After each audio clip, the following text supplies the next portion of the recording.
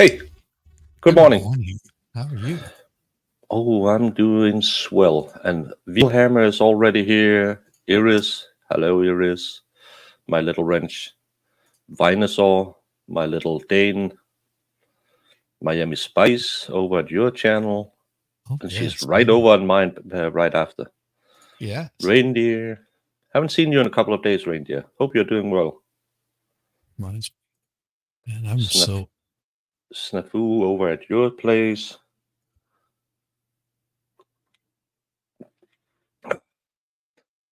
This is going to be an interesting day today. It is going to be very interesting because we don't know exactly what is going on with. Hey, Christine. No, with in the jury room, someone snitched. Yeah, that's my suspicion. Is someone snitched hard on them? Yeah, and again, it's a 50-50. Is it someone who really wanted a conviction or someone who really wanted a, An acquittal. yeah. It's no one knows.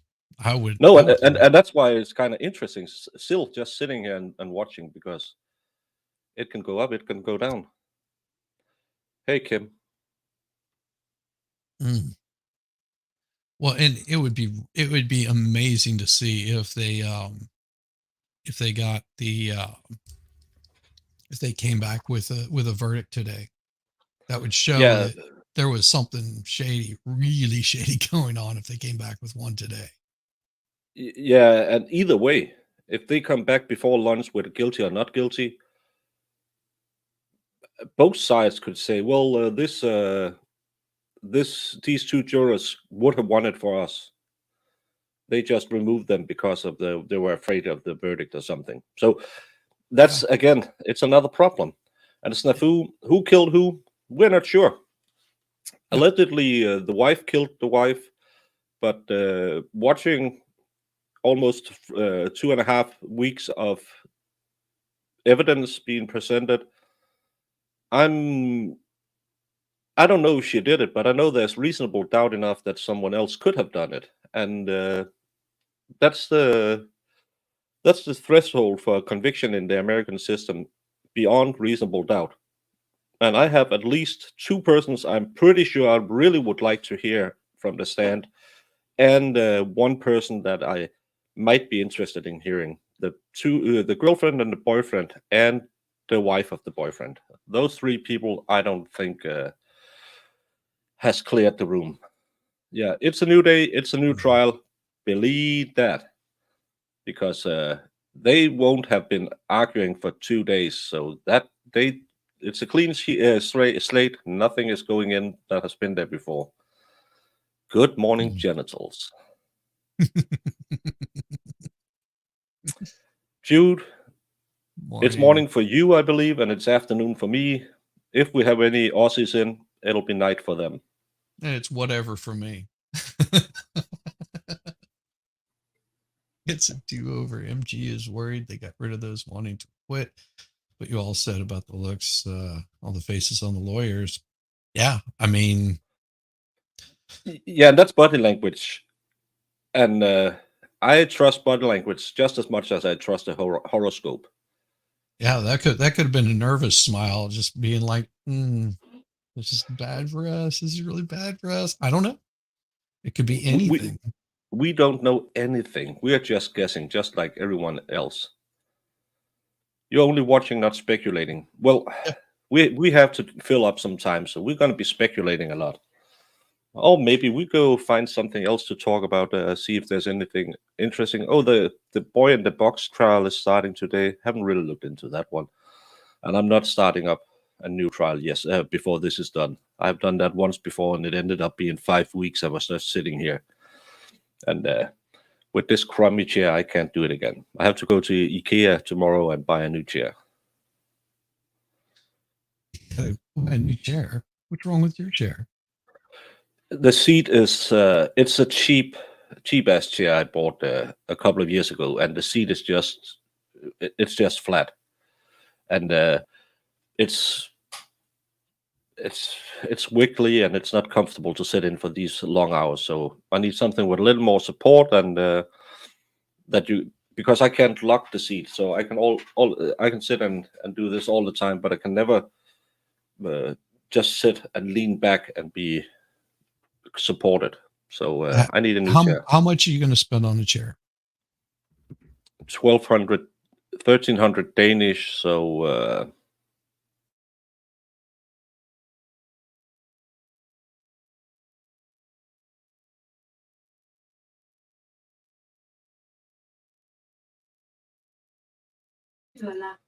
around 180.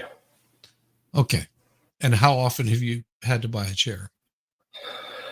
Oh, this one is pretty new, but that was really crummy. That's this is just about, but it's I kind of knew it when I bought it because it's a really bad company. But I needed one, and Can I give you some it, advice? Some really yeah, good advice. Go and check out Herman Miller. Herman And Miller will be 3 or 4 times that amount in Danish. I know. It's so expensive. And remember this. I've had this particular Herman Miller that I use. I've had it at least 6 years. The one I had And before, I had for it's just as years. comfortable as the day that I got it. Yeah, And I if I mean, go, I would normally say, yeah, you know, buy a you know a good chair that you know is less expensive, but I was replacing my chair at least every other year. I was having to replace a chair because it would just completely like come apart. Really cheap material.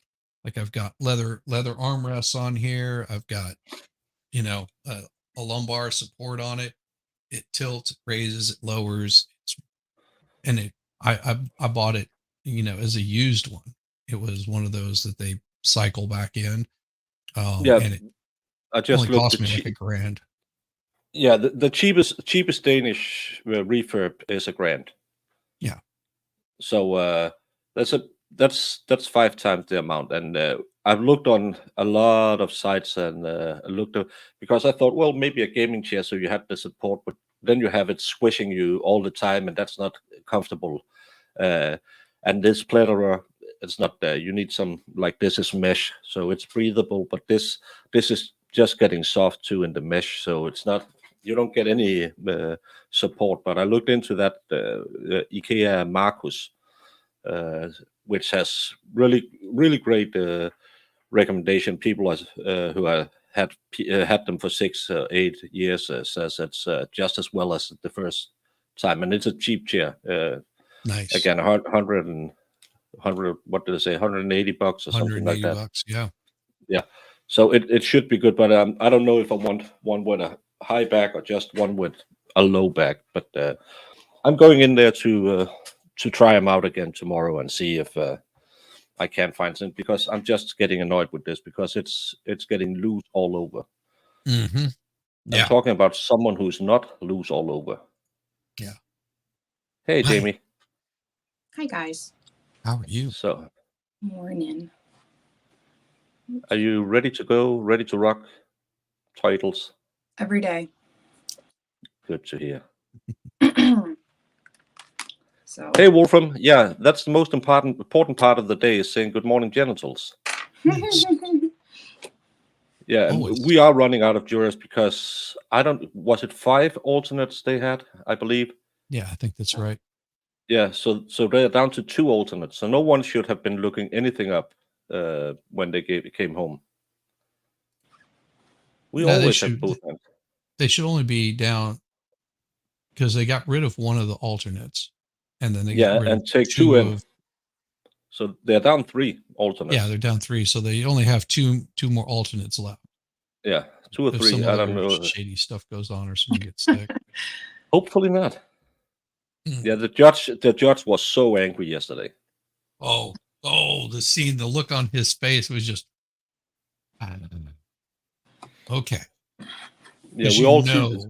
He was in his chambers, and all the lawyers were in there because I don't think he can do that ex parte. Like everybody has to be involved, and he's asking the questions, And whatever those questions were, he was not pleased about the answer. And he came out and everybody is, conversing that is, oof, yeah, this look. Hey, atheist. Strange Stories Channel, interrogation American Lieutenant. Yeah, we have to see how it goes.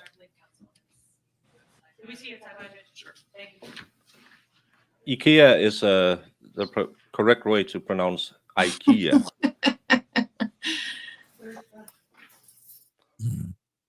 They started out with a sidebar? What? Yep.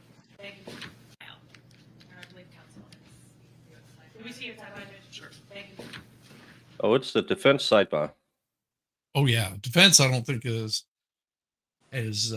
wanting to run into any bad stuff today. So they're being very, very cautious of what they do. All of them, Yeah. both sides really don't want to be here anymore, because we know every second that ticks off that annoying blinking clock is another second that the lawyers are sitting there thinking, is it going to go our way or is it going to go the wrong way? Yeah. So it's going to be interesting. And again, if they come back today, something was really fishy. Yes. One way or the other, something had to be super fishy, especially if they come out before noon. You'll know that there was some major holdup that was causing issues in that jury room, and not just someone feeling ill, personal reasons. Yeah, and thank you to all our great moderators. Yes. Hey, MG, what a Mexican law. Well, I've read the instructions, so. All right. So our view is that we object to the giving of the instruction. First of all, we submit that it's unnecessary because the court has instructed each of the jurors. We assume that the reason the Commonwealth wants the instruction is because of the nature of the note. And so the court has What is the instructed the note, jurors Daniel? Pause. I did pause. So you saw what he said just there was, I'm supposed to want to give this this instruction due to the nature of the note, and we object. So that tells you something in that note was enough that had to do with jury instruction. It has to be. So something is wrong, and he don't want the jury to be instructed again because they've already been instructed. But yeah, let's just move on to trial 5. I'm going to retire out of this case just like every witness. If they do trial 5, I am going to Massachusetts and I'm having a talk with them. But let's see what he said, because I didn't catch that he said something about the note. Rewind a The court little has bit. instructed each of the jurors. We assume that the reason the Commonwealth wants the instruction is because of the nature of the note. And so the court has instructed the jurors individually to disregard the topic in the note and to disregard and to assure the court that they can be fair and impartial. And so we think it's unnecessary. That's the first point. If the court is inclined to give this instruction, our concern, of course, is that this highlights one specific issue in the context of the entire instruction, and the court has given the jury the instructions as a whole. So in order to counterbalance that, if the court is inclined to do this, which we strongly object to, we submit that the court must also give the 3 instructions that the defendant is presumed innocent, the burden is on the Commonwealth, remains on the Commonwealth, and the Commonwealth must prove its case beyond a reasonable doubt, and the definition of proof beyond a reasonable doubt. But again, our preference is that you simply rely on your individual instructions to the jurors and not give this instruction. And of course, this instruction is most prejudicial because it focuses on sentencing, and So obviously is focusing the jury on a specific result, which is, we think, highly prejudicial. Oh, Based on the oh, nature of the note yesterday, and I think we mentioned this yesterday at sidebar, what the Commonwealth is requesting is actually two things.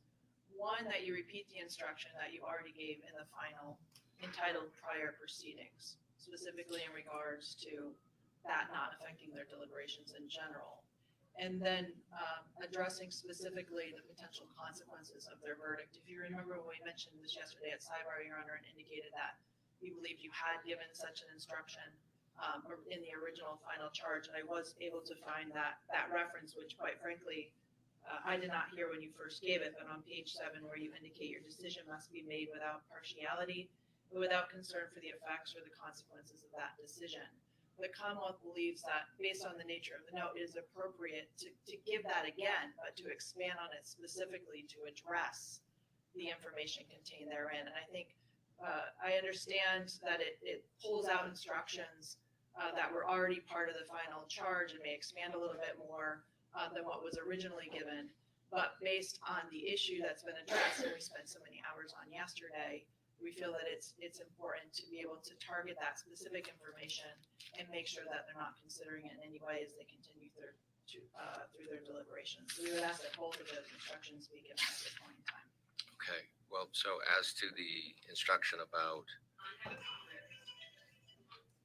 Turn off your prior phone. proceedings, This so I'm is not crazy. sure you were aware that the Commonwealth was requesting that I give that instruction again.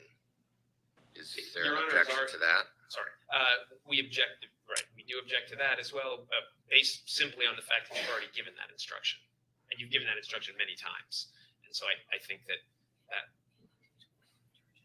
and again, you've given it multiple times throughout the trial, you gave it emphatically in the final instructions, and then you re-instructed each of the jurors individually yesterday about that. So again, we think that this is unnecessary. Okay, so I'm not inclined to give the instruction that the Commonwealth is asking me to give. I Nice. will just remind the jury once again that they are to confine their evaluation of this case to what occurred during the trial. I will remind them that if there was testimony that arose from prior proceedings, they may consider that testimony, but they may not consider anything else about the prior proceedings themselves. And I will repeat that their decision must be made without partiality and without concern for the effects or the consequences of their decision. They have these instructions in writing with them, so I'm not going to give a different instruction, but I don't think that in that context that I'm overemphasizing any particular instruction. And to the extent that I've overemphasized instructions concerning extraneous information, I think that's been warranted. Perhaps I haven't given that instruction enough, even though I've given it multiple times and in multiple ways. So it bears repeating. So that's what I'm inclined to do. Just note our objection, Your Honor. Yes. What I gather from this is they had reached some kind of, I don't know if it's guilty or not guilty, but someone said, but in the prior trial, she so and so. And maybe, as Dave said, they want to know about what her punishment could be. That's what it sounds like to me. And it also sounds like they were probably looking at going for guilty, but with time served. That may be what they were wanting to do, sort of like split the baby. And that's not how you're supposed to deliberate. No, because they don't have anything to say with sentencing. Right. So they might have been a note. I think this note is someone told us about what she got in trial 2 or something. Exactly. Or trial 3. whatever. Yeah, prior trial. But I think that they wanted to say, oh, if we give her this, will it be time served, and then she's out of here. So that way the state wins and she is not serving That's any more time. ridiculous. That is ridiculous. That is Juries, you suck. You suck. Yeah. Yeah, and because you should and- be looking at the evidence. And if you find her guilty, then find her freaking guilty. And you can't be relying on prior testimony or prior acts or any of this other crap. You're supposed to be going by what was shown in this particular case. Oh my God, this goes back to what I think is like they want to get justice for Anna, and okay, the state has this person, and if we just let her go, will they ever get no, they probably won't, because they never investigated anybody else. And I think people think that way, and it's ridiculous. You ruining someone's life that is on trial when they clearly are not showing, there's no evidence that shows she is guilty, because you want justice for this person that, was unalived, is not fair. It's not fair, and it's not right. No. And Make the police do their job, make the prosecution do their job, and you do your job, and everything runs smoothly as the court system should, or judicial system should.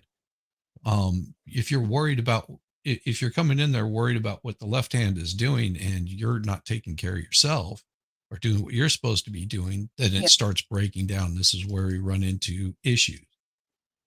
Oh, damn it. Yeah. And again, to me, it seems like someone had been doing their homework and said, well, I don't know what she got in the third trial. If she was, she must have been sentenced.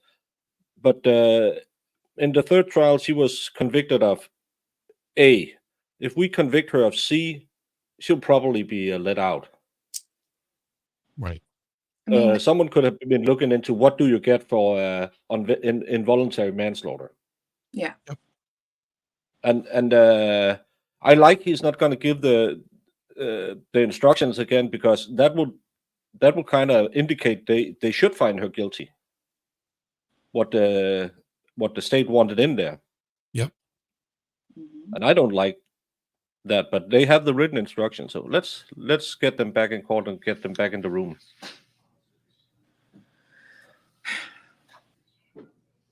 It's frustrating. Yeah, again, the fifth trial is underway with this. Unless they come back with a not guilty But then the state won't try her one more time. But if they come back with a not guilty, then they can't. I mean, that would be double jeopardy. No. If it's hung, then if they come back as a hung jury, they can totally try her again. Yeah. And that's a big problem. This is because someone went home and did something they shouldn't do. And I really don't like that. Yep. Mm-hmm. Oh, he's doing all the facial exercises today. Or like I've seen a lot of times, you got people split and they're trying to compromise, and that's ridiculous. Yeah, and then someone went home and said, what do you get if you get this and this verdict? Ask first about the instructions that I've been giving you ad nauseum, which are not to discuss this case with anyone, including and someone must have told the other people, if we give her from any form of involuntary manslaughter, it's probably 10 to 15 years, and so she will be released. In no time at all. Can you buy into that? It's to swing the last three not guilty voters. Concerning this case. If anyone had any difficulty following any of those instructions, please raise your hand. Yeah. I see no response. Well, you didn't see it all those other times. Back to resume your deliberations. Just again, keep in mind that it is crucially important that you decide this case solely based on what happened here during the trial itself, based on the evidence that you received during the course of this trial, the testimony of the witnesses, the exhibits, the arguments of counsel in my instructions, but on nothing else. Now, you've heard, or you heard during the course of the trial, various references to testimony that occurred in prior proceedings, as I instructed you before. You may consider that testimony, but you may not consider or speculate about any of the prior proceedings at which testimony was taken. Your decision must be made without partiality and without concern for the effects or the consequences of your decision. Right, I will now send you back to resume your deliberations. There it is. Rob Mill, yeah, he's from my town. Sernberg might have played with him when he played American Handicap. So I know Hjalte, when he was back last year, he worked out in the same gym I used to train in. So we know him pretty well in my town. He's quite famous. He's with the Cardinals, I believe. He was he with the Browns last year, and he was with. We'll be in touch. Thank you. With at some point I think he was with the Patriots. So yeah, we know him quite well in my town. But yeah, this is going to be very interesting because to me it smells kind of like a holdout. And could we reach a compromise by giving her something that wouldn't give her much time, so she'd probably be out tomorrow? But like his jury instruction said, that's not how you're supposed to be making your ruling. No, but how many cases have you watched? Yeah. And how many times do you think we chop the baby in half to reach a verdict? Yeah, quite a bit, which is not justice at all. Yeah. Because you have to go into the room and forget everything you did for the last 2.5 days, and then say, "Oh, I just watched the case. What do you think?" Oh, that was James' microphone. So that's why that's what they're instructed to do. How many times have you been in an argument with a friend or a husband or something, and you could totally let it go, said, "Okay, we're gonna meet tomorrow. We're not gonna argue anymore. It's a fresh start." It works just as well as that. Nothing that has been discussed will be brought up again. We're gonna start all over. They are going into that room, and the foreperson is saying, "Okay, guys, let's do a poll. We know where 10 of us is standing. 5 is guilty, 4 is innocent, and 1 is not made up. What do you two believe?" That's my thoughts about what's going on right now. Because no, you're not going to start over, and you just have to hit the other people right back in the face to try and get a conviction.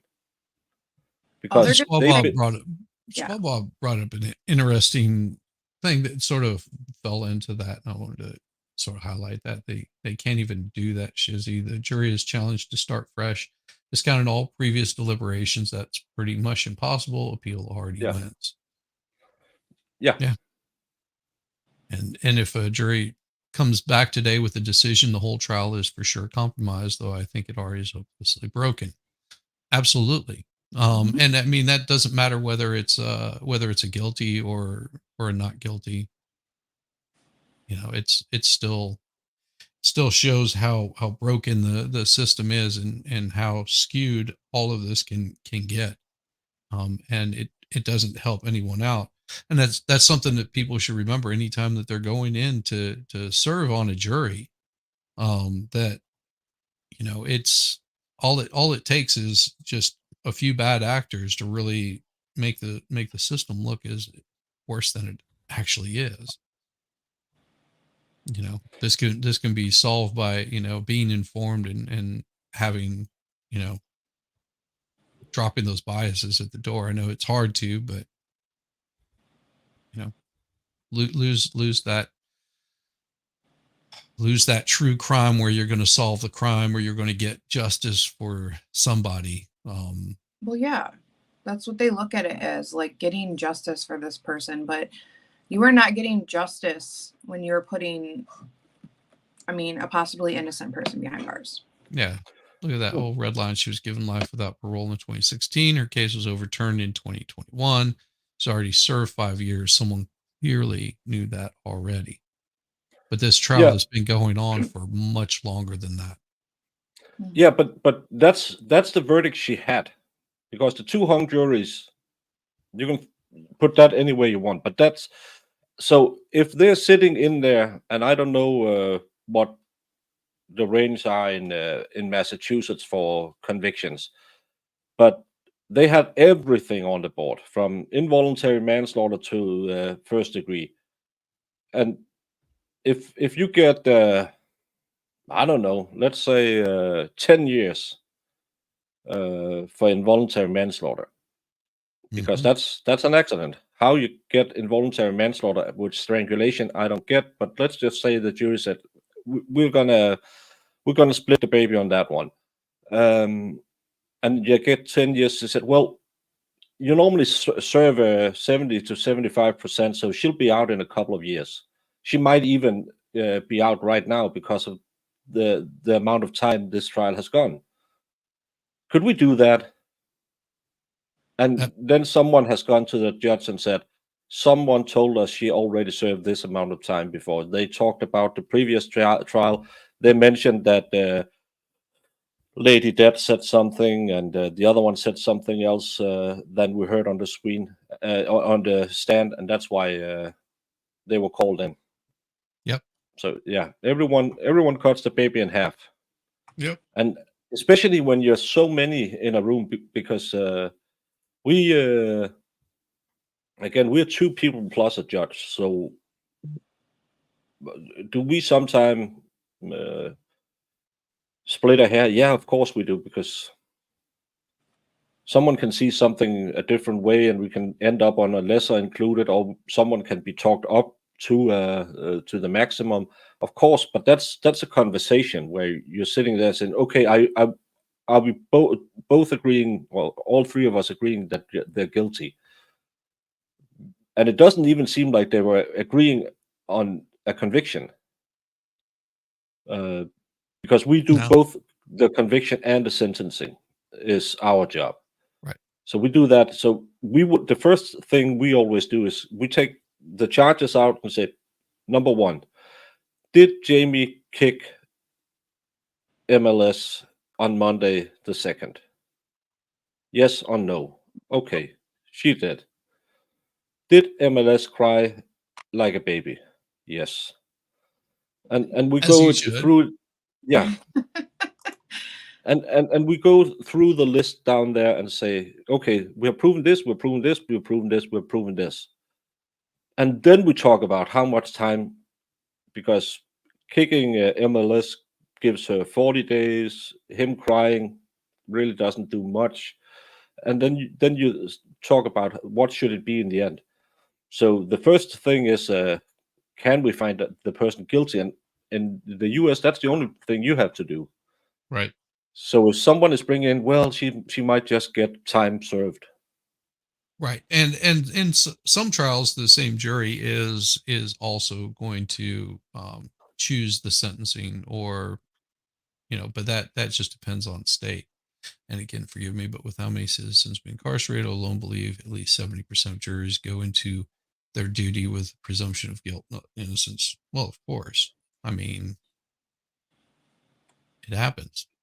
I mean, everybody has their own biases, and that's hard to set aside, especially if you're choosing from a varying pool of people whose IQ may not even be above 50. Well, above 50, hopefully, because they are very retarded if they are below 50. Well, let's put it this way: the military has a very low standard for what they'll let in. Oh yeah, in the U.S. You have to be above 70, I believe. Still, I think something like that. I think in Denmark the average is 100 or 105. So it has to be, you're talking about people that are registered to vote that can serve on a jury. yeah, and again, how many true crimers are there? How many are sitting there thinking, "Oh, I go fishing this weekend. Oh, I should have all this time. I could have painted my deck. What? No. Yeah, And they might typical be lesbians, one yeah. of the most qualified to actually serve on that jury, but they just do not feel like taking the time to do it. And they'll No. do something to get out of it. Yeah, and that's my problem with the American system, is this forced jury duty. Because yes, you get we can be super biased and being part of the system because we've been there for so many years and all of that, but also we want to be there. And there's nothing worse, especially in a trial like this, or in a murder trial, or in a Zachariah Anderson trial, than a juror who is wondering, should I paint my boat or should I go on vacation? The whole trial. Yeah. Because I don't know if kids any go of back to school. I'm gonna miss their first day of school. I want this to be over. I don't really care what anybody has to say. I wish the prosecution would hurry up and rest, because the sooner that the defense is done, the sooner I can see my kid off to school, or I've got a family cookout that I want to go to, and I'd really like to talk about this at my next gang meeting or whatever it might be. But I also think that a lot of people don't realize it isn't their life. So they're just like, well, just make a decision and let's do this.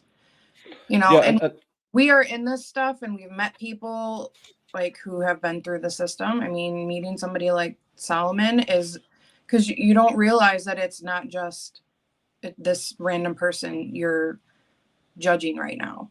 It is somebody's life, and it could be you. It could be your family member. Right. In my opinion, the jury should be asking why the case was overturned. No, they can't ask about anything. And retried here? No, absolutely not. It has nothing to do with it.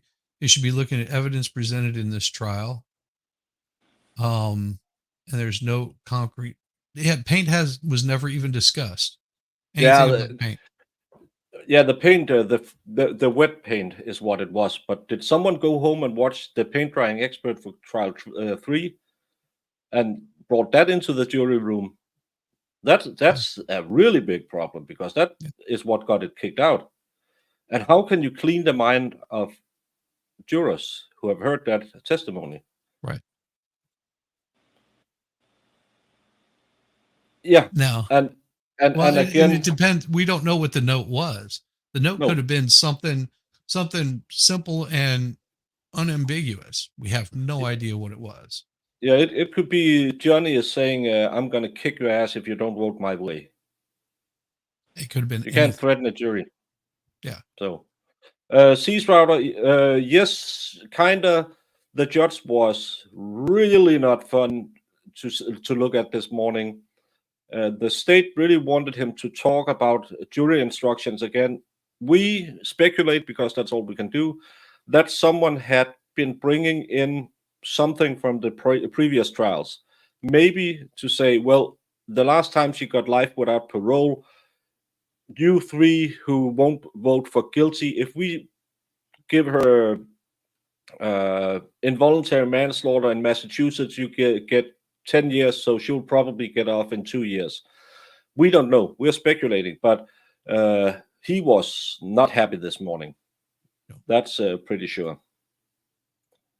No, because I think he's also ready for this to be over, because he's got other cases that he's having to deal with. This isn't his only case, and that's going to be interrupting his day and making his workload much harder. I mean, if he could get a verdict within the first hour, he would be just ecstatic, because then he can move on with with other cases that might be more pressing. It's insane.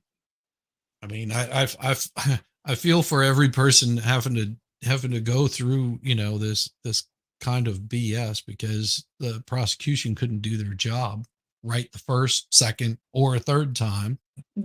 Oh my God. This Mads, I hard of just looked at it. guys. It shouldn't be this hard of a decision. Mads, I just looked it up. It's between, I believe, was it 109 and 92 in Denmark. So an average of 98 is the average.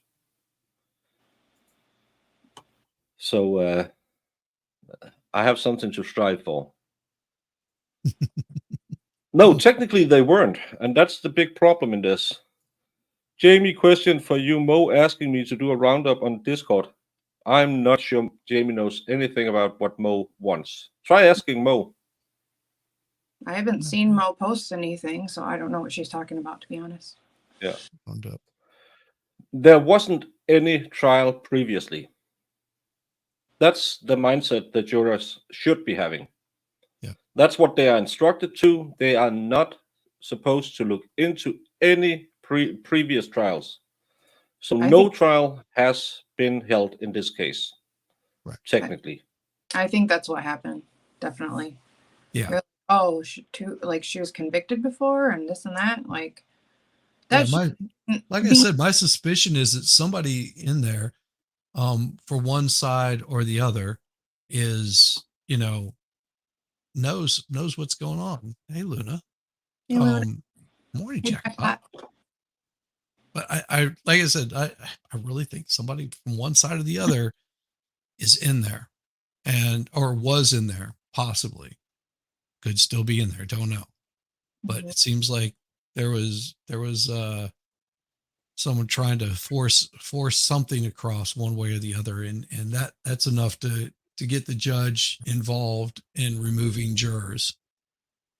Yeah, and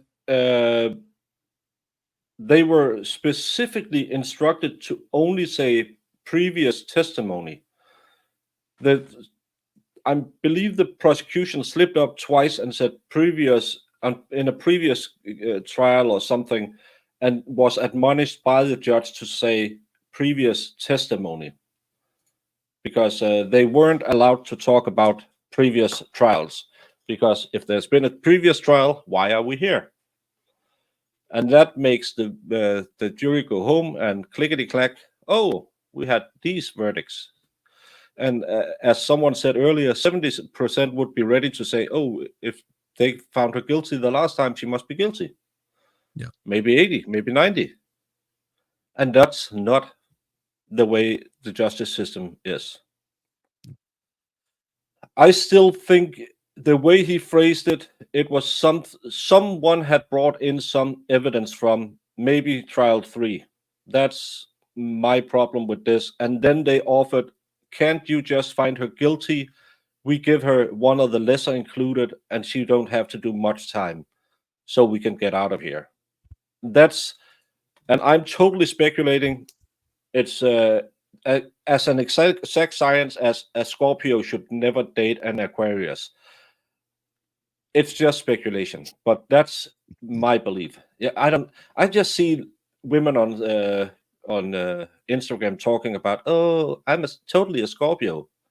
No, it's not your star sign that makes you a B word. It's your personality.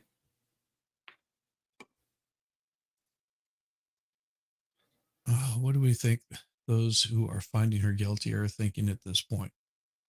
I don't know. That's like guessing it's like guessing what somebody is guessing. I would think most of their conviction is the state don't put innocent people on the stand. That's kind of like in other cases with this very close, as they said last night on Legal Vices, that every lawyer who was with him when they gave Zachariah the verdict had his answer written down. None of them saw him guilty. So that's everyone was, how did the jury talk about guilty in this case? Because there was no evidence that could substantiate move it above reasonable doubt. And in this case, so far, I haven't seen anything, because they didn't look into Mark. And Mark had the time, he had the motive with the relationship and the money, and they didn't look into any of that. Jurors get a verdict in the 1 to 2 hours. They say something fishy about the jurors expelled. Yeah. Yeah. And like I said, Either way. And I have no idea what the verdict is going to be on this. I mean, what I think it should be from what I've seen of the trial. I'm shooting for a not guilty, because I don't think they proved it beyond a reasonable doubt. But cool. I just, you don't know what the jury's thinking, what they're going through, if they are trying to go in there and split the baby. I mean, I think all three of us have said, how we thought that the evidence proved, disregarding any sort of prior paint, stuff like that. I mean, and that was, we also had the power of Google to pull up, how cold is a body?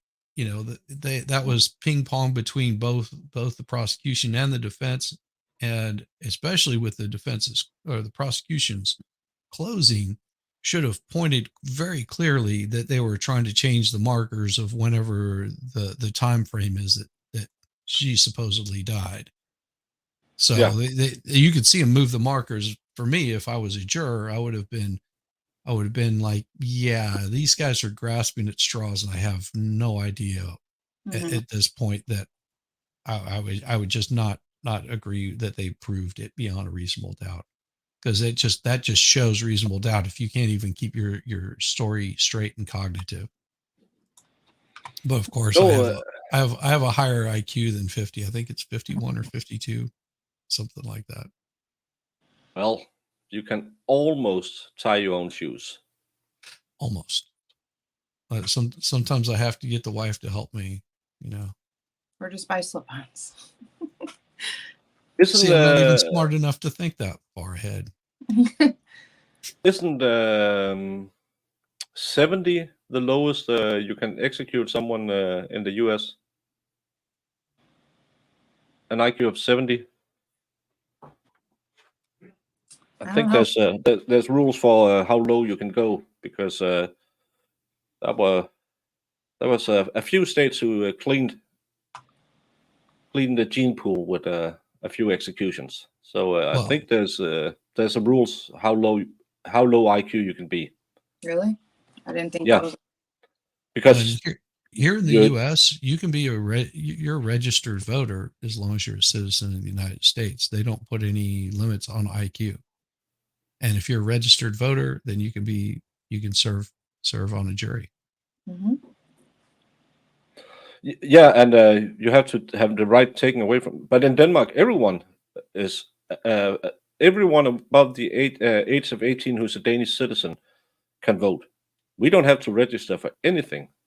Yeah, but not serve on a jury, right? And we can't even lose. We can't even lose our rights to vote if we do something bad. Felons can vote just as well as a normal person in Denmark. Wow. It's only if you are deemed to be that you need a guardian to take care of your stuff, and still then sometimes you are allowed to vote, even though you can't take a loan out in the bank or anything.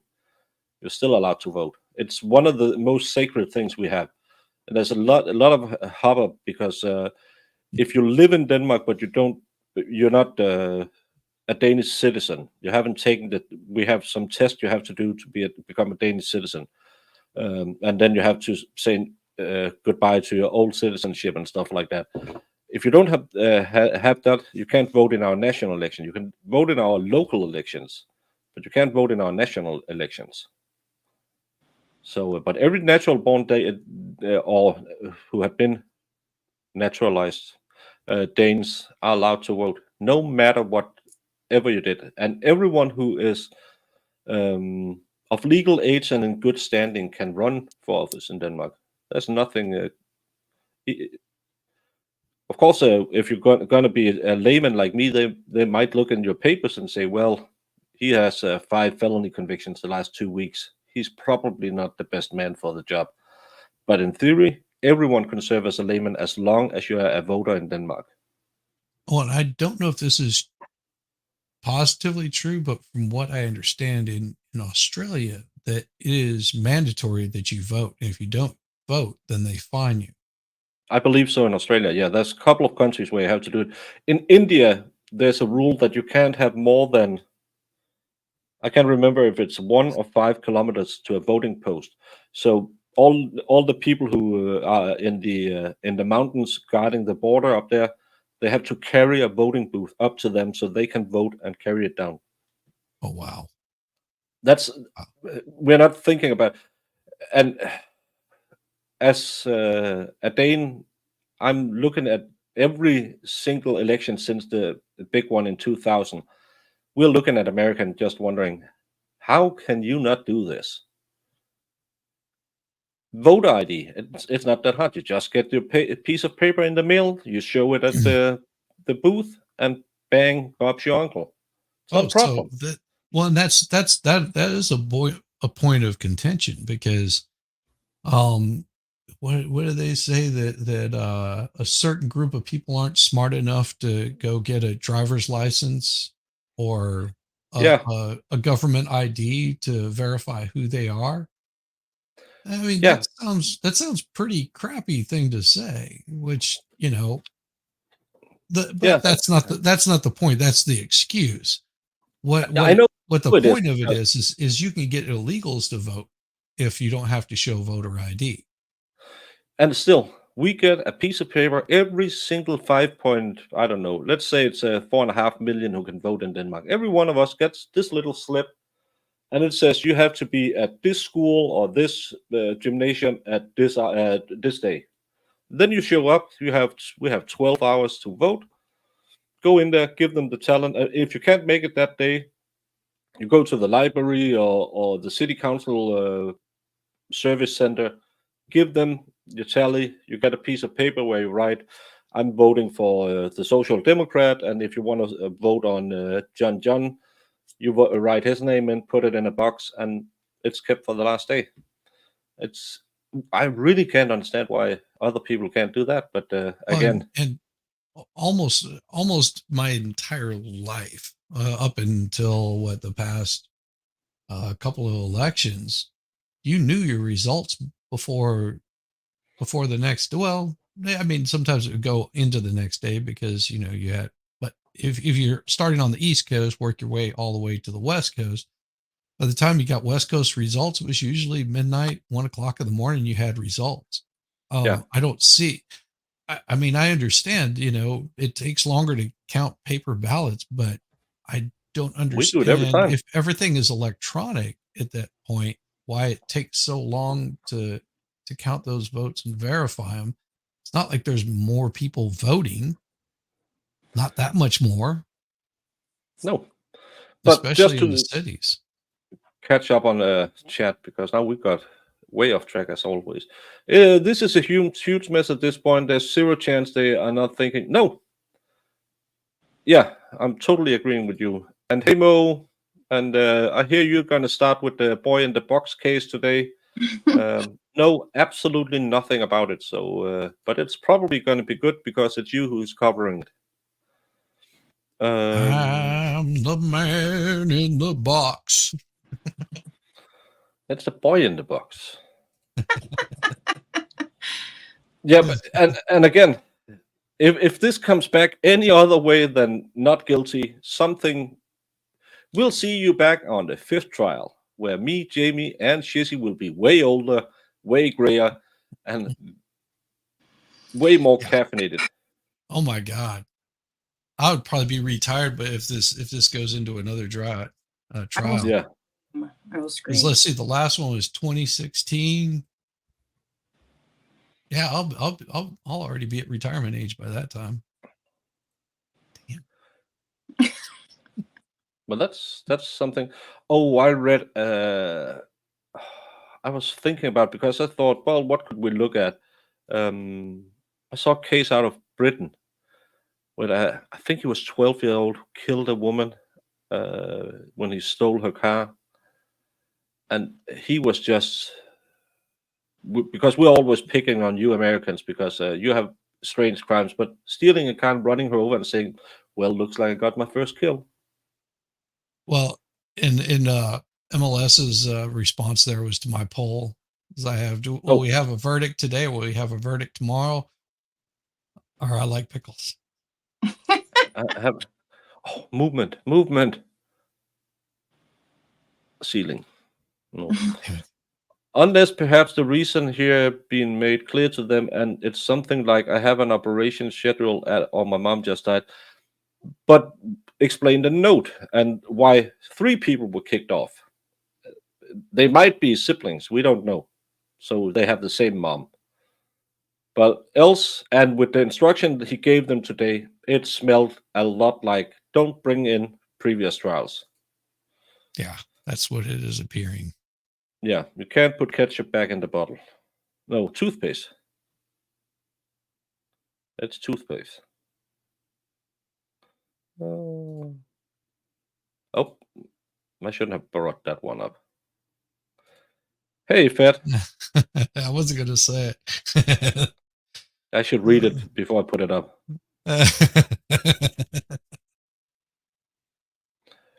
I think that if it was a case, it had been one juror and then they hadn't been called to the principal's office for 2 hours and then sent home. Nope. Something really bad happened. Hey, Murph Turf.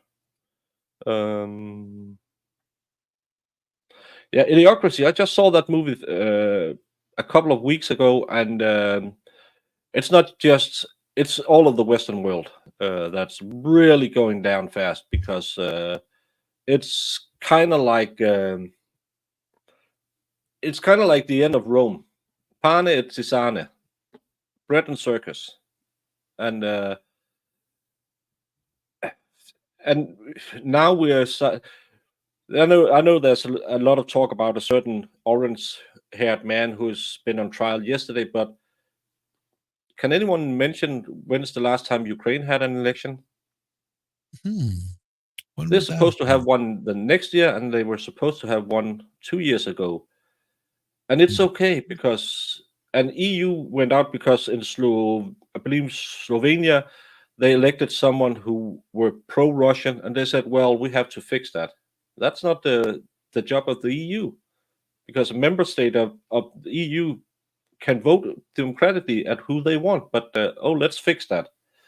And people is just sitting back home and thinking, well, there will be something new on Disney Plus tomorrow. It will probably be bad, but I'm still going to watch it. And that's the big problem with democracy: the 2 wolves and the sheep. Yes. It is 2 wolves and a sheep deciding what is for dinner tonight. We have Wolfie knows about that. Yeah.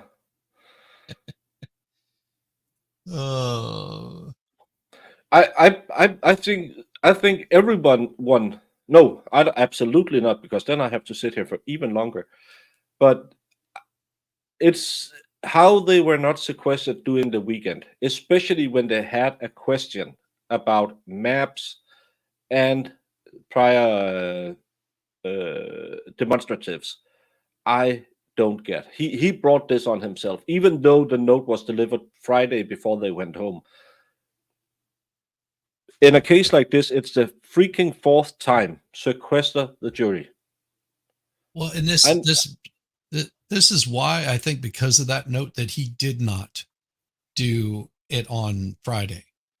Yeah. Because if he would have done it on Friday, there was a chance that people would have gone and done some research to figure out what was going on. So he waited until Monday to address it. There's a 5th trial. Yes. Yeah, this will be the outcome. Moses. Yeah, Mo, you can have the next one, because Rosemary is really great, but I feel like I've been here enough to cover this trial. You will be able to stay away if it actually went down again. But again, if people can't vote the right way, you have to help them. I remember reading a story about a certain country in 1933. I believe they had an election. They had a do-over because someone with a funny mustache didn't have enough people behind him to make the laws he wanted. And then all the soldiers on the barracks were sent in to vote. And then they were asked, did you vote for, let's call him an Austrian painter? And if they said no, they were allowed to vote again. Until they voted for him, they were allowed to vote again. It's democracy. They were allowed to vote as long as they voted for the right person. And I even believe that if you saw the vote thing, the ja was really big and the nein was really small, but he got the votes. So yeah.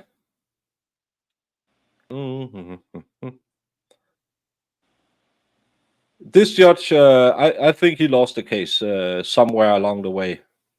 So, and it's its own problem. No, Danny T, I'm not sick of you. I'm sick of shenanigans. I'm sick of these trials where there's so much evidence that can lead you to reasonable doubt. And the jury still can't see it because all of us, all the polls we have done, guilty has been less than 15% on both channels. Even on Lawn and Crim, they were down below 60%. That's low on their channel. How we can spend what we've been here an hour now, so we are stepping close to 20 hours of deliberation. I really don't get it because it's not that hard. There is reasonable doubt as far as I can see it, and I really can't see how they can come to any other conclusion, which is why two of the cases have been in a hung jury, because some people believe the state, and they always will. I'm one of them because I live in a socialist paradise where the state is always right. Even some of you Americans believe in the state, and that's why they think they would never put an innocent person up there. But a lot of people say, well, we know the state isn't our friend, which it is. In Denmark, the state is your friend. I love our prime minister. And that's, I really don't, I'm not annoyed of the chat. I'm not annoyed of all the hours I really rack up on this trial. It's been great for my numbers, but I'm annoyed that as a woman is sitting in the 13th year, if this is the evidence that has been presented in 3 trials before this one, it's all the same, besides something about magic paint can show you what time of death it was. Yeah. She should have walked on the first trial. It's my humble opinion. Not putting that name on screen. No.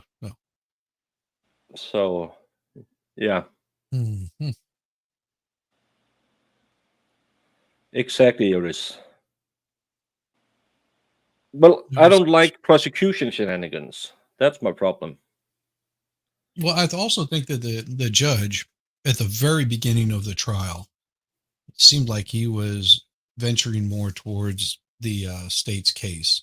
But as the trial progressed, I think he started seeing it a little bit more on the defense's side, not believing that the prosecution proved it. But he's still, it just the way that he was ruling and his responses, especially in this last one, is just like, yeah, we're not going to bring that in.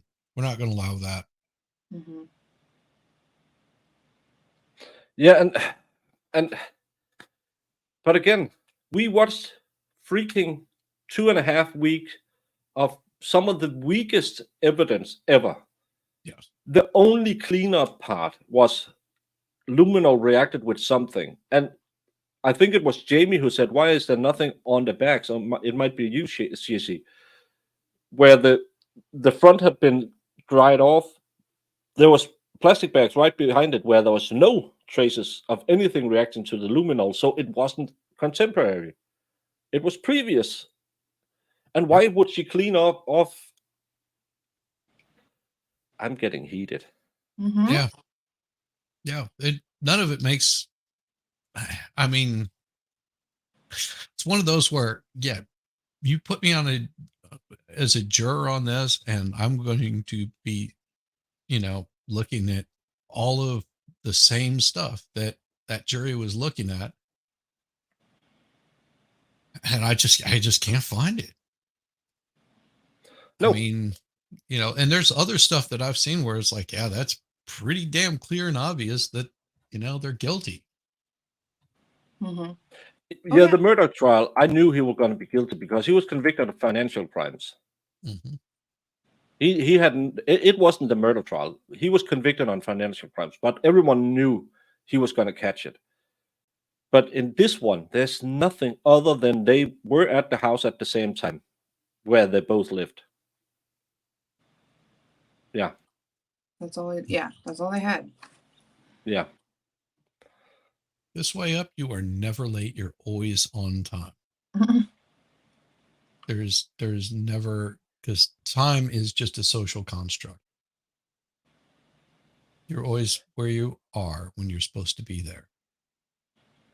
And that's just perfect for you to be here at this time. I'm just so sick of the jury system like this, It's and people too that go in there. I mean, again, I've never been in one, so I don't know. But I know for a fact that if I went in there and I was like, you guys, this is serious. I'm getting coffee. You. Okay. Mm-hmm. You are not. Nobody is going to bully me into anything. No. And a lot of those people you hear is, and I know a lot of people in just general because I worked in a corporate office. I went to meetings where people were making decisions, and it was like, oh well, that person's saying this. I'll just go that way so we can get out of here. I mean, it's everywhere in life. People do that sort of thing. Yeah. And again, they don't go. I don't know you from a hole in the wall, so it's not my life that I'm messing up. So, I mean, they could have done it anyway. So yeah, why don't we just roll with this person's decision and like go that way? And it's like yeah, I never really thought about that, Jamie, because you do make a very good point of, there's a lot of times that you'll get into a meeting, you just go along to get along because you want to get it done and over with. And you're just like, I really don't care enough about it. Mm-hmm. And, what time is the game tonight? I just don't care. Let me, I think I can be swayed whichever way. If majority is saying guilty, I'm not going to hold up a guilty. If majority is saying not guilty, I'm not going to hold up a not guilty. So that makes a lot of sense. I don't think about it because I've never served on a jury. Me either. But I'm also just one of those annoying bastards that whenever we would, have one of these stupid, ridiculous meetings that, I would sit there and go, yeah, I disagree. And people get pissed off because they're just like, really, you're going to disagree? I'm like, yeah, because, you're telling me X, Y, and Z, and this is the bottom line, how it's going to screw my paycheck up because of, this stupid decision that you want to make. Oh, I'm a question asker. I'm that person. And I've had my coworkers, I mean, they joke with me, but I also am like, well, I'm not going to sit here and act like I'm not going to ask a question. But they'll be like, why do you keep asking questions? You're just prolonging this. Well, because I'm not going to pretend like I know what you're talking about or I know what's going on or that I'm just okay with what you're saying and not ask questions and not inquire what's going on here and make my decision based off of that. Because a lot of times, people will say, you asked a really good question and I didn't realize that. Well, you sit there and you just go along with everybody and you don't, you're just like, whatever about it. Then you're never, what are you getting out of that? Yeah. But I remember I had some team building meeting, this was years ago, but this lady handed out this piece of paper, at the very beginning of it. She says, make sure you sign this and get it back to me, before the break. And we had like 3 breaks in this meeting, and so all these people like signed it and handed it up, and I read it and I just handed it back up, and she she gets up there after the first break, and she's like, I see everybody handed the paper in, and she starts going through it. She's flipping them over. She pulls mine out. She pulls a couple other people's out, and she goes, so everybody that signed this, you owe me your paycheck for the next 3 years. And everybody just looked at her, was like, huh? She goes, that's what you signed. You just signed a contract that said you would give me your entire paycheck for the next 3 years. Mm-hmm. And because they didn't read it. Yeah. They were just told to do something and they just read it. And that's where our society is. They're not spending just that couple of extra seconds on what somebody tells them to just do the research on their own. And this is what happens with places like Twitter, X, or whatever, Facebook, YouTube. You're told something and you take it for face value because maybe you trust that person is telling you the truth without going in and doing the research on your own. Mm-hmm. And it can become a big problem not asking those questions. Like Jamie said, you ask, if you've got a question, you need to ask it, and pay attention to what is going on around you. And if you don't understand and somebody gives you the information, if you know them to be reliable, double check it, especially if it's going to be something as detrimental as someone's life. Yes. Or And I think of like, that's why when we're on this panel, a lot of the time, if somebody has a different opinion, I mean, that's why I asked the question, well, what is it that you're seeing that I'm not seeing? Like, tell me how you see it. And it's funny because do you notice that like sometimes people take that as like you want to argue with them, and it's like, you're not want to argue with them. I just want to know where you're coming from. Right. Like, point me in the direction, like guide me. Yeah. Point me in the direction of what you're seeing that caused you to think this. Because a lot of people will like shoot back at you. I mean, I've had a lot of discussions with like family members and friends about stuff like this, and I'll be like, well, why do you think that? Well, why do you think I think that? Well, no, I'm not trying to argue. I'm just asking questions because, I mean, we need to, like, that's how I feel. And I feel like that's what people do sometimes is they get in those situations. And if you have a meek personality, you're just going to be like, well, that guy seems like he knows what he's talking about. So I'm just going to like, I'm really just whatever about it. So I'm going to roll with that way.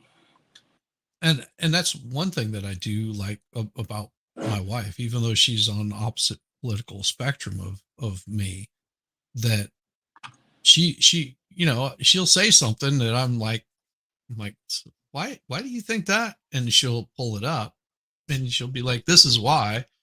And sometimes it's like, oh, okay, I didn't see that before. That's really good information that can easily change my mind.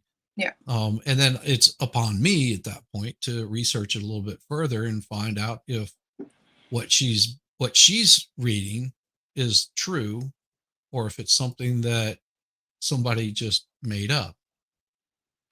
Because it's not uncommon for left and right to get bad information because you've got bad actors in there. I mean, like currently, because of my cult streams, like I had this last night, there's somebody that sent me down a rabbit hole of a person I need to be looking into. That is it's pretty dark. You'll have to wait for next week. But just doing the research and following those little paths, you'd be surprised the kind of stuff that you can find out. Things that cross over. Oh yeah. Truths, lies, misinformation, disinformation. And if you don't ask the question, you just go along with it, you're going to get sucked into stuff that you had no idea how deep that rabbit hole went. You were just riding on the surface, skating on the edge of it. Oh, exactly. Thinking that you were right. Absolutely. And Old Line Rad, me and my dad butt heads so much. It's funny. We have such a, like, I'll argue with him. He's like the one person I will argue with. I'm like, what do you think about that? And he'll say his piece. I'll be like, well, you're wrong. And then we just it's a fun fight, but. My wife usually would get upset to the point where she'll like storm off, get really angry, and just be like, I don't want to talk anymore. I'm not talking anymore, because I'm sitting there like showing her like things. And I'm just like, no, this. She's like, it's like, I'm not changing my mind. I don't want to argue about it. I was like, I wasn't arguing. You asked. And I told you. I know, we just had he likes to use I guess we'll just agree to disagree. And that just means we're done. And I'm like, okay. I was kind of looking if we should open up another case, but I just saw it's set for 17 days more, and I'm not going to do that. But it's with one of my favorite attorneys. Do you remember this one, Jamie? And he did not want to give his name to the police. He did not want to be found. So he said his name was Arthur Kelly. Can you remember her? No. And the police officer. She was the attorney in the Adam Montgomery case. And actually. Oh. I don't I feel like they didn't, well, maybe I didn't see her too much. I didn't see her a lot, just heard her name. Or just heard her voice. Yeah, I called her Irene because she never used the microphone, and well, she's still doing it. Decided it was time to leave. And no, but I'm really not jumping in on a 17-day case again. I need a day off or two after this one because it's been a long trial. It's the 14th day in this trial.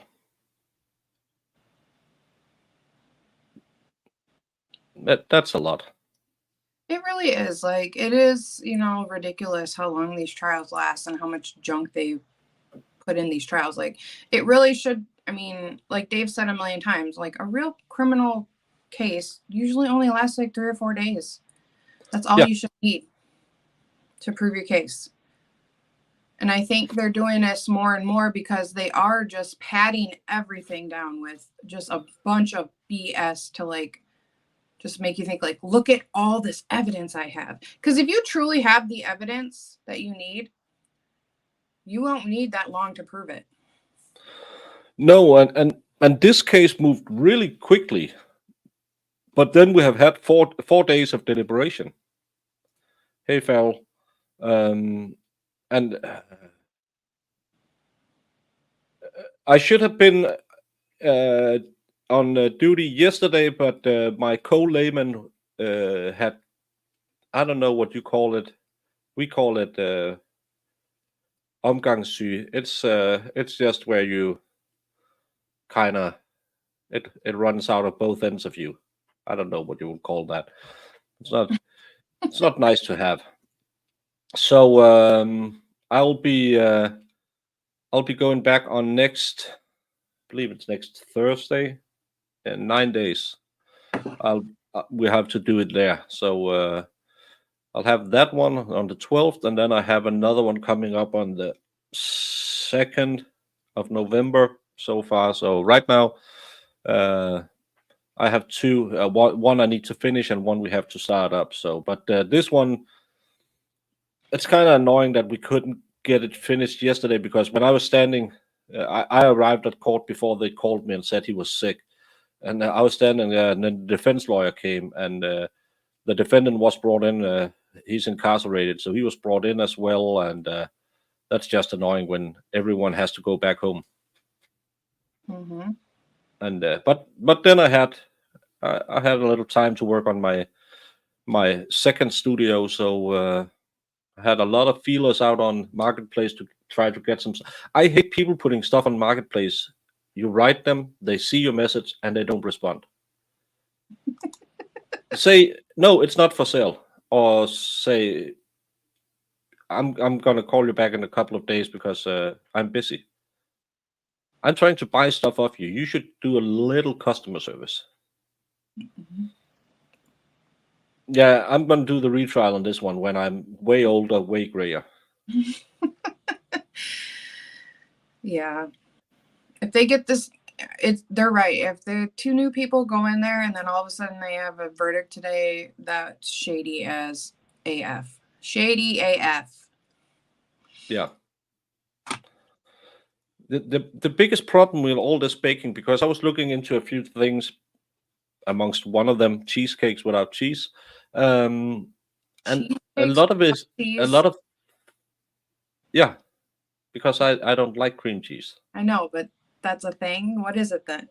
What do Yogurt or something. Okay. But baking takes a long time because you have to rest the dough for hours, and so I have to figure out either I should just film it, or we should have a trial running or something, and you can be the second chair and talk a lot, and I can move around and work and cut in when I have something interesting to say. Really haven't figured that one out yet, how to do it, because making a normal, let's say I'll make cinnamon buns. That's from you make the dough till it's out of the oven, that's like an hour and a half. Wow. Yeah, because the dough has to rest. You make the dough, you put it on the table, let it rest for 15-20 minutes, then you cut it up into pieces you need it to be, do the stuff to it you need to be, then it has to rise for 30-45 minutes, then you have to bake it 12-15 minutes, and then you can't even put glaze on it at that time because it has to cool down. So I have to figure out a way to make it interesting. Maybe I should put word on screen or something, because I think I can learn a lot of people a little bit of how to do it. Well, I'll have to press this one. I'll have to make it interesting while people are waiting for the dough to rise. But I think, kind of like the White Rabbit said, I should do like a week before I put up all the ingredients needed, and then everyone can bake along at their home if they Yeah. want to do that.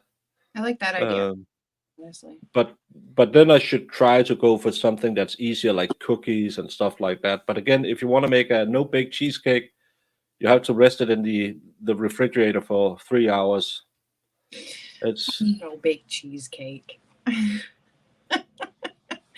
kanelsnegl. Cinnamon is kanel, and we don't call them buns, we call them snails. So cinnamon snails, kanelsnegl. Cinnamon snails. Yeah, because we make we roll out the dough, and then you put on the filling, roll it up so it looks like a snail. I know you call it buns, but Yanks.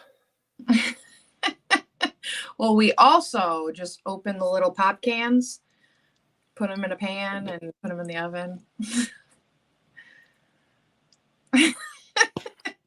You get all fancy. Make it from scratch. It's not fancy, it's easier. It's cheaper. They're like $1 at the store.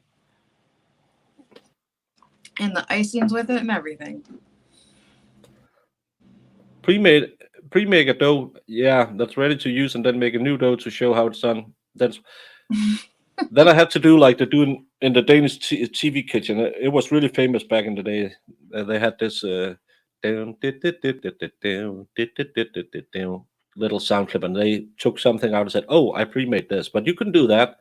I could make a dough while the other one rests, and then I probably have friends who would like a little extra cake. I know someone who will, so I could do that just to show it. But then we can't finish at the same time. But I have that's been a problem of mine for a long time. I missed out on a whole lot of that conversation. No, he just slipped that one in there. Just, Yeah, just Farrell, let it right clip in. that. Yeah, resting the dough. You could put on a cloth, a little damp cloth, so it can expand, or use plastic that keeps the moisture in. So yeah. Yeah, whenever we would do pizza dough at the pizza joint I worked at, they would do all the dough into a big plastic garbage bag, and then Yeah. wrap it all up, and then set it in the walk-in to basically rest overnight. They would make it about lunchtime, so by the next morning, whenever they would come in, they would be able to just cut it and weigh it out and roll it out how they needed it. Yeah, we call when we started making Italian style breads, Why do you say it like that? because that's the Why way would you you s- Yanks why- say it. Isn't that how you're supposed to say Italian? Italian. Oh, I can't do accents. Sorry. Um, because it's a racism when I do it. Yeah. No, Racism? we had these big bed rollers, and because we don't make small batches, we make a lot of dough at a time in a bakery. So Here in you the had States, them we in call those, and gigolos. Here in the States, we call those gigolos. They you roll around probably in the do. bed quite a bit. But we and then you put in the beginning we didn't do it overnight. You just let it rest for a couple of hours, and but then we got into these low yeast, slow rising doughs, and you just eat them into a fridge for 24 hours, and then you do it the next day, and Did you just say yeet? yeah. I love that you're using like slang, American slang. And Well, I've been watching some of this. it's just making me laugh. Yeet it into the fridge for a couple. Morning, Farrell. Yeah, Italian. Italian. I was watching someone who goes and remake all of Julia Child's recipes. Oh my god. Those recipes are kind of crazy. It's way old school. I was thinking about making we call it old school apple, not pie, but apple cake, and it's not really a cake, but it's with you have breadcrumbs, toasted breadcrumbs, and then you have you make like an apple sauce, apple porridge with a little chunky, and lay it kind of like a trifle, and then put whipped cream and a little marmalade or jam on top of it. It's an easy one to do, and it tastes so great. My grandmother used to make it all the time, and now is the time of the year when you can have good apples for cooking. Let me ask you: have you ever tried using a instead of breadcrumbs, graham cracker crust, like crushing out the when graham crackers and using that instead? when I do it, when I made some Mississippi mud pie sometimes, and then you use it with a little bit of butter in it to combine it. So I've done that, but the other one is just kind of layers you make of apple and breadcrumbs. It's kind of like an apple porridge, but in a cake Okay. form. It's great, especially in the afternoon.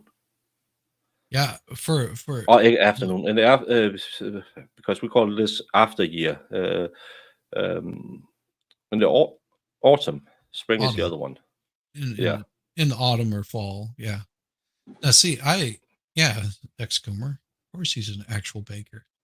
My wife, whenever we first got married, she would go, something that I like to have on my birthday is venison, and I was like, all right, so she was like, it just makes me think of home, growing up, and so I would try to do that every year for her, and then it was a couple of years back, she says, something I used to have, because I was like, I'd like to make you a cake for your birthday or order a cake for your birthday, but I don't really know what you like. And she goes, for my birthday, she goes, a hummingbird cake. It's like, what the hell is a hummingbird cake? And she said, I don't know. You just have to find out. So I looked up hummingbird cake. It's got cons, bananas, pineapple, your regular, cake dough, and yeah, I've had something similar to that before. Yeah, that's old school apple cake. It tastes great. So you layer apple breadcrumbs, and then whipped cream on top of it. I like it a lot. We had it every time we visited my grandma. So Awesome. that's it tastes like olden times, better times.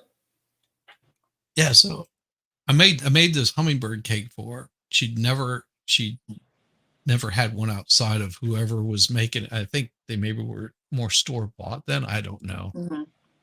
But yeah, I made that for her one year, and she was laughing. She was like, "Yeah, you've never made a cake before?" I was like, "No, never made a cake before." Because "You've never made icing before?" I was like, "Nope, never made icing before." She's just like, "Okay, this is going to be funny." So it's a triple layer. I get it all done up, make the whole thing, get the nuts all around the side of it, and make it look really nice. She comes out, Nuts she looks at all it, and around. she was just like, looks at it, takes a picture of it, and she was like, "Well, let's see how it tastes." Because that's where you made it look really nice, and I didn't make it fall over, go crooked, or anything like that. Slice into it. She takes the first bite, and you could just see her like whole face change. Was like brought back, like, oh, that's home right there. That right there is whenever you've done it right. Yeah, It's different because one of my best friends, like, she was like, "Oh, I love those cakes. I'd never heard of it in my life." It's a lot of things, but it's pretty tasty. Yeah. yeah, I could. But vanilla crans is something we make for Christmas, so maybe I could make a Christmas special. But still, I have to fix my my baking studio, and I Yeah, and don't with this really have trial a going on, you don't have time. no. That's why you just need a little break. He won't be able to handle it though. I swear to God, we'll be done with this and I'll hear from him like the next day and be like, "Hey, I found this thing." No. Oh, don't. Oh, yeah. I mean, and Don't lie to yourself, Baker. if they do finish this thing today, my suggestion is take like 2 or 3 days off, get your little studio set up, and shoot a email out to Jamie and say, "Hey, I want your opinion on what this looks like." Instead of like getting a trial, just be like, "I need you to jump on a stream." You just create a test stream, and that way she can sort of view it and see what's going on, and if she sees any like things that are glaringly wrong, she can point them out. See, Farrell knows. I should do that. Have a dough cam. Oh, that would be awesome. A Watching the fun dough dough for rise. yeah. That's and maybe I can make a paint cam so we can watch paint dry. I A fun thought dough for about that. doing that. Guys, Yeah. though, would you not love to see Baker watercolor his his famous paintings for us? I'm telling I you. would. I'd watch it all day.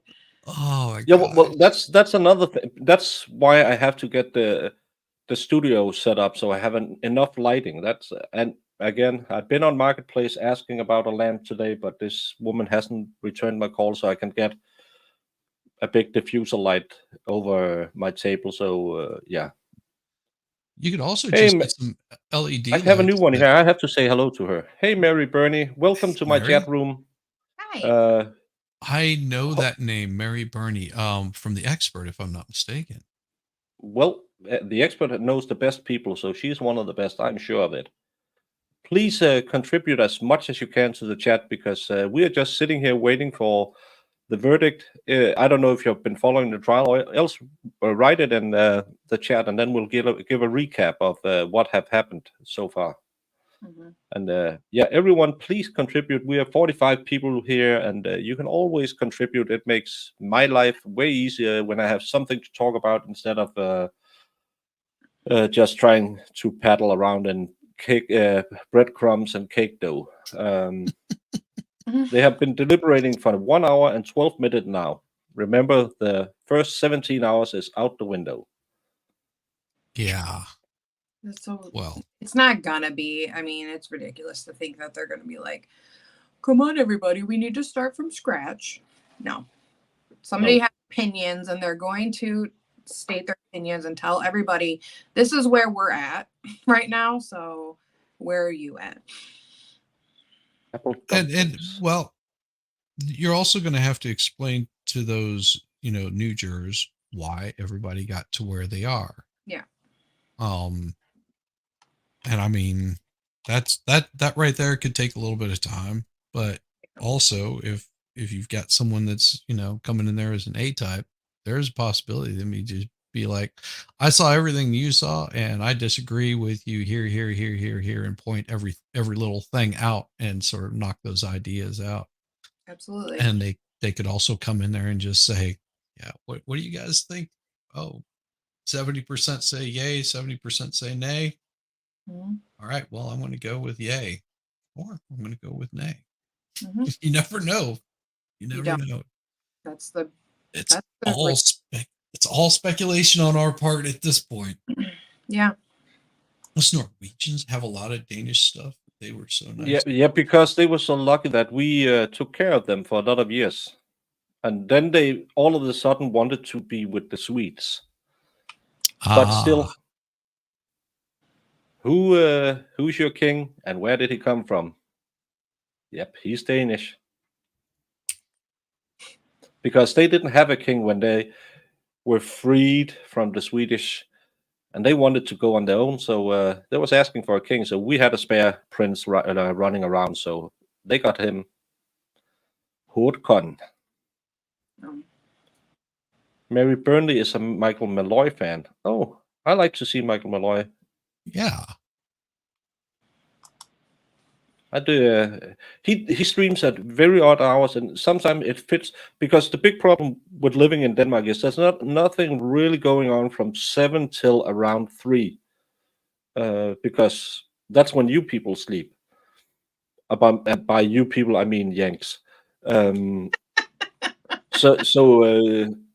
there's nothing much, but he often has some odd hours, and it's really nice to watch something else.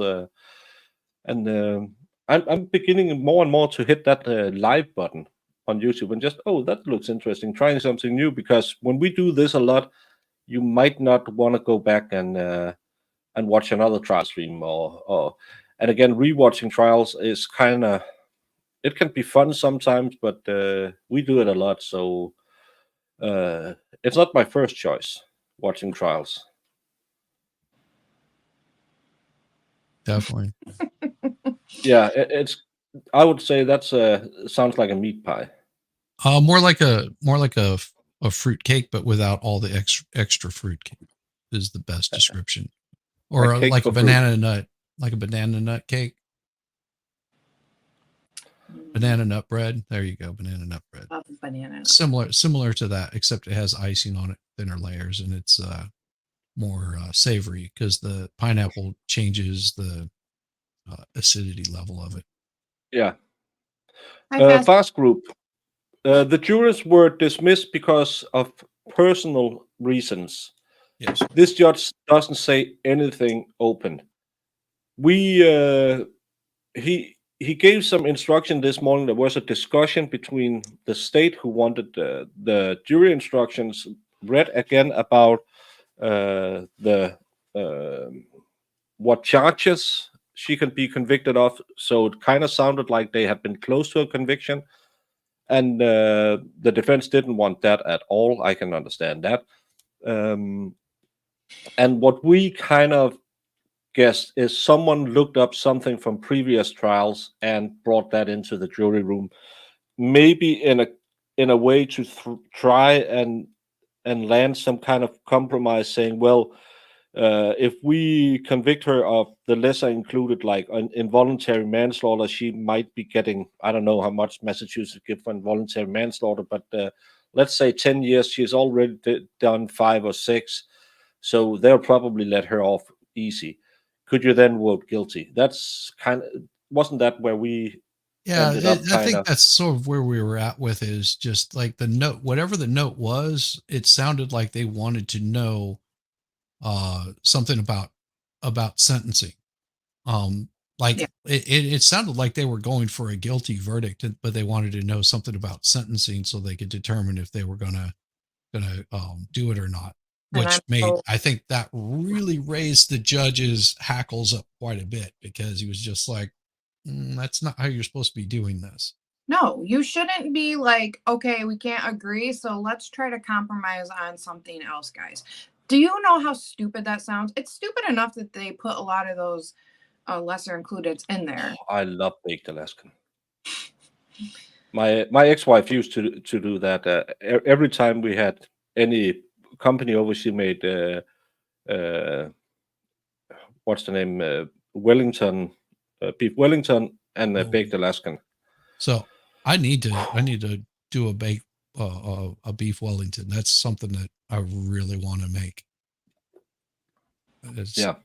I've looked at that recipe. I'm like, damn, that is involved, but it looks so good. It tastes. That's one of my favorite dishes, and I haven't had it since we were divorced. I make an awesome shepherd's pie. Like my wife, she's had it before. Sorry. But whenever I make a shepherd's pie, it's always, Jimmy, you were speaking about the case. I'm sorry. Huh? My apologies. Yeah, we just rolled right over you. You were keeping on track talking about the trial, and we started talking about food again. Oh, Yeah, we're bad. Like it's it's one of the things about watching trials that has really bothered me. Wolfram makes A lot a point. of these compromises that people will do just because they can get the hell out of there. Yeah, we're not monetized. It doesn't matter. You can say what you want. Included don't really make sense with the crime, like to me at least. Well, and What do you think, Wolfram's making a point here of it would make sense with the two jurors, but why the one alternate? Yeah. What? Yeah. Well, I think it's because everyone was put into the room with the judge, asked, "Do you know anything about what happened before?" or something like that. I don't. You know what I think? don't know. Know what I think? I think an alternate had a personal thing come up. You know, it could be that. And yeah, that's he why could be the one with the personal. Yeah. So the judge isn't really lying. He was like, yeah, for personal reasons. And it's a possibility. They're just like, listen, I've got a doctor's appointment I have to go to have surgery, to have my, lung removed, and the transplant came in or whatever. Oh, there you go. Spotted dick in custard. Would you like that, Jamie?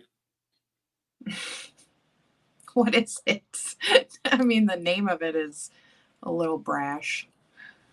It's boom, boom, boom. It's looked like it. It's got the currents in there. Yeah, I couldn't remember what that was. It was currents. Oh, I don't like those. It's just like a sponge cake with currants in them and a little lemon zest. I like lemon. Yeah, but I don't like currants, so that's not going to be on the menu. More ceiling.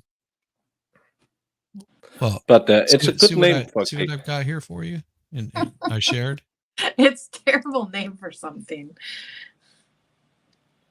Yeah. Oh, it's.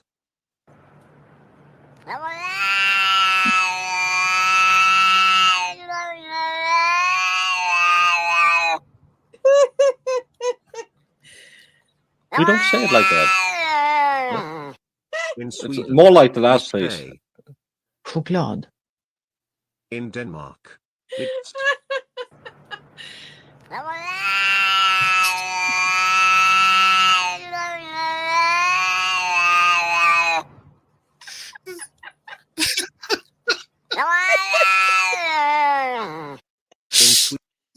I'm sorry. I have to play that. Just whenever. Oh my god! And that always, you know where that comes from. That always comes from Nick. From Nick. Shame on you, Nick. Yeah, but we still say that. We don't say chocolate. We just say chocolate.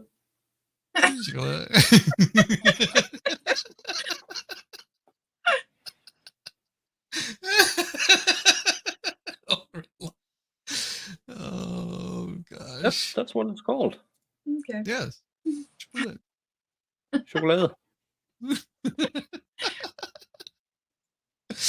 Oh, hey should. Yeah, no, I wasn't offering. I was asking if she would like some of that because I have to figure out what I should bake. I mean, it'll bring an audience in.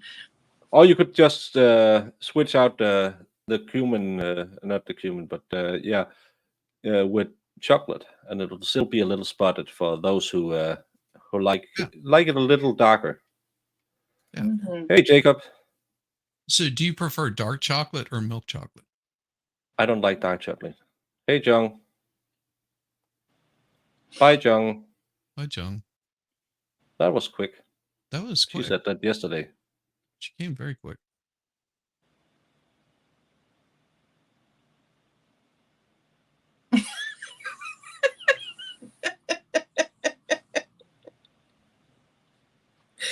Why do I hear that? And then I look up and you both are looking at me.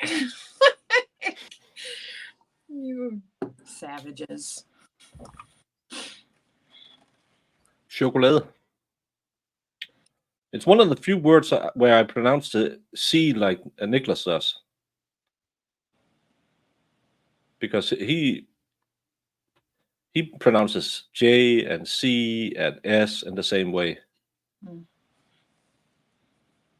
In Norwegian, guide, or something like that, close to that. They speak weird in Norway. They made a new language.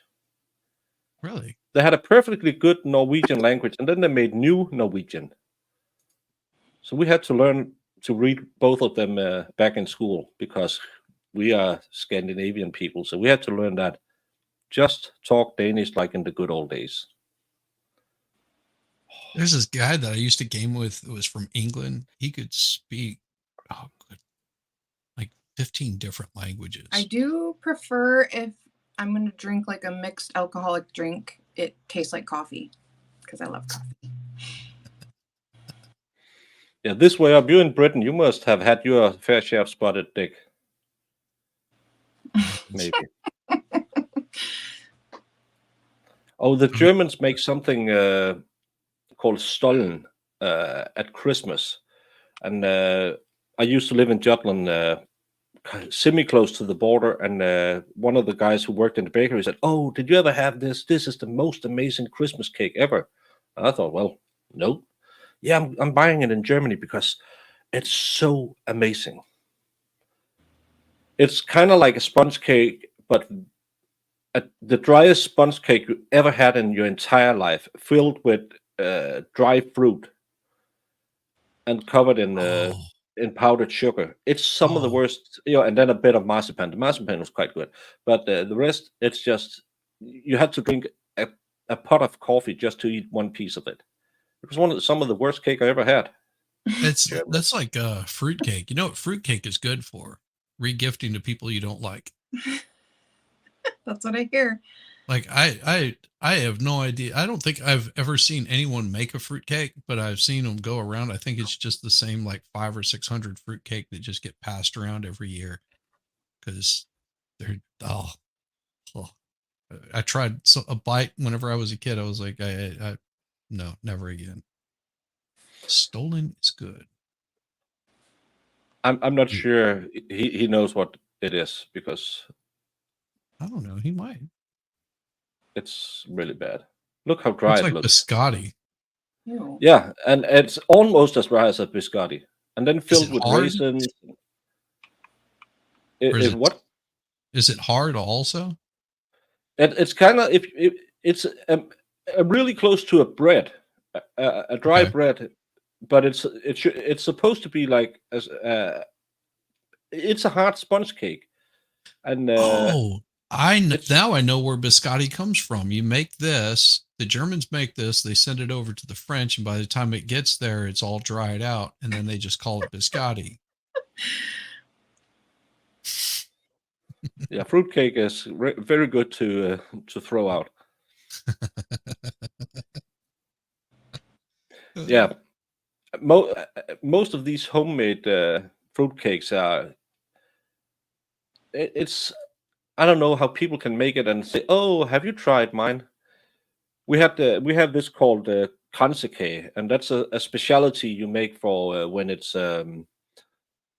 New Year's, and if you have a big celebration. It's marzipan that you put a little bit of sugar into, and then you make it nice. And I could probably find someone something.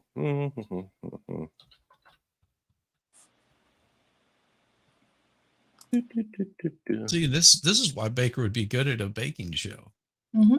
It's kind of like I know stuff about cakes. I know, it's Kind of amazing. like you know stuff about baking. Now something like this. This is a when you have a fancy party. This is a kanseke tower, and it's marzipan that you bake and put some sugar in it. And I used to play in a marching band, and we were out playing for birthdays and stuff like that. And we were at a retirement home for he was a young man, but had a blood clot in his brain and had to live in a retirement home. Kind of sad story, but his grandma had made one of these, and she was so proud because when we were given back the southern part of Jutland from the Germans in 1920, she had baked this cake for the king at the time, or her mom had. So it was a very famous family recipe. And my mom said, "Oh, my son just started as a baker." So she said, "Oh, try it out." And I'm not a truthful person. I'm a great liar sometimes. I said I would live with you and love you till the end of time in a church once, and I didn't get struck by lightning. But I bit into it, and she had replaced sugar with salt. Oof.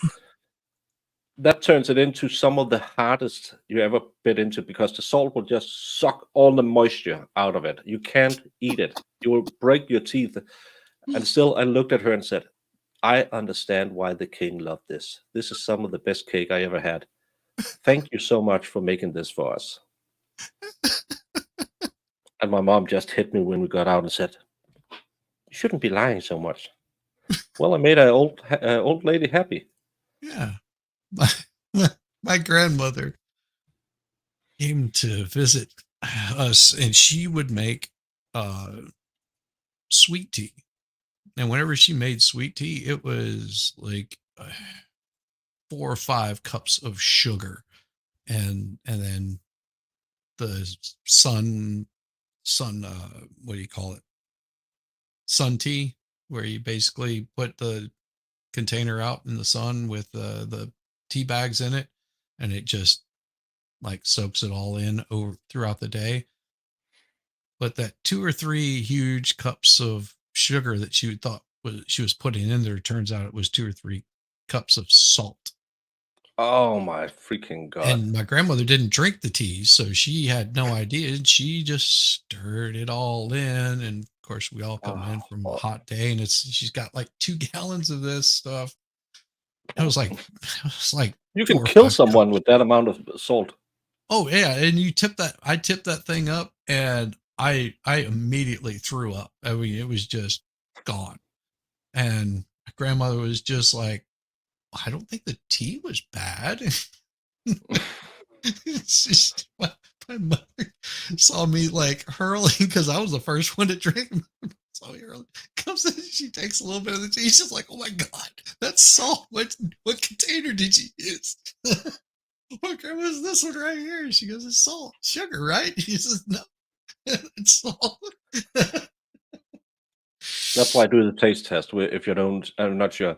The funny thing about Sandy Toksvig, who apparently is Danish.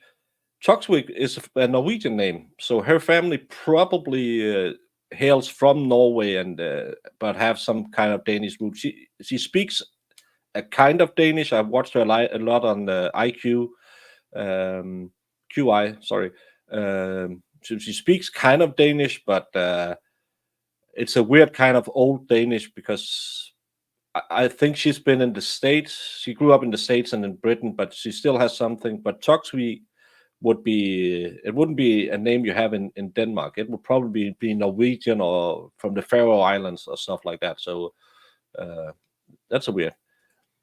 Yeah, I'm in the mood today because we are now back to 1 hour and 1.5 hour of deliberation, even though we were at close to 17 hours. Fresh version of stollen, more regular bread, only sweetened. We call it julebrød. Yeah, it's very yummy with butter and that brown goat cheese. It's you have to try it a couple of times. It's a sweet cheese. It's weird. Nope. Don't be starting no problems over here, MLS. I love my marzipan. My mother was asked to ice a wedding cake for a friend. When she delivered it to be iced, she said it was a bit dry, so she added brandy. Well, it's really hard to ice something if you're floating it in brandy, because that's kind of does the opposite.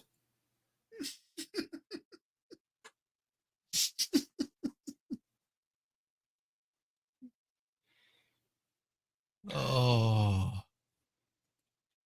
It's funny how alike and how different we are with the Norwegians.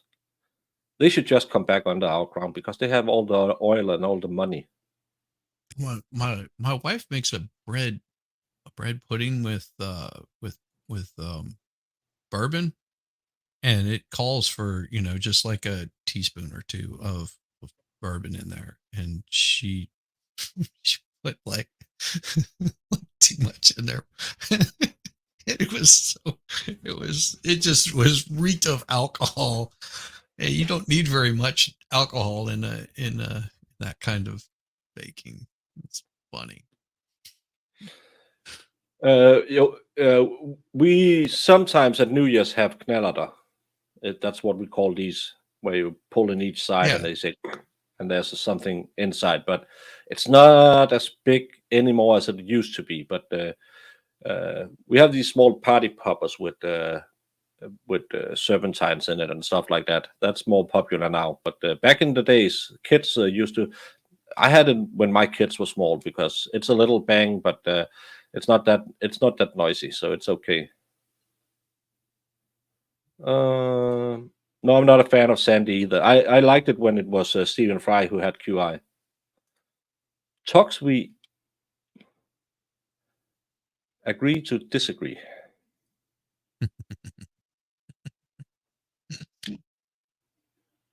Yeah, that could be it. But let's settle on Icelandic then, because talks is not really something we have. Back to the case.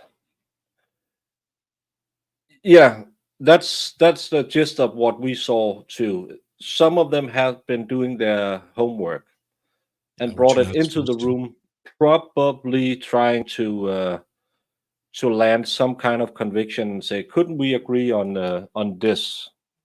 That's the part because he was talking about the sentencing, or the defense was saying we shouldn't talk about sentencing stuff. Right. So I think they have been saying, well, let's just find her guilty of the lesser included, and then she's out of here, so we can go back home. In a way to split the baby. That's what I think it is. I'm not sure. No one knows, but again, that's kind of my idea.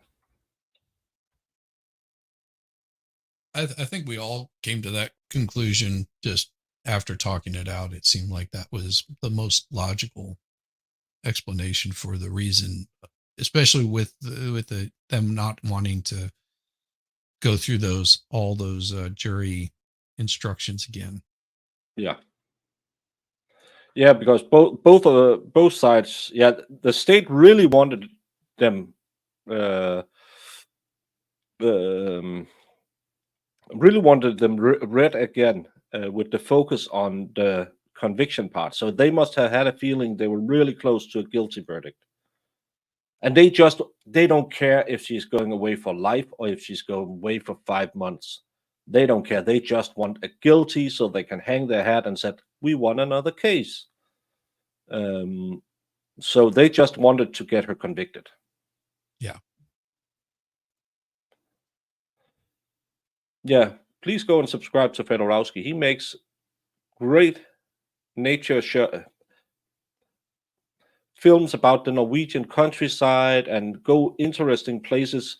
And one thing I have learned about being here on the YouTubes and talking to you, most of you are Americans.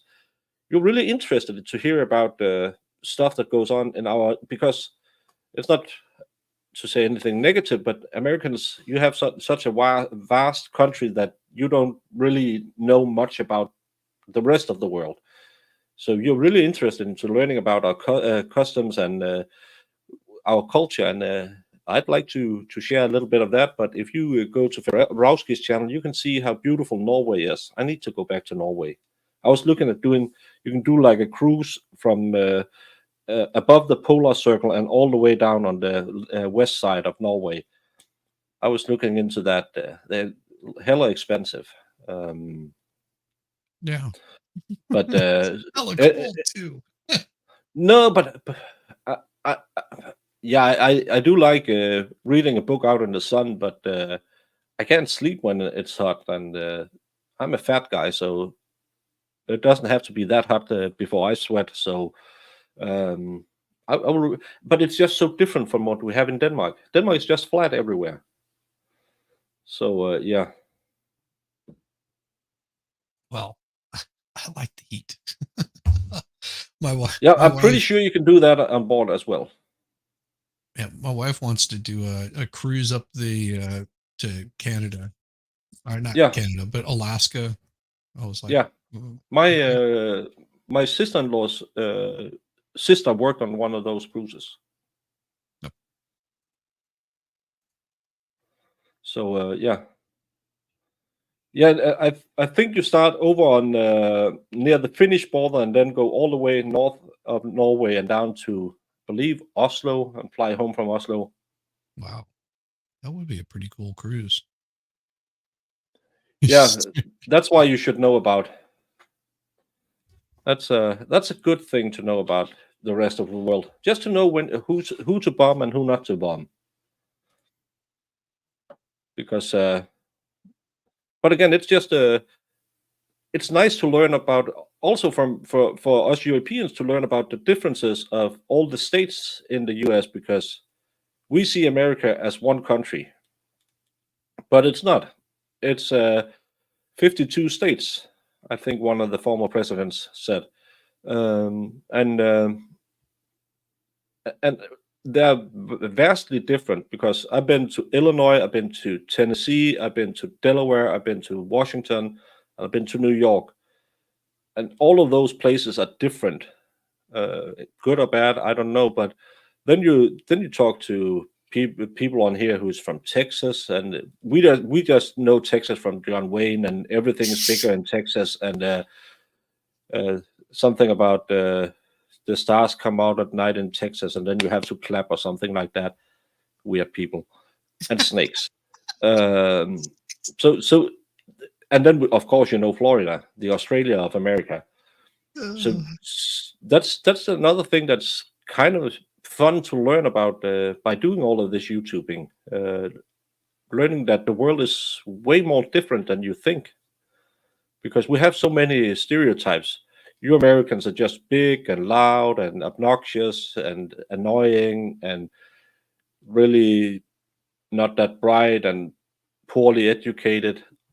But when we you when we described me talk to to a you, T. You're awesome. yeah, How did you manage? yeah, No, I mean, I have a guy that I gained with in Canada, and he was just like, so it seems to me that in America everybody's just armed and willing to pop off at any minute and shoot people, and I was like, no, you're describing like the Wild West or some crap like that. It's not really like that. I mean, there's quite a few people that are armed, but the ones that are armed legally generally are not too quick on the trigger. So you get those misconceptions of what America is like, because you watch some short on the YouTubes or on Twitter, and you get this impression that people are a certain way. Like a perfect example, Bastille Day in France.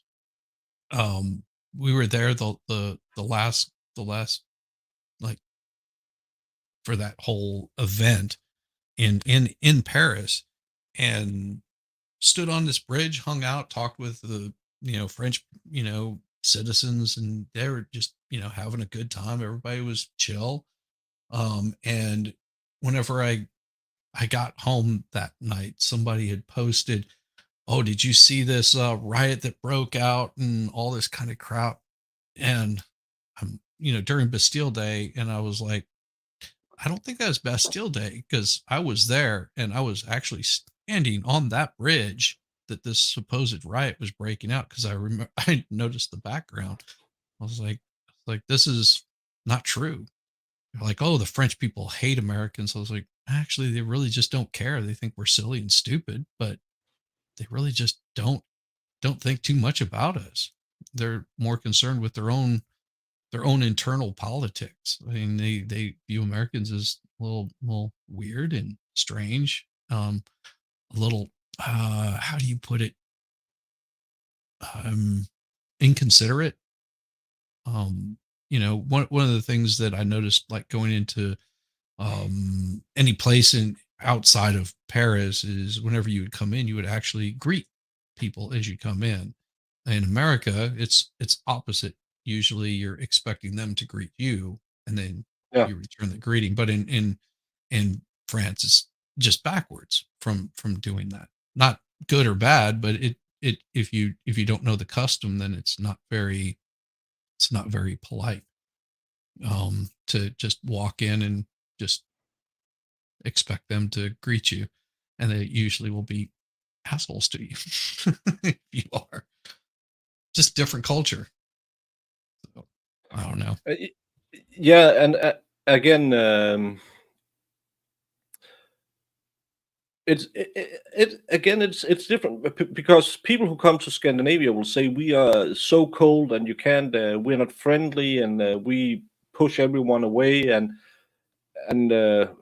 we think we are nice people, but we just choose a few friends and stay with them for a long time. We don't go around and uh, and maybe see Americans as overly friendly, as you're fake friends. Oh, I love everyone. I'm hugging, kissing, stuff like that. And again, it might be somewhere in America that people are like that, um, but it's not. Oh, that's why I need a new chair. That it just keeps going down. But because but some of the nicest people I met when I was in Illinois, the people who had my sister staying as an exchange student said, "Well, fly over, stay with us." And he rode home 45 minutes every day to take me out for dinner. Went back to work, and when I went to Delaware, this is our exchange student. She was here in 2001-ish, I believe. Yeah, it's around no, maybe before I was deployed, so maybe in the 90s.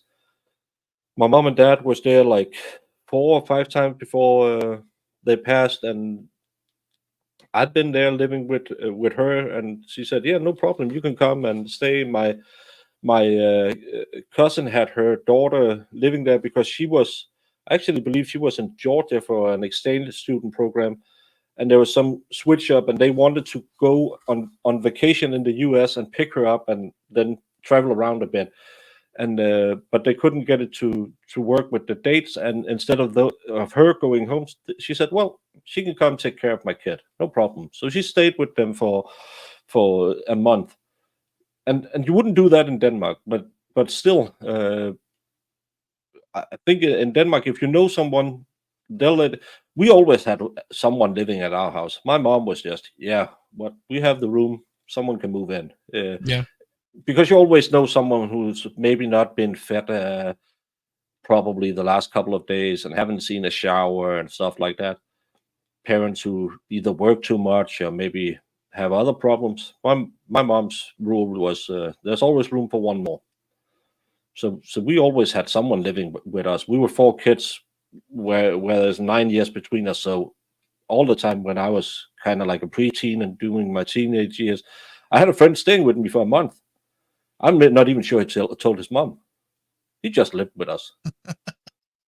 There's no problem. So yeah, we're the kind of people who give you the shirt off our back, but you really have to work for it. But we see Americans as fake friendly, and Yes. that's weird because I met so many nice Americans. Well, and it's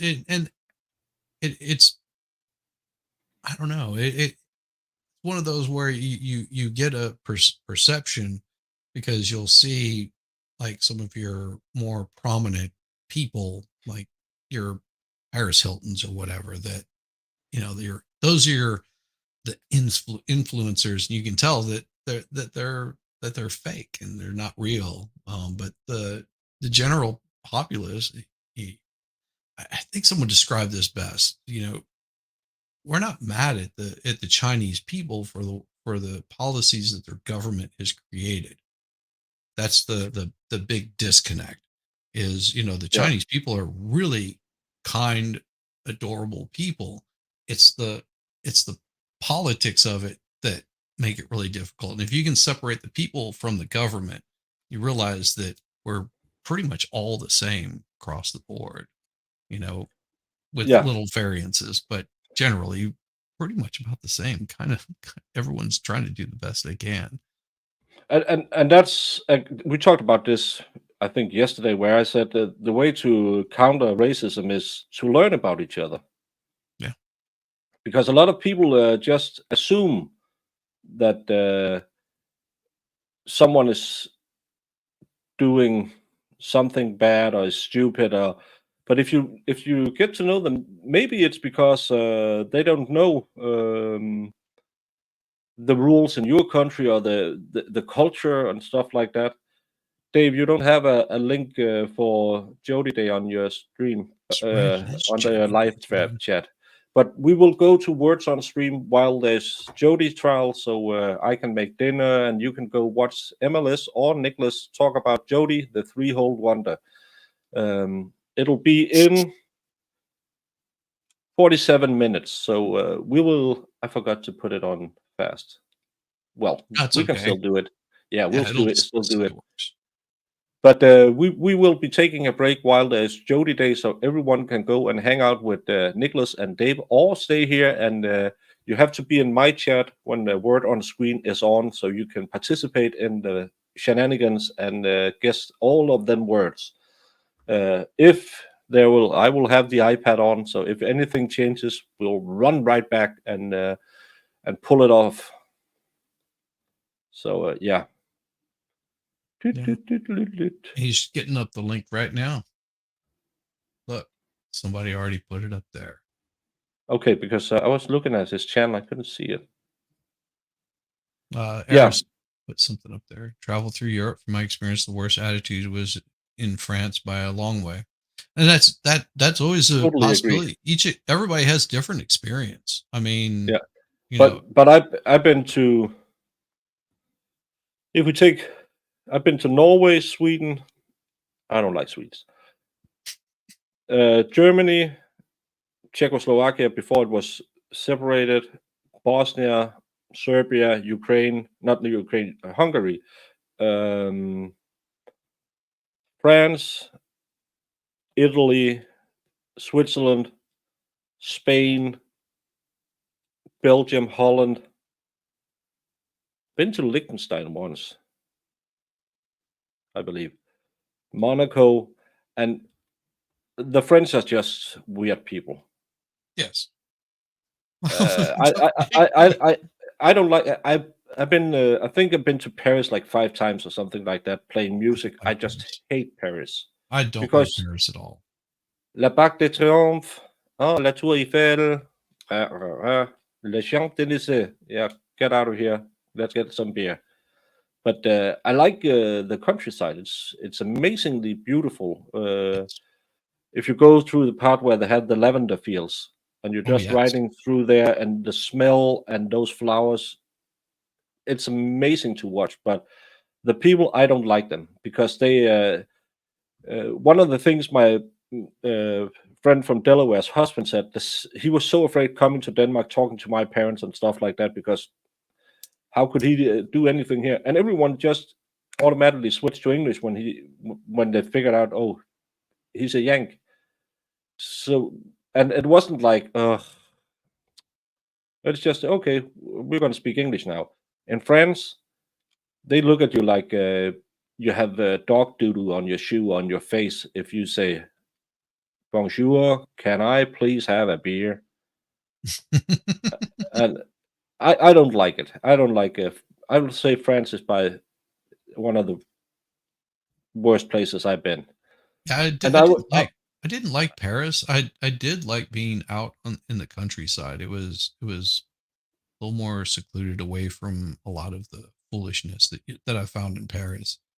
I also found the people a lot nice. I mean, we went to this guy that was a craftsman, a wood carver, and he was just so chill and very interested in U.S. politics. And I can understand a little bit of what French, and I would say something to my wife so she could translate it, and she would basically the translator between him and I, and having a hard time explaining like what stainless steel is and things like that, just because it's a different word in French, and just so there's like that communication breakdown in that. But once we started talking, it was like, oh, this guy's actually pretty based kind of guy. He just gets up and does his wood turning, and people come by and they'll order stuff, and he'll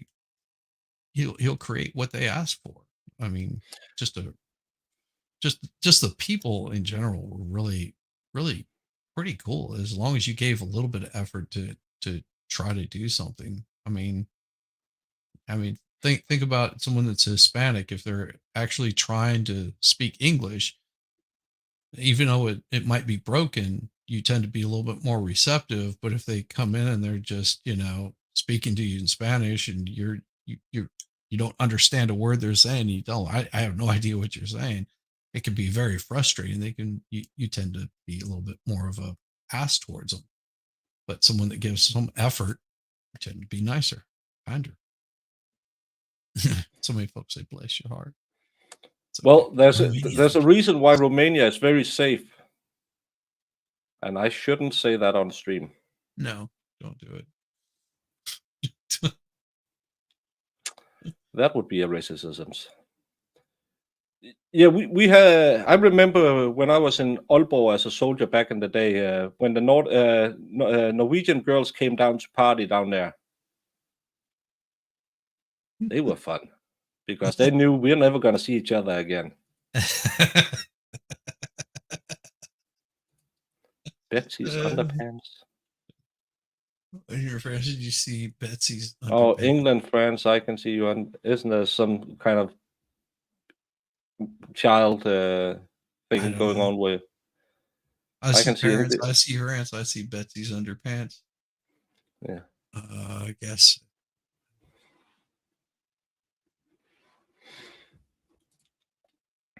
I'm not Depends on putting what kind of action you're wanting to see, ladies. Yeah. Yeah, Liechtenstein is.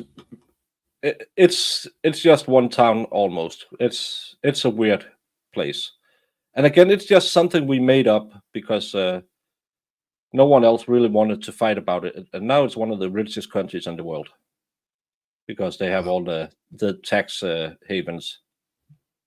I worked on a ship with a guy from Romania. He had before they got their independence, he worked as a oiler on a ship, and he jumped ship, basically went AWOL from the ship, or what do you call it? Deported. Damn it. Damn it. Can't think of the word I'm looking for. Defected. Defected, yeah. Yeah, he defected, and he it was like the next day Romania declared independence. He was like, but yeah, he worked on the same ship that I worked on, and he knew more about New York than I did. That was the first time I'd ever been to New York, and he was just like, "Yeah, let's we're not going to go see all of the Ellis Isle, all that stuff." Because he'd been in New York for quite some time before he started working on this ship, and he just took me to all like the really cool places, and he could speak a little bit of English, so he took me to hang out with a bunch of Romanian people. just random stuff, wandering around New York and having a great time. And yeah, he and I had asked him, so how'd you end up here? He goes, oh, no. About that. That was back in the day where Yeah. Eastern European people had to jump off ships. And talking about spending one night in Paris, at least when you're doing what you're doing on that tape, show some enthusiasm. It was one of the most boring tapes I ever saw of that kind. There you go. Nicholas's Jody stream. Stream is up now. Dum dum dum. MLS is here. So Jim. that'll be in 40 minutes. They will be going into the Jody trial. And talking about showing a little enthusiasm, when they were smexting or talking over the phone, we heard those tapes. I would rather hear Gilbert Gottfried read it than her talking about it. It was so boring. I'm thinking about going on a trip. Oh, the thing you did in the bathtub was so naughty. Yeah, I'm talking to this girl about going on this trip. Oh, I really liked it. Girl, you're hot. You should be better. Yeah. Well, and I have noticed that usually the, super hot ones are more like starfish in bed. Yeah. Not always true, but no, majority. it's a generalization. It's not about you specifically. It's all the other hot people. So Toledo and Tangier. Tangier. That's in northern Africa, if I'm right. But Toledo, that's in Spain. Somewhere in Spain, I believe. So yeah. I don't know. The Scandinavian girls are some of the best in the world. If you're not Scandinavian, if you have a stupid accent and speak to them in that, they think, "Oh, how exotic."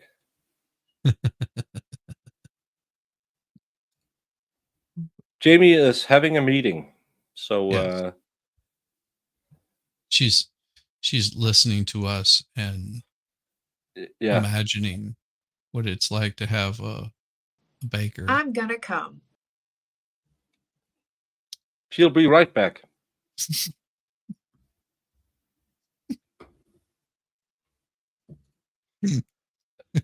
If you go to Copenhagen, most of the people doing working at McDonald's or working at jobs in the airport or in the shopping centers will be Swedes.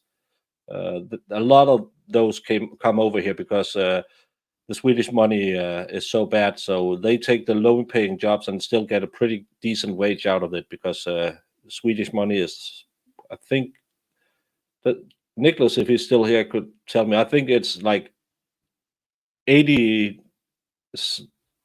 Danish cent is $1 Swedish.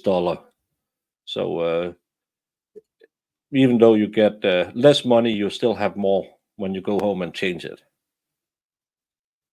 Toledo is in Spain. Okay. Tangier is in Morocco. Sorry. In Morocco, yeah.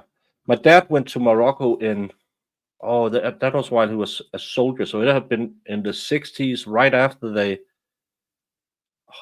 maybe before they had the big kerfuffle between France and northern Spain. And he said that that was some kind of experience because that's before you really had tourism.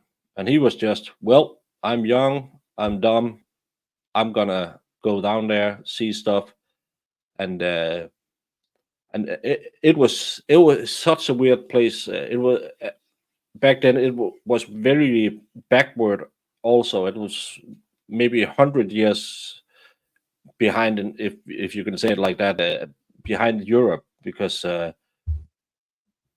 it was before you had the big oil booms and stuff like that down there. So he went there, and he said that it was such a strange place. It was nice people, but he was I think they were trying to rob him like 3 or 4 times, young kids, and then he just, again, he was a young man, slapped him around, and the police said, yeah, that's okay, no problem. They shouldn't do that to tourists. So that was fine with it. So, but that's Yeah, that was MLS got it up. Okay, good for you. Sometimes you need that little bit of enticing. Who else could entice you like Feral Housewife? She's had practice getting it up. yeah, but that's because we have real money, and the Swedes are just Swedes, so they come work for us, like they should. Hey, Lexi. Hey, Lexi. Welcome. Lexi, we're gonna go on a little break in about half an hour because it's Jody Day over at MLS, and Nicholas, we will be doing words on stream just to entertain the people who want to hang around while I make my food. No, I'm not doing a cooking stream because I can't cook. But that's the plan so far. Today they have started deliberating from scratch because there was 2 jurors unseated yesterday and an alternate sent home. So 2 jurors were sent home. We don't know why, and an alternate was sent home. There was a little talk about the note that was passed on Friday, and they were instructed again that they couldn't look into previous trials in this case. So some of them, in our opinion, must have been looking into to what happened in the previous trials. We think because they were talking about the verdict and the sentencing that it could have been because they might be heading for a hung jury, that some of them were saying, well, if we give you the lesser included, will you vote guilty? And then she's maybe only sentenced for 10 years and she's already done 6, so she'll be out in no time. It could be something like that. We don't know. We're just speculating because no one knows, but it seemed like something shenanigan had gone on in the back room. Yeah, and the judge did not look too happy about it. If a judge isn't looking happy about something, I'm telling you, that's that means that something went on that shouldn't have gone on. Yeah, and he's just looking at the number 5 because he don't need another mistrial. Because at what point will he just declare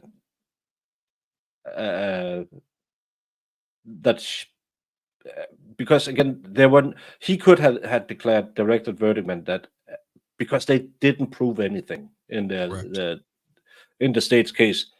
So if they're going for the 5th time, I think the judge will just let her off, because again, today it's 2 hours. Before that we had 7-14. We had 14 hours, so it's 20 hours so far that they have been in the verdict room.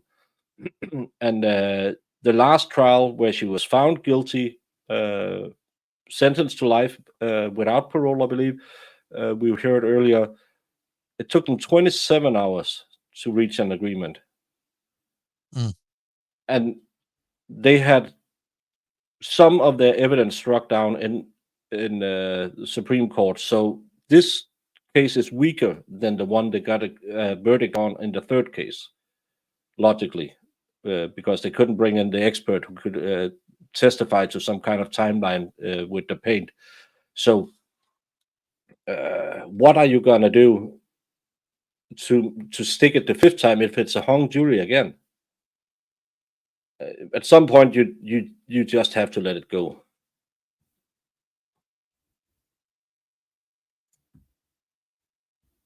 Yeah, I think because, as we said, they were close to maybe bartering a deal about a guilty verdict. If we give you a lesser included, she's guilty, and we know that sentencing in Massachusetts is this and this for involuntary manslaughter.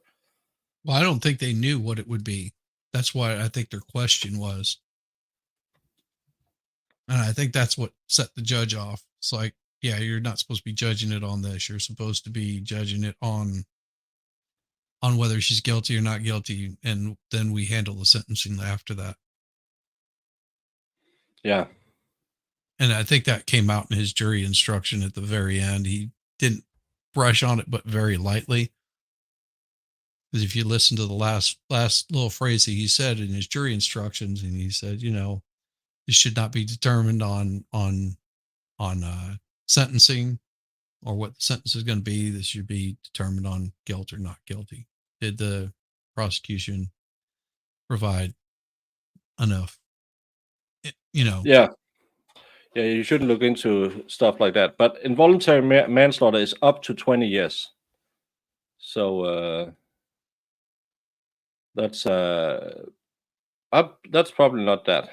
But can we see some sentencing guidelines? Maybe.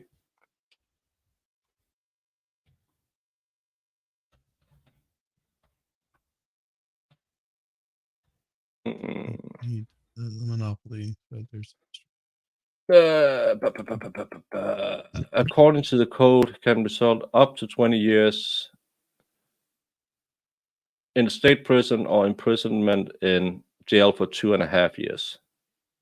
Oh yeah. So she could be out in 2 years easily, at max. Yeah, and she already done time for the 2016 conviction. So I think they were saying, well, we looked it up, and she'll get 10 years, and you do 75 to 80% of the time. That's 7 to 8 years. She did 5 years on her previous conviction that was overturned.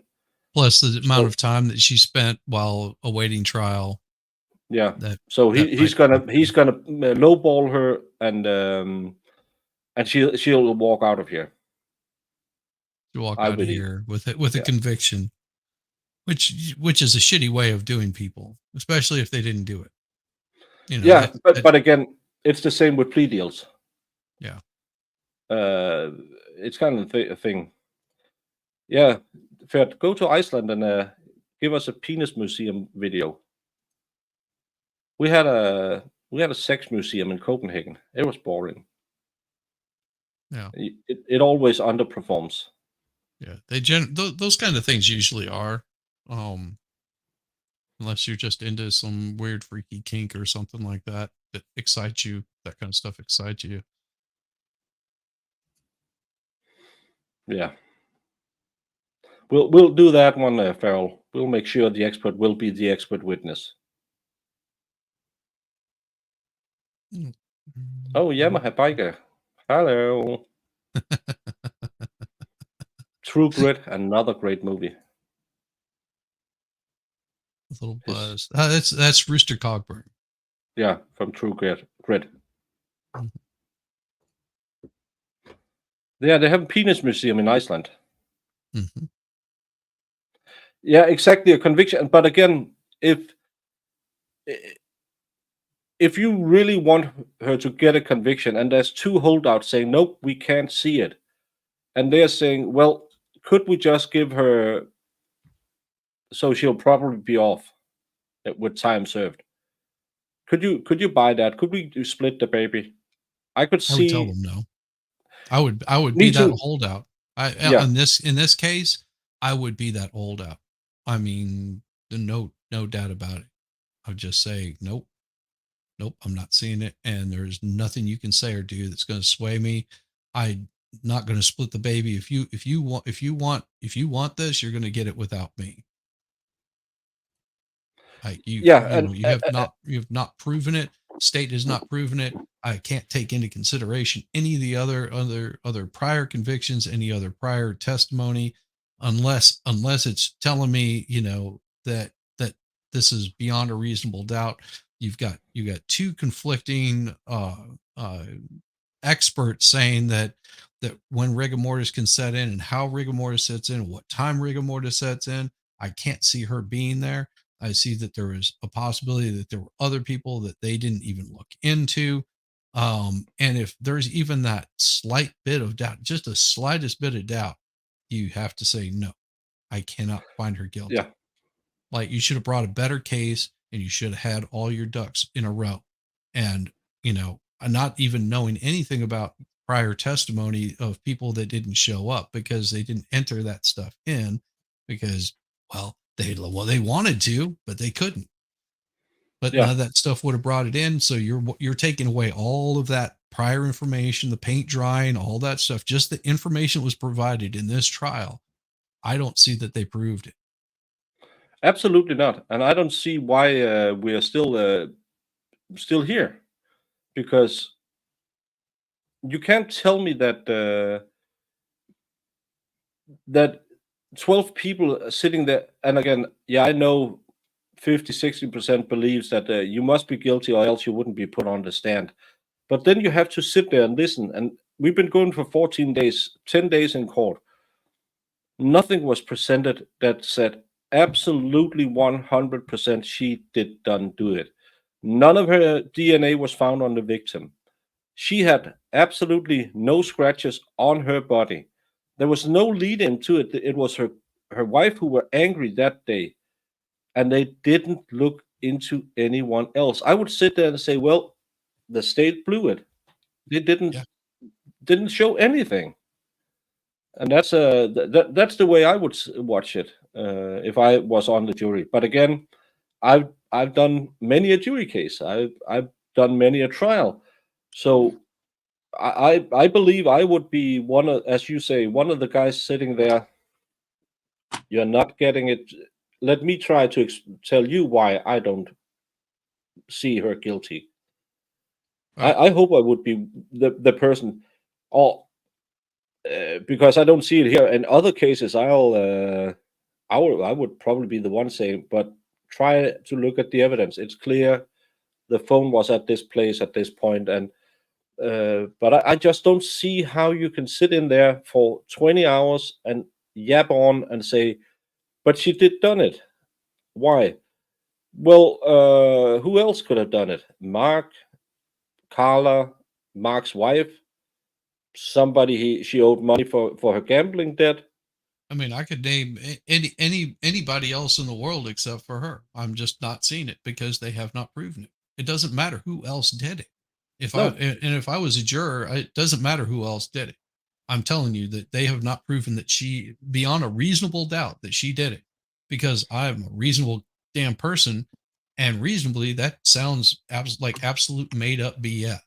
Like, it looks like they tried to fit in a timeline. They contaminated the scene. They contaminated the scene of this crime with stuff from a dumpster 28 hours earlier. I mean, come on. I'm just not buying it. If the police would have done their job correctly, they might have gotten this taken care of earlier on.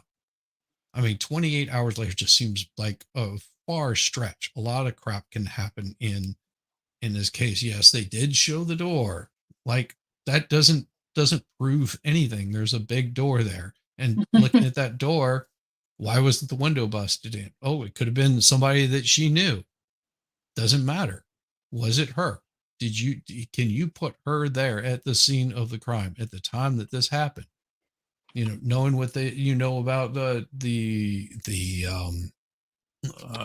rigor mortis. I mean, what we just pulled up in just a couple of minutes. But if you eliminate that out of there, you have two different experts trying to place her there. And at the very end, that closing argument just said, well, we're like, changed their window of time of putting her there. I mean, it was so disjointed in their closing arguments that I think Rosemary did a really good job on presenting stuff. I wish she would have put more things in there, but that's Monday morning couch quarterbacking, or whatever the hell they call it. Yeah, you can always argue, did they do enough? But the defense did enough because the state didn't do their job. Right. And as long as the door didn't take the stand, I would have voted not guilty. Yep. I think they made some kind of deal with the door, so it didn't take the stand. The door knew. Well, the door got a new paint job. Yeah. Using the paint that was on the floor. That's yeah. I really don't like that the door was in the courtroom all the time, was able to listen to all the testimony, because if it had taken the stand, it could have done big harm in this case. Who says the door didn't do it? Oh my God. Yeah, I mean, there's always a possibility. It's just a windy day. The door and the shovel got together and knocked her down the steps. Don't piss off the door. No, and there could be some maybe we saw there was this dog leash in the stairwell. The door in the stairwell could have been in on it too. Yeah, dog leash could have just wrapped around there. She was trying to get that dog leash off. It was. Yeah. I'm going into the jury room now and said, did you ever consider the door and the dog leash? We saw the dog at the scene of the crime. The police never tested it. And the door was so bad that they had to bring it in to testify.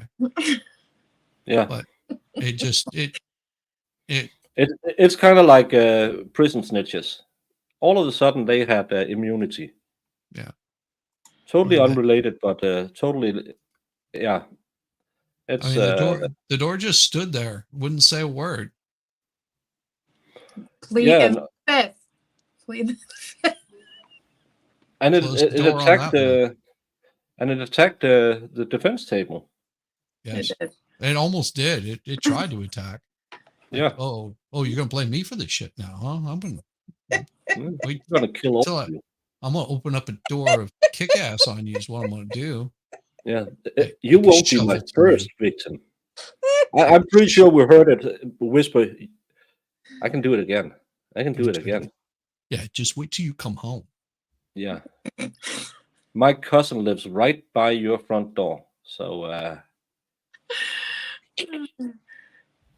we ain't playing. We ain't playing. Touch my knob one more time. You know what's gonna happen.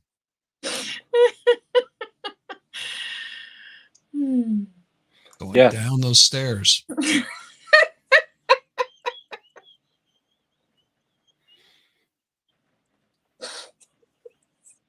Just better hope there's no paint down there waiting on you. It could be as stupid as that. Like, that's how much they didn't prove anything, is that you could sell that story. That it was a brisk day and the door just swung open and down she went. Yeah, and that dog leash got a hold of her. Thought her hit her ass on the way out. Yep. I mean, I heard that she had gotten a little bit larger. At least, that's what the aunt testified to. So what's to say, she got so large that she was having a hard time opening up that door and just step back a couple of steps and down she went. And as she's falling, she's like smearing blood on everything. Mm-hmm. As they never proved whose blood it was. Yeah, they did. There was DNA testing. It was her blood. Well, I mean, who put the fingerprints on there? No, because it was just her blood. They DNA tested it was her blood. Well, I know her blood, but I'm saying they couldn't test whose fingerprints it was on. No, and that's what she talked about in her closing. That apparently, Cara walked up the stairs like this because she didn't touch anything on the way up from the basement this time when the police were with her. So yeah, it was only the first time. Well, I would say that Jamie's adorable. I mean, look at those eyelashes. Look at those eyelashes. Oh, see, and her little puns. Sean Bird, it was because they relied on a paint drying expert who wasn't an expert in paint drying. That's why it was overturned, because they also tried to do it in this case, trying to use the paint to establish some kind of timeline. But when they couldn't do that, they all of a sudden switched to the rigor mortis, and rigor mortis is totally Well, and unreliable. how do you test for rigor mortis? That's the question. Because I I mean, know. I think you drew a diagram for how to test for rigor mortis. Yeah, the official rigor mortis test is this one.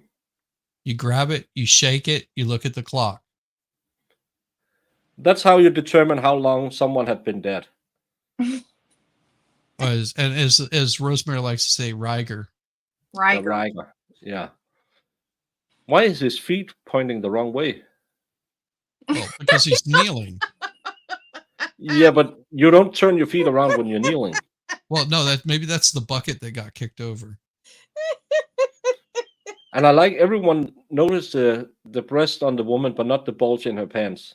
Yeah. Yes, Why I don't put notice. it there, I don't know. You sure it's a bulge and not a futa? It Oh could be a futa. Could be. I'm kind of retarded, so yeah. I I don't know what but I did. Oh my could god. be. Dora wanted to tap that cake. Yeah. Hmm. Doors are they are the silent killers. Yes. I think there's been more deaths over doors than I've ever caused. Pretty sure of that.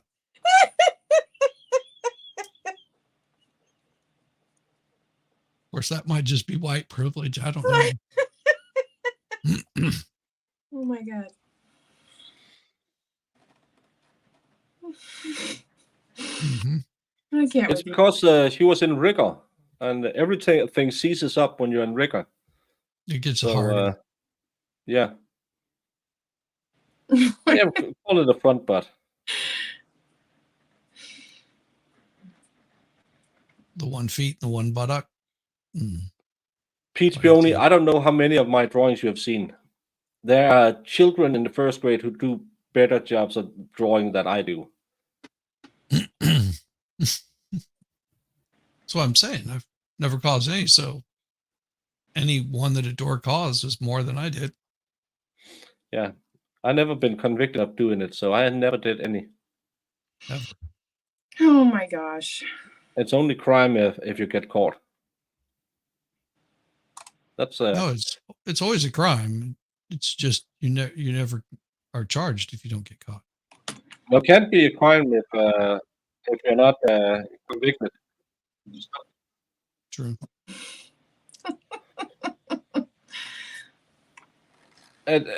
Because it's not illegal if you don't get caught. That's the rules. Because if you're Only- speeding and no cop picks it up, are you still speeding? No, No. never. I don't even So- speed whenever a cop picks it up. They think that No. think that I'm speeding. They claim that I'm speeding, but they've yet to prove it. Yeah, they don't want it more than corner kiss. That might have been what it was. The door was jealous, wanted a corner kiss, said, "I will give you a corner. How about I knob you?" Awkward. Just took her down. Denmark, Northern Lights. We don't really have northern lights in Denmark. At some days we do, but it has to be very special because we're too far south. You have to go up somewhere in Norway and places like that to see the northern lights, or Iceland and stuff like that. Mhm. We can sometimes if it's very active, if the solar flares are really active, we can see northern lights, but I never seen it. I saw it, or where I was flying. I think it's the first time I flew to the US. I think I saw it while we passed Greenland, but we're too far south to see northern lights. We're the same parallel as Nova Scotia or something like that, I believe. Okay. That makes sense. Yeah. Lexi, I didn't say she was slobbing on the knob at all. That's not what I said. Well, I know that she did like to, step out. she played on different teams. Yeah, she played on different teams, but I think a door was just a knob too much for her. Yeah. It could be, well, maybe it was a kind of a transitioning. So she didn't want to go full knob. She just wanted a little doorknob. Yeah, just a little knobbing. Yeah. Just a little knobbing. I mean, she must have done something right because the door took her down. Well, maybe she didn't. She wasn't Didn't do it right. that handy with a knob. Yeah, maybe she grabbed it wrong. I mean, you twist the knob the wrong way, that can be painful. Yeah, it can get real angry. Might take it out on her. Don't twist that knob that way. And most times you're just too rough with a knob. Yes, especially It's, if you're not experienced with it. Yeah, you think it's just like I don't know, we just have to force it all the way around all the time. And no, you really need to feel the knob. It's You have to have gentle hands on it. Gentle hands on the knob. It's Iris. I don't know what you're getting to, but because we're talking about doorknobs. Yeah. Jeez. Talking about Northern Lights and doorknobs. And she was a switch hitter. Yeah, I bet she was really good at softball. Maybe she missed the switch and hit the doorknob just right. I mean, that could have been. And maybe she got angry at the knob. Some ladies are like that. They just don't like knob. So she was taking the shovel to it and fell through the door. Hey, that could have happened. It was March, so it might have been pretty chilly. Maybe she thought she locked herself outside the door. She just didn't grab the knob hard enough and started beating on it with the shovel. And then it like fell in and the shovel like got kicked and flung back over in place as she rolled down the stairs. Yeah. It's a tweaked knob can be a problem, yes. Oh my god. I wish you were in the jury room right now telling them this. She's a bit of grading countenance, but no one has. Says you guys sitting here all day and not saying not guilty. So, come on. Yeah, we blame Yamaha Biker. He's a knob enthusiast. He got us on track with talking about the knobs. Well, it's a good thing Caitlin isn't here. She likes a good knob too. No, she has a competition with Biker. Oh, big competition with Biker. She wants to see who can be more feminine. Oh, she lost so far. Well, she tried to win. Tried to give it to Yamaha, but Yamaha said, "No, I'm not that feminine." Well, it's yeah. If you've heard Yamaha speak, you realize he's definitely not feminine at all. Well, some of us likes a little bit of man juice. Hey. It's full of all the good stuff. It can be salty sometimes if you get the wrong kind, but generally it lubes the throat really well. Yeah, and it's kind of like pizza. Even when it's bad, it's still man juice. Mm-hmm. Yeah, especially if you have the soft hand and really twist it the right way, it can escalate really quickly. Yes, you can. It can open up all kinds of doors. Yes. Holy. Oh, Jamie ain't gonna break today. No, she promised herself today will not be the day they get me. No, today is not a break Jamie day. No. She has too many important things to look at, and she's not the kind of girl who she can handle more than one knob. At least, I mean, she could open up that door without a problem. Yeah, Just walk right through. Just both the step front right in. door, the back door, every No, knob. Oh, you can don't like even, the back door, huh? no back doors. No back doors. she can double fist doors knobs. It's So that yeah. would work on like French doors to open them both Yeah. up just right. Because if I'm not mistaken, you have to get one to open first before you can get the other one. Because if you try to open the wrong one, something just doesn't pull right. Yeah, then you get stuck and you have to stand there and finagle it. Kind of like milking a horse. One, don't beat the knobs together. That's not how it No. works. No, Don't beat those together. That's yeah. Oh, that's why. I got it. Yes. Well, and Sean Bird explained, I didn't realize this. I did not realize that that the back door is a tighter fit. Yeah. Well, if you can just use an easel and kind of make the hole a little bit bigger, you can do that. It just takes a little bit of craftsmanship and a steady hand. It's no problem. But yeah, mostly the back door seems to kind of get stuck a bit in the door frame.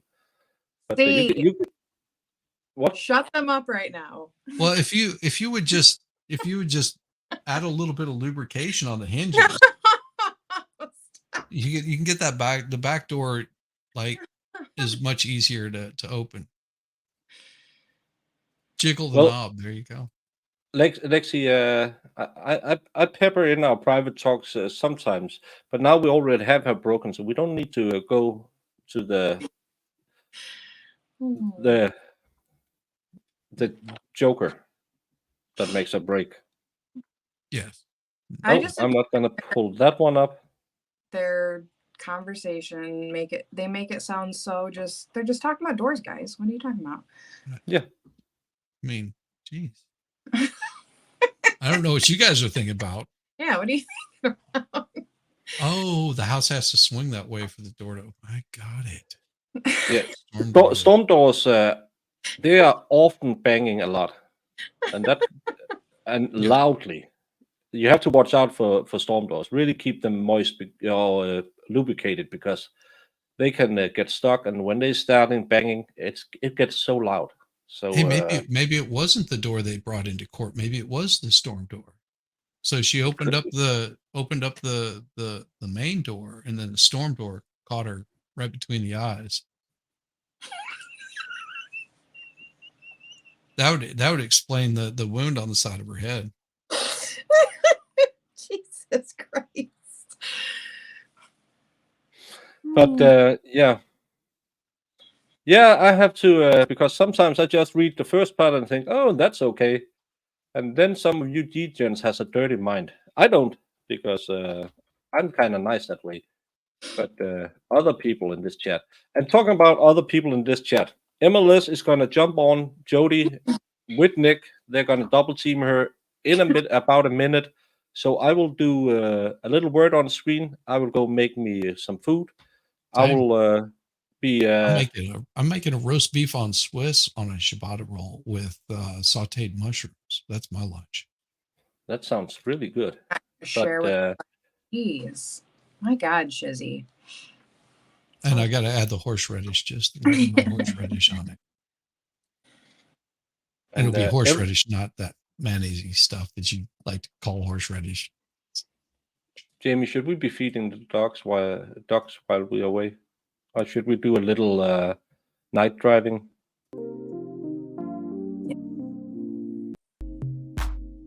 Very relaxing. With the knob talking, let's do a little bit of this. I'm just going to turn it way down. Turn it way down. Get ready, people. If you want to see the Jody case, go to MLS Law Show, or the man, the myth, the Viking, Nick the Starro. The rest of you, stay here, play here, You know you want to do it. Touch We'll those see. knobs. We'll see you soon.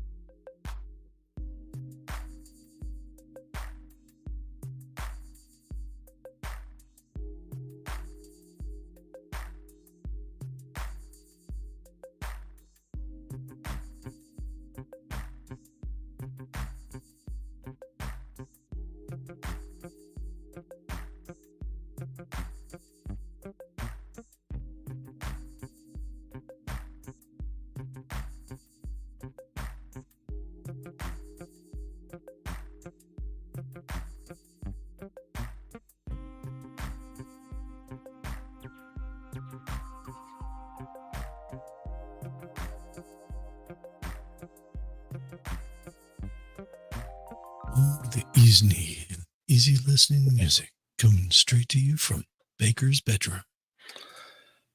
All the fun you want, and only half the time.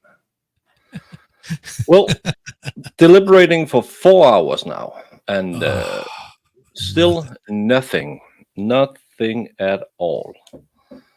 Not a question, not a movement, nothing.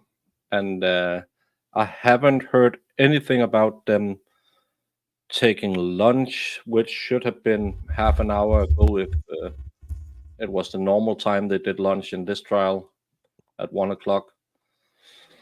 So hopefully that's a good sign, maybe. I don't know. Well, it could be another working lunch. It may be just Yeah. that close in the first place. Hey, Donna. Hey, Donna. Good to see you.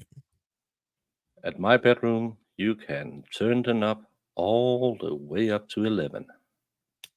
Yeah. Feeling. This would be the ceiling you would see if you were in this courtroom. Yeah. I have a wooden ceiling, ladies. Just in case you want to look at knots. Yeah, and count them and think, how can that be so boring? That's a good one. Yeah. That's I don't know if it's good or it's telling on myself. No mirrors. It's not like in the Randolph, I believe it was, case where they had. Oh, you should have seen that monstrosity of a bedroom. It was a guy who he was on his sixth wife. Only two of them died mysteriously. But in their bedroom, they had like it kind of looked like a fold-out bed, and behind it, they had this big. It looked like something you would have in your living room back in the early 90s with cupboards and a big mirror in the middle. It looks so bad, but yeah, he got life. He conspired with a guy to have his wife offed, and that's another case. They never really proved the conspiracy with the guy who allegedly offed his wife. So again, another trial where the jury heard something that we didn't really hear. And again, the more I've been thinking about this case, because I haven't been able to follow the Jody because I have to have my iPad on the case while I was eating, so I was sure if anything happened, I could run right back in. But it's a big problem that if juries hear something you don't hear, and this is my fifth or sixth trial I've been following, and two of them I really didn't see what the jury saw. This is one of them, and in one of them, the Alec Murdoch trial, I kind of think he was convicted because of another trial. It should have been starting in November, I believe, but it looks like it's going to be postponed because his second chair got a new job, so they wanted more time to get the second chair ready for that trial. He's accused of unaliving his 5-year-old daughter. Reading the affidavit in that case is, if you don't like your life that day, just read that, and you'll be drinking really soon. It's a case. He was convicted on 6 charges. Just join us, Jim. You don't have to pop in and out all the time. I don't know what's going on. You just climb right on in. Yeah. Turn the knob and you're good to go. Good Lord. Yeah. Just open the door. Yeah. And you might have something interesting on Murdoch.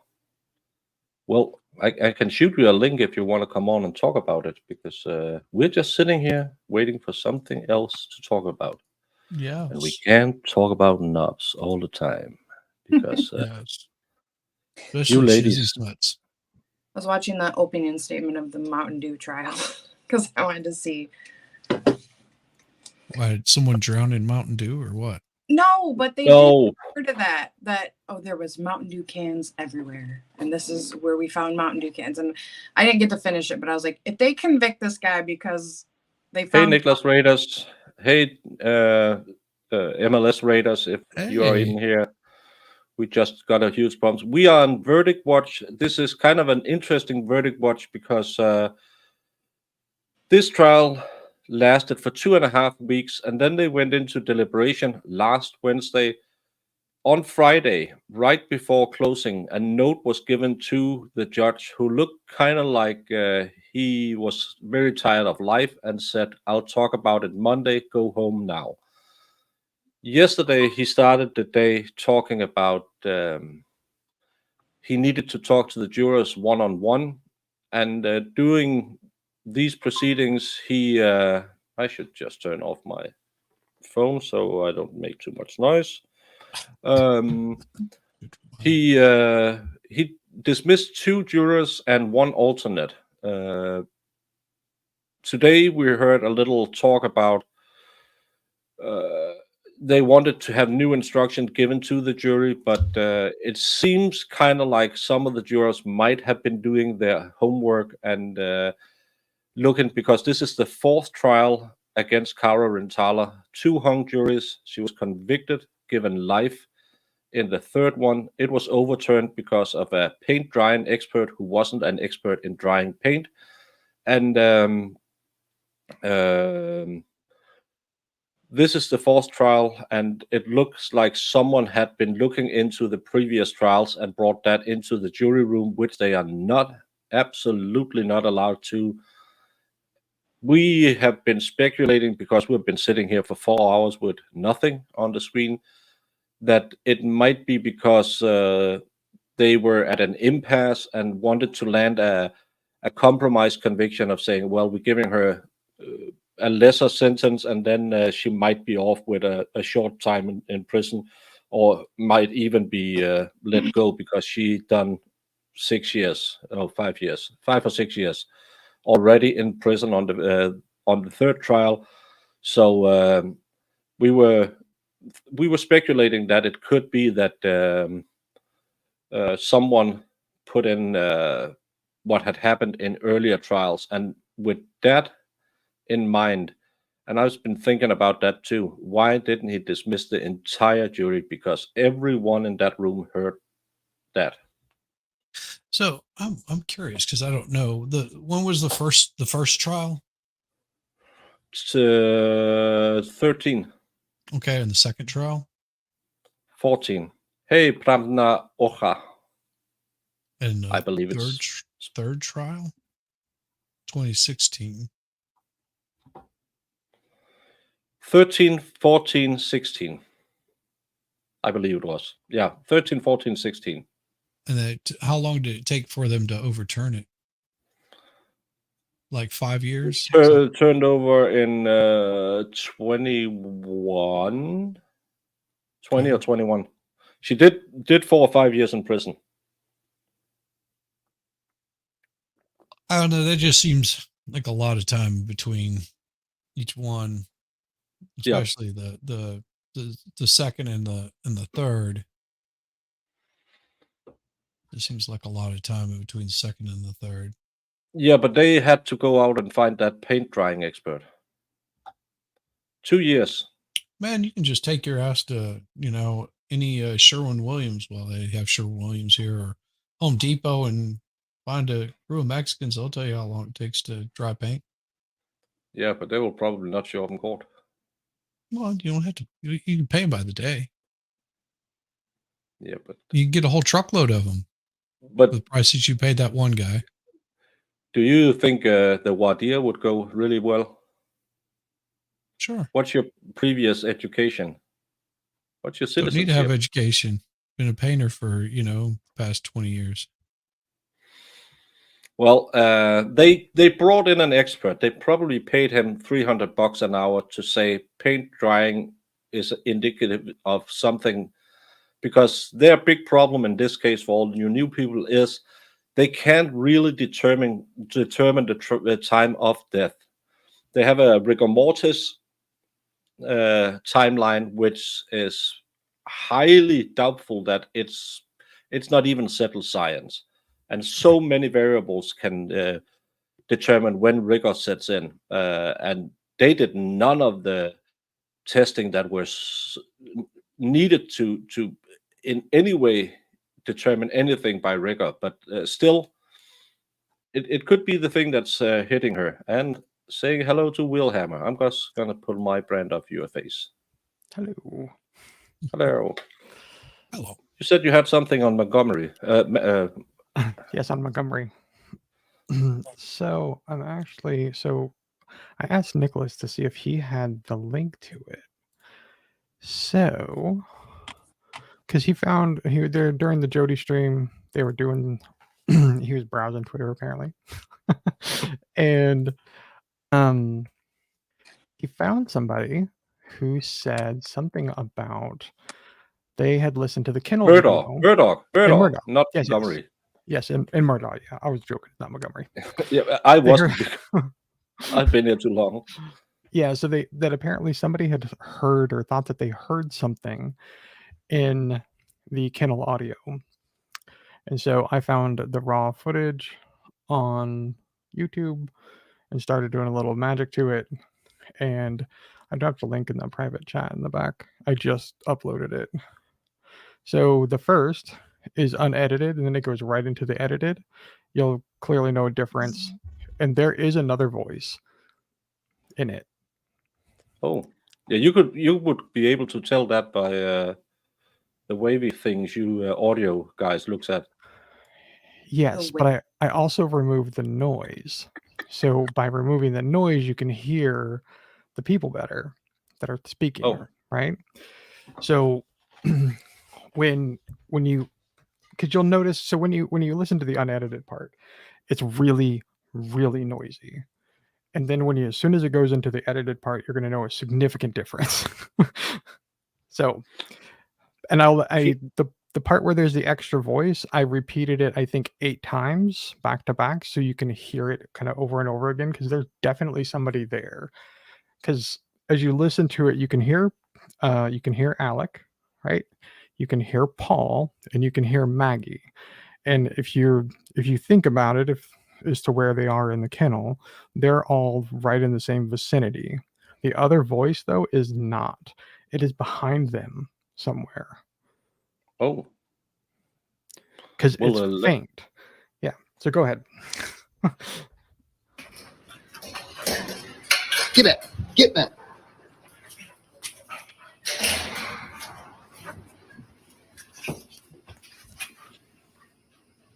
Quit, Cash. Quit. It's okay. Come here. Come on, baby. Come here, Cash. Shit. Come here. Post it. Cash. Hey, he's got a bird in his mouth. Bubba. Hey, Bubba. It's a guinea. This is a chicken. Come here, Bubba. Come here, Cash. Come here, Bubba. Cash. Quit. Right there.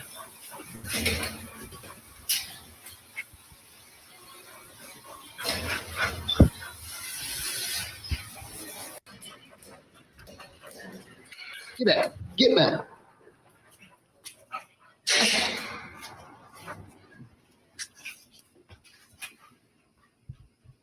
Quit, Cash. Quit. It's okay. Come here. Come on, baby. Come here, Cash. Shit. Come here. Post it. Cash. Hey, he's got a bird in his mouth. Bubba. Hey, Bubba. It's a guinea. This is a chicken. Come here, Bubba. Come here, Cash. Come here, Bubba. Cash. Quit.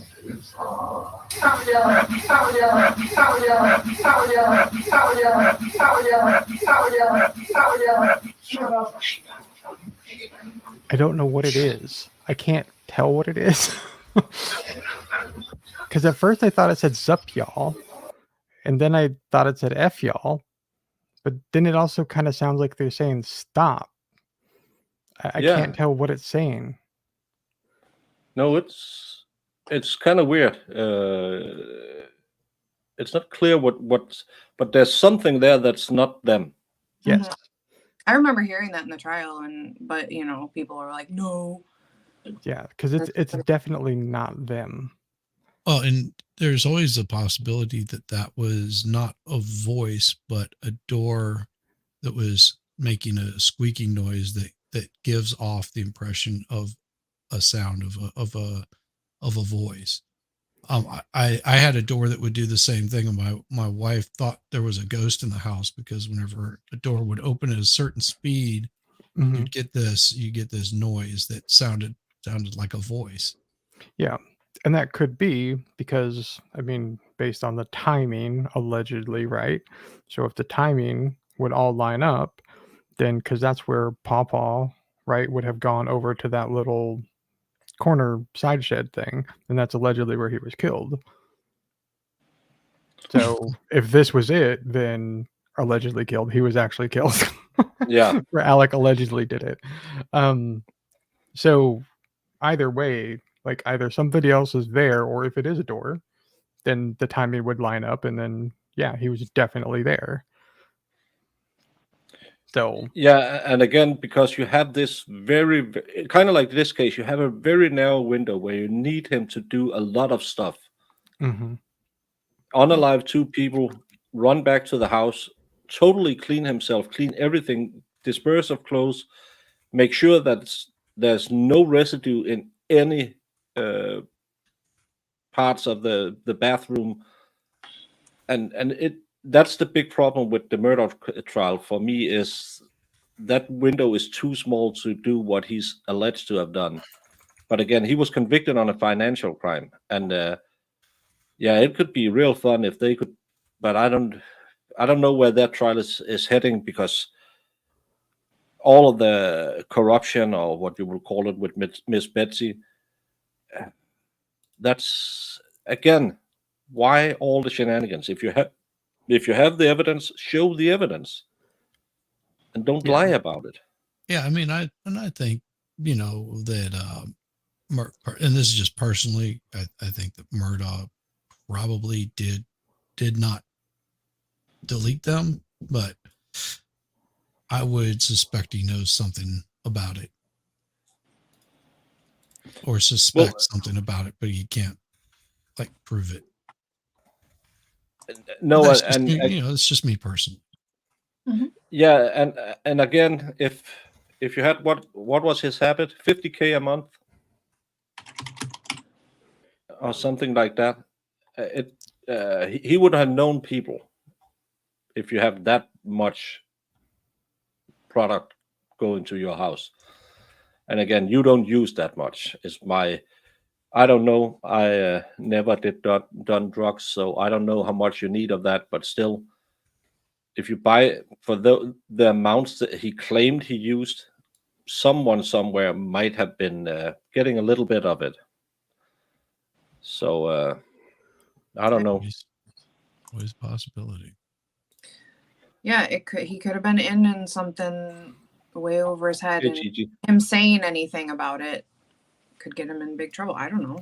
I mean, Yeah, this is my theory. He's protecting Buster. He's been told that you go down for this, your son stays alive. You sing, he flies with the angels. And that's I don't know, and that's why I think that there's more to the story than he will ever tell. And again, he knew he was going down for all the financial stuff. He pled to most of it. Yeah. So don't sing and let his son, and probably that's why he tried to unalive, or have his stupid cousin unalive him. So Buster didn't have to sit through this trial, and he was sure that Buster would survive. Yeah, it's interesting. There's clearly something there. Can't say what it is, but there's clearly something there. It sounded like it. It sounded like it when they played it, but you made it even better. So it was just like, And oh, yeah. and even if you slow it down, like if you slow it down and like if you sounds weird, but if you close your eyes and you listen to the voices, you can hear which ones are Alec, Paul, and Maggie, and then this other one comes in. That's why it's so weird. But yeah, there's something there. I don't know what it is. Doors, No. people, something. But again, that's the good thing about this YouTube thing, that people like you can come in and do stuff. And we saw it in the JD case. Oh, there's some light changes on the Ooh. ceiling. Ooh, I'm getting excited now. Is he gonna say? And I pulled it down because also it's just a white ceiling. But we saw in the JD case as well, someone came forward and said that's not true. And again, murder is a bad egg, and I'm pretty sure he knew he was gonna fry no matter what, and he just thought, well, get me out of this and let Buster keep whatever money he can salvage, and let that stupid cousin who couldn't hit him do it. But it's someone walked past the camera. Also, it's possible that he thought with what the state had as evidence, he could, beat the murderer and he wouldn't have to speak out and say who did it because he could just still pretend like he didn't know. You know what I mean? And he knew he was going down for the financial stuff, so. Yeah, and he probably missed a payment of 3. And again, if you're shipping that amount of money into your system, I believe it was 50K a month. He said that he had a drug habit that took 50K a month. I think that's right. Which is pretty. He was a highly functional addict. Because that's ridiculous. For Oxy, no.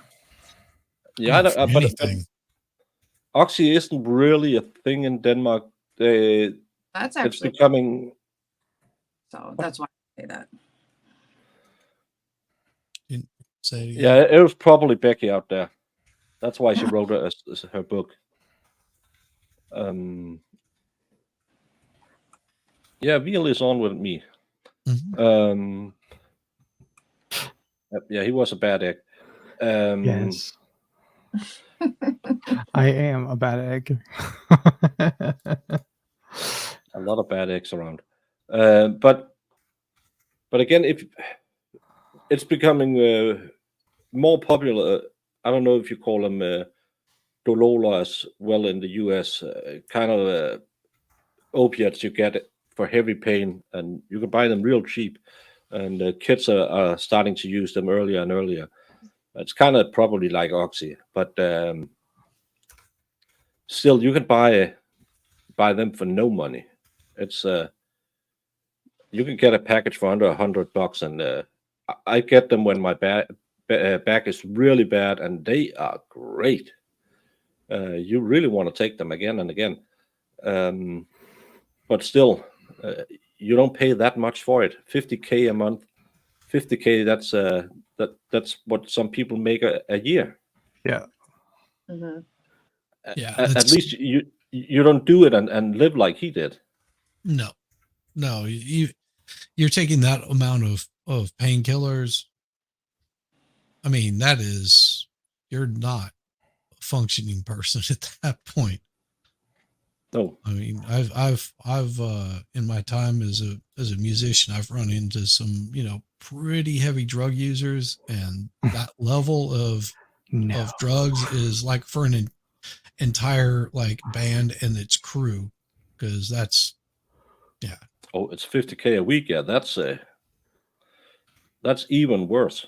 Yeah, it's like a whole record company's drug addiction. John, we were talking about Wilhammer found the audio from the Murdoch trial in the doghouse, where he found what seems like a 4th person on the video. It could be a door opening because doors are a big theme in this stream, and we know the door did it. But it again, sprinkles a little bit of doubt into that case, in my opinion. Yeah, there was already a lot to begin with. Yeah. But yeah, The 7 weeks of a murder trial with 6 weeks consisted of financial crimes. It's again, if you don't have the proof, don't do the case. Hammer him for the financial crimes. yeah. He's For not sure. be getting out anytime soon for his financial crimes. Yeah. And that way you can build your case against him on the other stuff, and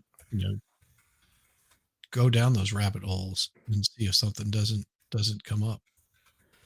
And go at it as not knowing who did it, have a suspect, and if you feel that you've got a solid case, then yes, prosecute. But if you've got as shaky as that stuff is, I mean, Yeah. you would think you would want to win against someone like him. Yeah. It just none of that case didn't make any sense. It just didn't. I mean, the guy's clearly a scumbag, right? I think we can all agree. But it's like I would have guessed. I mean, if I was in his position and I didn't actually do it, I wouldn't want to go, die with the moniker that I killed my wife and kid. That'd be a little weird. Yeah, just like that stuff doesn't really make a whole lot of sense. Of well, I'm going to delete my wife and kid, although I'm already going down for these financial crimes. I mean, None of it makes sense. Like I like I can't remember who came up with it, the cartel idea. I mean, that seems like a logical choice and a reasonable explanation. I mean, yeah, because $50K a week or a month or whatever, that is a lot. No how much it is a week or a month. That's a crazy amount of, especially if it's Oxy. Yeah, Oxy is not that. well, see, that's the thing is like, this is the thing that I kind of disagreed with what the prosecution said. So like the way that they were saying is like, oh, that's like 120,000 pills a month or something like that. It's like, yeah, from a pharmacy. It's like the price goes up when you buy it on the street. It does. Not necessarily, It's no. like, well, depending on what it is, yeah. But not that much. But Oxy is a lot cheaper than like crack, heroin, stuff like that. So yeah, but that's why still, he's even because like obviously I work for a pharmacy, so I see what it costs to just dispense it, and it's really not that expensive. I can't imagine they're charging that much out on the streets because I don't know what they're charging on the streets, guys. Are you sure? Yes. Are you sure? I mean, you do live in Michigan. Yeah, well, she knows what she charges on the street. I know but, what her competition. Gotcha. Yeah. Competition. Well, Murdoch's been taken care of. Just slowly working working her way your way down the through. line. Yeah. I remember I looked it up because in my system just when the trial was going on because I was like, I wonder how much it costs. Mim, no, there was no other explanation, but that's not to the job of the defense. They said it couldn't add up with the evidence shown with his timeline with the GPS and the phones moving at different times, because he was in his car when his wife's phone moved the last time, if I'm correct, and it was totally different location. So they're thinking about him having it in a car and holding it perfectly still and then throwing it out the window, and it didn't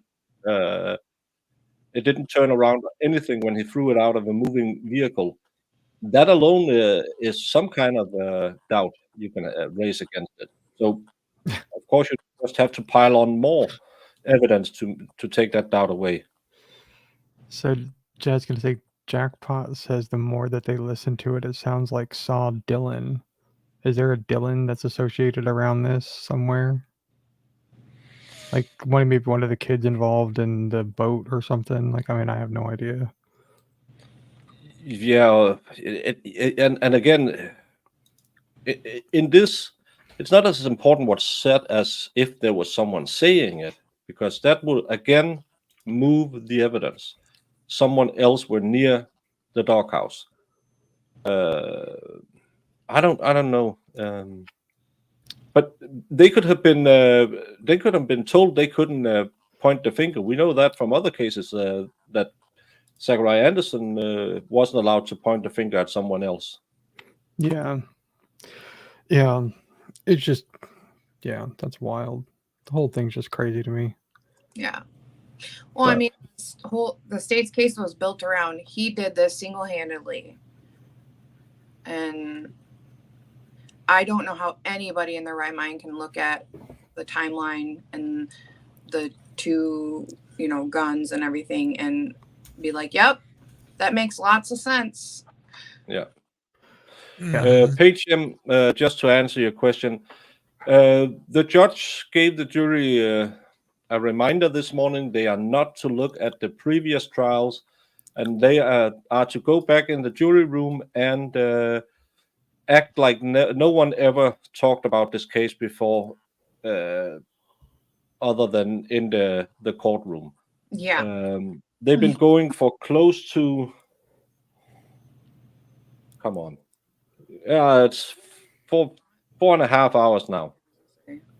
So Yeah. we don't know if they will be just as long as the other one. I bet they did a poll as the first thing when it said, "Hello, you new two. 5 of us is guilty, 2 of us is innocent, and the rest is undecided. Where do you stand?" That's, even though they're not allowed to do that, but what do we know? Yeah.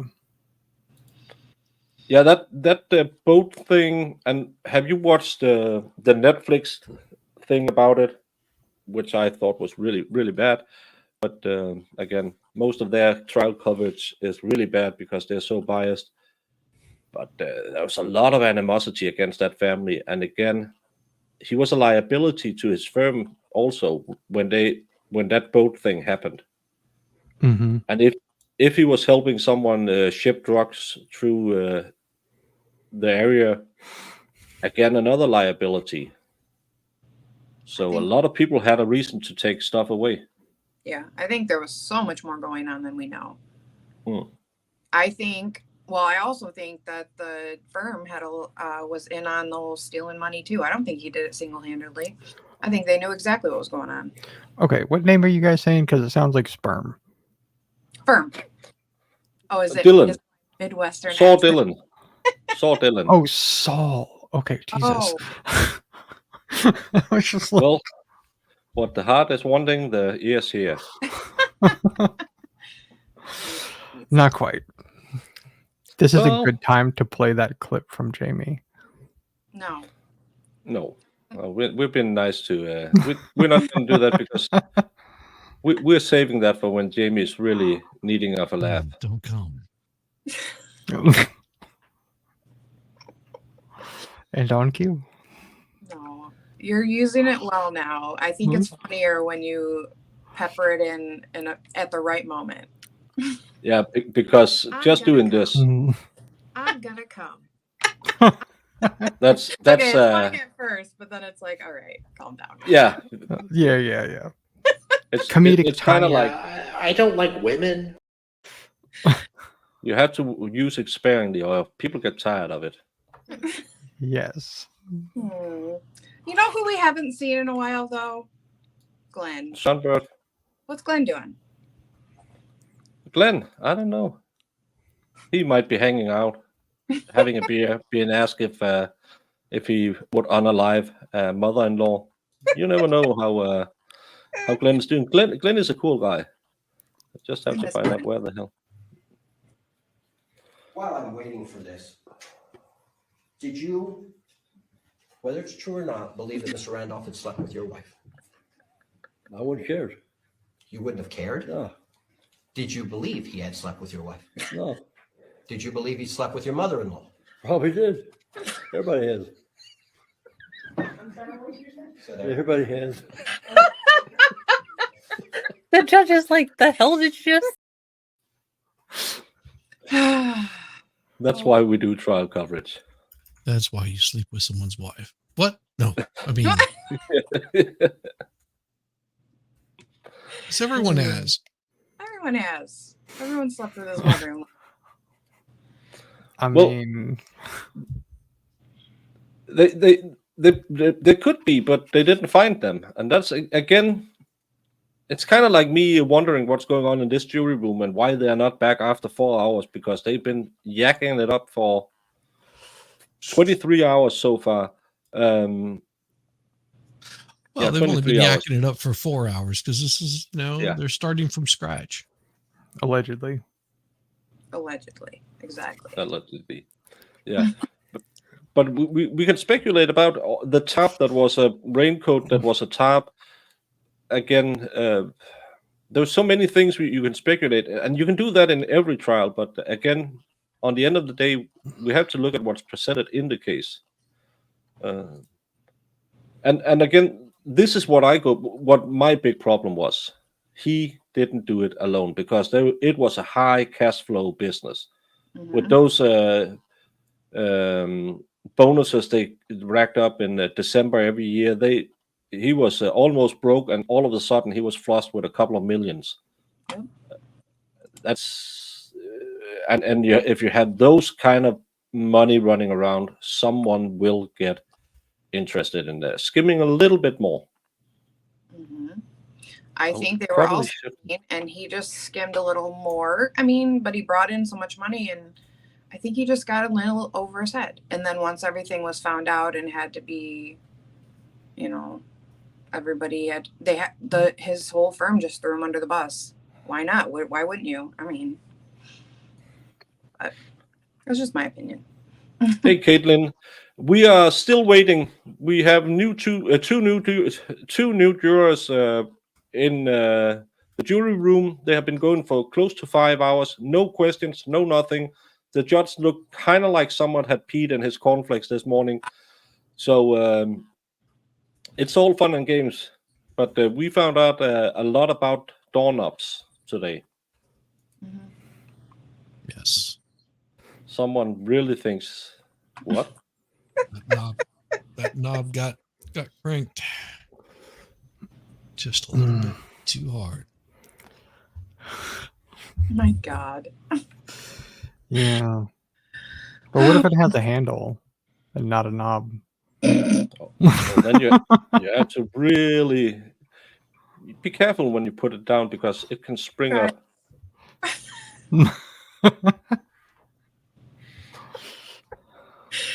Yeah, we have two new jury members. It's my accent. I can't help it.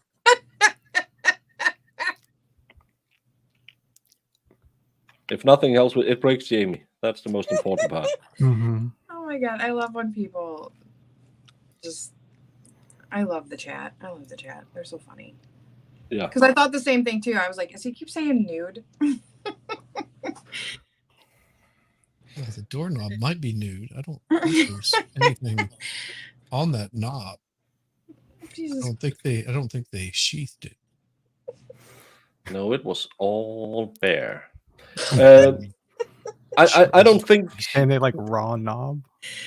Yeah, they were raw knobbing.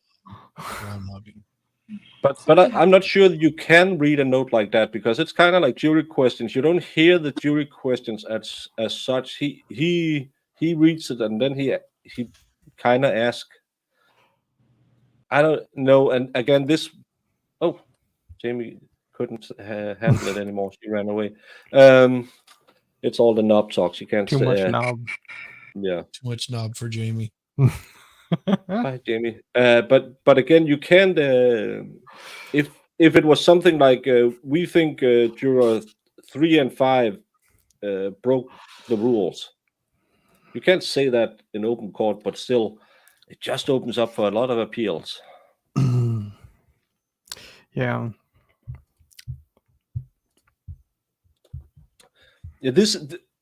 We said that on Friday, but again, if 2 of them were already tainted by then, but that's the judge's problem, because Thursday he was asked about if they could see a demonstrative and a map over the western part of Massachusetts. And I know I'm blonde, I know I'm kind of stupid, but the people who are really interested in that is going to do what Shizzy and I did on live on stream. Go back and watch it on Google Map, even though they were told not to. We have heard about. They would never do what they're not supposed to do. Never. Yeah. No jury have ever done it. Never. Mhm. Yeah, they are really showing the knob in there. They Yeah, could be just having a dance party. You never know what really goes on in those jury rooms.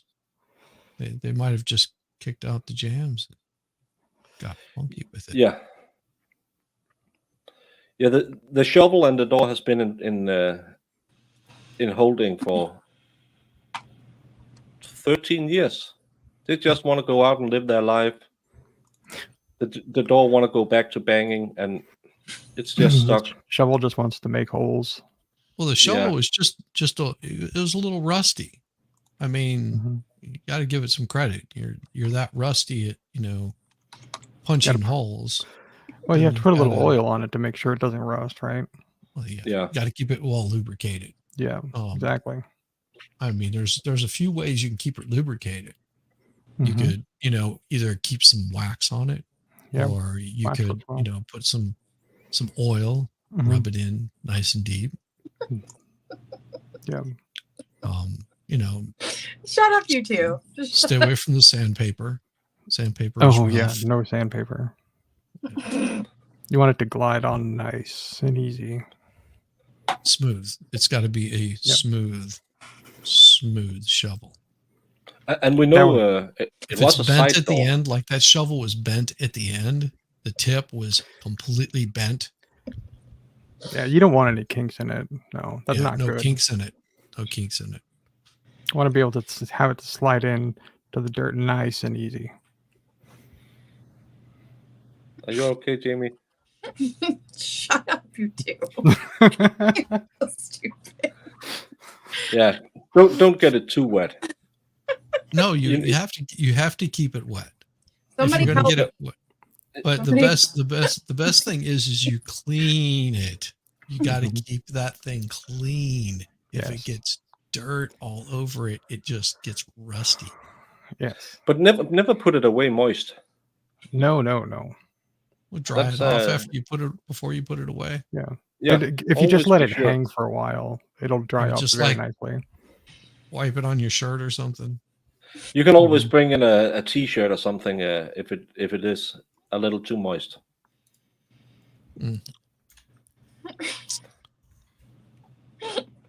Are you Farrell- okay, Jamie? Where is Farrell? I need her. The combat. Already. Doofuses. Sorry. I mean, you need a couple of you. I need another lady. Just too much. It's just too much. Too many knobs and shovels. Don't forget the handles that pop back up. Yeah, there was nothing. Those handles were clean. There was Mhm. nothing in them. So someone took care of the wood. Yes. That, It's- I mean, that they didn't find any DNA on those handles is amazing. It would have been really bad though if you would have got glass on your knob. That would have been really bad. If they Yeah, would have went in that way. it's painful. Yeah. Paige, we are talking about this case and the evidence presented in this case. I take offense to people thinking this is some kind of sexualization of this case. No sexualization. here. Yeah, not at all. No. Not at all. No. No. But No. I don't know. Should you be banging the door so hard that the wood chips? Well, It sounds Jamie kind of wants a painful. door. Jamie wants a door that swings both ways. That's what somebody in chat thinks. Yeah, well, Irish is You just like your door to swing one way, Jamie. a freak a leak. And I love that. Swing one way. Don't stop. And I love that because I'm kind of stupid. She now is named Irish instead of Iris, which is her proper name. Shelley, I'm sorry. don't stop. Just keep talking. Yeah. MLS, the verdict is that you need to keep your tools nice and lubricated and air dry them. Don't wipe your t-shirt with Yeah. your tools, or your tools with No, your t-shirt. And keep your But- knobs polished. Keep We them know polished. MLS is a man who can handle his wood. Yes. He's Yeah, I he's mean, kind of he's- a woodsman. Yeah, he's been handling that wood for quite some time. Mhm. I Yeah. mean, keeping it well smooth and Keeping Yeah, all well, the you heard splinters out of the wrong. way. If not my unless ba- it's paused. Well, it's kind of tired of being here today, and I really hope this would be the last day I have to sit here. But tomorrow I'm getting a new chair, so hopefully that helps. Yeah, Irish is a freak leak. She is a freaking leak. Well, Young, if you ever need to have someone to teach you how to handle wood, MLS, I can do it. I mean, there's plenty of guys out there that will offer to teach you how to handle wood. I know my There's way around maple real well. probably a few women out there might be able to tell you how to handle wood also, especially if they're experienced in handling wood. I know that like Feral Housewife, from what I understand, now this could just be rumor, but after all those kids, she's pretty well versed in handling wood. Yeah, but again, I like Puffer's. Just learn to start out with a shovel, and then get a shovel your way. nice and clean it up, make it pristine, make it smooth in the handle, make Mhm. sure the wood doesn't chafe, and Mhm. the tip Make- is Not point bent. sharp. Make sure the tip is not bent on it. Yes. Well, a little kink doesn't hurt, but not too bent. just no Yeah. knots. No knots Just in the a little wood. kink. Too much kink, can ruin the experience. Yeah, it can kind of get hurtful to shove it in. Mhm. Yeah. Just make sure you definitely don't have any bugs. Yeah, no rot in the wood because Yeah. it gets kind of limpy. That's not good. Investor Dylan Hightower with the 14th Circuit Solicitor's Office. Did Murdoch know him before? I don't know any of these people. I just watched the trial, so I don't know about people who testified or did. But I kind of have the idea that what's the name of their special unit? I don't remember the name. They weren't the greatest detectives out there. Sled? It was almost like what? Sled, do you mean? Yeah, sled. Yeah. And it's kind of like the lady investigator down in Florida with the Rudolph case. Did you look for any evidence? No, no one told us to. But aren't you supposed to be the one who looked for evidence? Yeah, maybe if people do it, you can always fail upwards. That's a good thing. Yeah. And they failed upwards pretty well. And that's a big problem because these people go on to be lead investigators, go on to be higher ups in the police, and sometimes you just need a good correctional slap in the face and be told you did a bad job, instead of saying, well, the circumstances and stuff like that. Because if this is the fourth trial and they still don't get a conviction, if you've been in a private law office, you've been kicked out of that faster than Jamie can turn it up. But in the government, you're probably gonna get a promotion and a raise in 2 years. Yeah. Because you're just in the system. I mean, the prosecutors do like to throw the wood at people. I mean, yeah, but not the people who works for them. It's always people they're trying to throw in jail. well, they're the ones who grow it, right? They're gonna grow this trial. No, it was the side door. It wasn't the back door, because they looked at the back door and it was closed. It was exit only. Well, was it a back door or was it a side door? It was a side door that did it, because the Okay. back door was a sliding door. Oh, that's right. Mm. Much easier.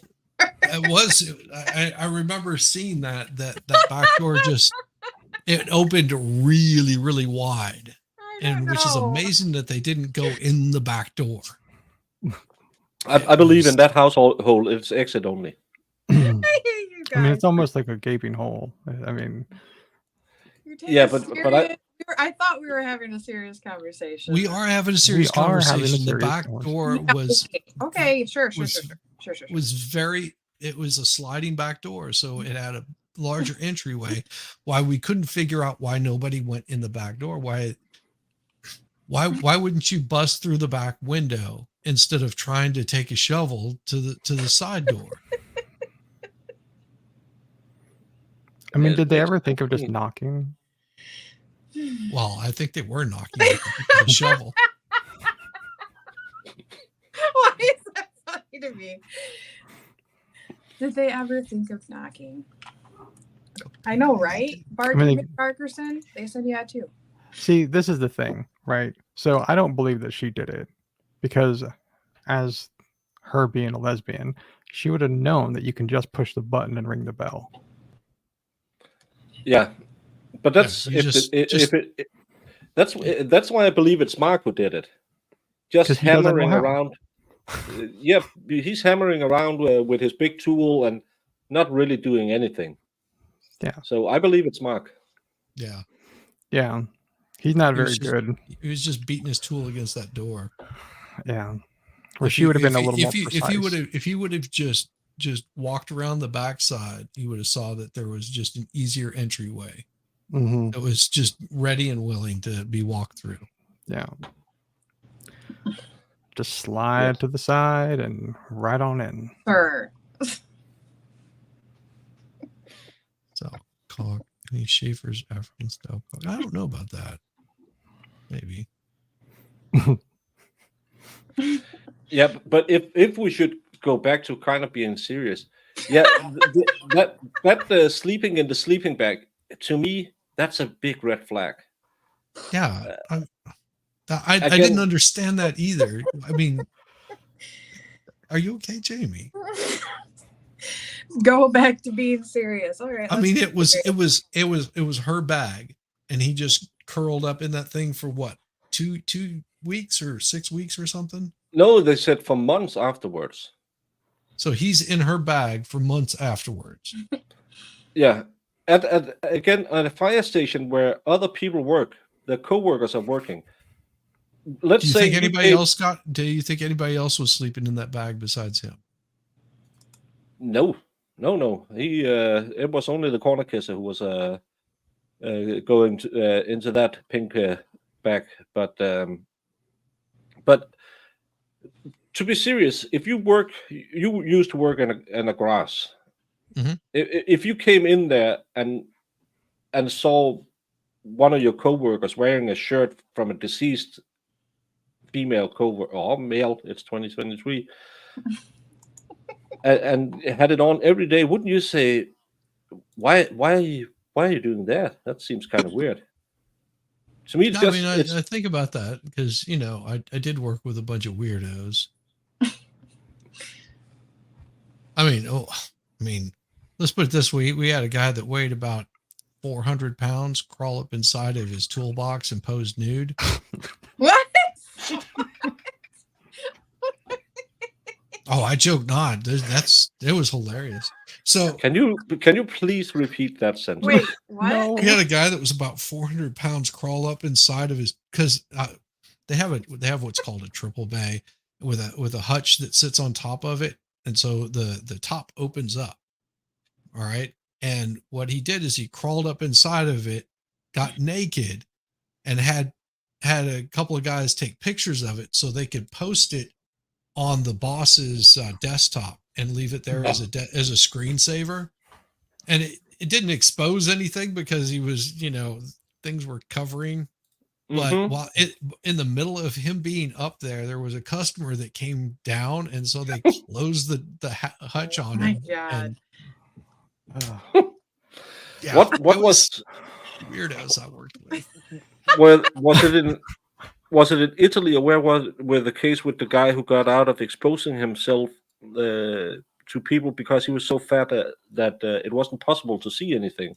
Yeah, sounds what right. about have you guys seen the video Oh my of the God. guy who was he was a heavy guy, right? And so he's running, trying to get in shape. Okay, and he wasn't wearing a shirt because it's hot. It's in the summer. Oh, that was a And parody. he got Yeah. a police officer pulled over, and he got a ticket for each titty. Yeah, it was a parody. I remember that one. Yeah, it was a parody. He does stuff like that all the time. He posts stuff like that. Yeah. It's the most hilarious thing. I got one for each titty. But yeah, I find no, I'm not saying he actually murdered her, but still, I would have looked into a guy like that, especially with the 3 credit cards, the lying to the wife, the $250. We were never told about what any of her money went to. It's to me, if we should try and be a little bit serious, that's why I don't get why we are sitting here on the 5th hour waiting for a verdict. Makes no sense. Yeah. Well, I mean, we know where her money didn't go, right? Clearly, she didn't have good enough knobs and locks on them. Yeah. She wasn't a pro knocker. No. I should have read this. Well, now I want to read. Dennis is always good for a laugh. What are you talking about? Well, probably shouldn't. Again, people might not know how crazy we are on this channel, so we're trying to get them to subscribe, and then we show them how crazy we are. Yeah. Sure. Yeah. Well, again, it could have been the absolutely guilty people who were thrown out, because if they had looked into previous trials, I would bet they have been sitting in there saying, well, in the 3rd trial, he was convicted because didn't you see the paint on the floor? Didn't you see the paint on the floor? And the expert said such and such. And so I would think people thrown out were pro-guilty, in my opinion. But because why would a not guilty go home and, a not guilty would go home and look at the map and say, it's totally reasonable to believe Mark could have done it. But if you're coming with ammunition from the previous trials, I would say you are looking for a guilty verdict. Am I totally kind of hazy for thinking that?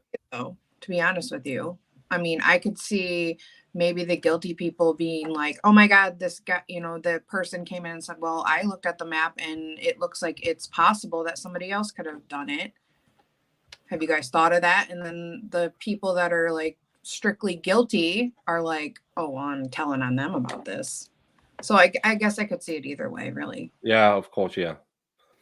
But it's just sounded like they were going home and doing gathering ammunition, and I would do that 2 days in. No, I absolutely wouldn't ever do that 2 days into a jury into a verdict watch where you are just deadlocked, and I really think they're deadlocked in there. They can't budge each other. They weren't as close to a private chat, not a private chat, as close to a. Yeah, what I'm looking at, I'm saying verdict. That's a big problem. Yeah. Yeah, they weren't as close to a verdict as you thought at all. No. I mean, they were close. They were close, but somebody screwed it up. I guarantee it. Yeah. That's a pretty good one, Baker. That's solid. They just need a little bit of time to get warmed up to it. But again, you get the 2 new into the room. You say, "Hey, let's have a poll." We were 5-4. What do you say? And then you go from there. And then then they can go back to the judge and say they didn't listen to us. Man, 31-year-old Dwayne yes. is charged with indecent exposure and disorderly conduct on several occasions, dating back to November of 2018. And you see, that's what the problem is. Now, it's a beautiful day. This guy shirt off, and I was just jogging, trying to get my body back in shape. And all of a sudden, I get like I'm on Madden, just boom, out of nowhere by a cop. you know, it scared the hell out of me. I was so scared, y'all. I would just like to say he was way thinner when he was standing by the police car. We better probably stop sometimes so we don't get copyright struck again. Oh, I didn't on myself. And I'm talking about I was wet. I was wetter than a well in a bubble bath drinking a bottle of water. Okay. And to myself, I said, indecent exposure. Hold up. Wait a minute. Something ain't right. What you want me to do? I'm a man. You want me to put on a bra? Man, that bra strap will snap like a bungee cord. Just go. I love that. And, you know, I just came out of court and they just gave me 2 court dates. One for each titty. It had a fantastic response. I'm sorry. I can't. Oh yeah, I've seen him now that you said no, I've seen that guy on TikTok before. Yeah. He did something about like speed dating too that was really funny to me. I think it was speed. He's done he's funny.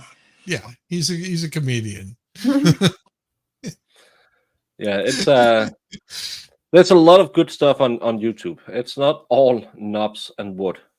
Exactly. Sometimes you get titties. Yeah, and that little bowler hat, it's just it's too small.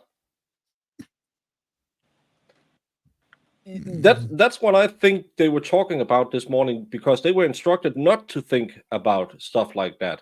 Exactly. So I think someone has said, well, she got life, or someone had said, we can't agree on murder 1. So could we agree on lesser included, and then she get a little slap on the wrist because she's already been incarcerated for so long, so she will walk within a few years, because we won't budge on guilty, you won't budge on not guilty.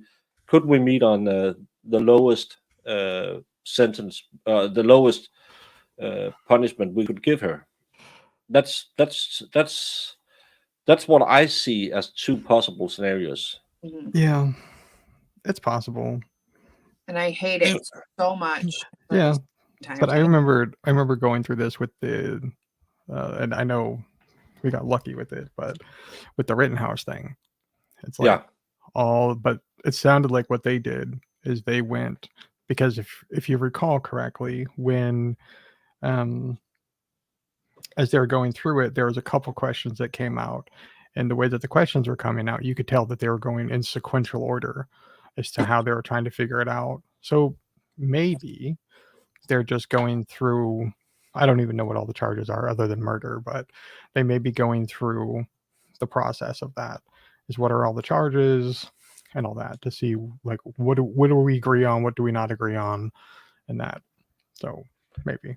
Yeah. Unless you still have that tainted jury member is still in there. You definitely don't want any taint.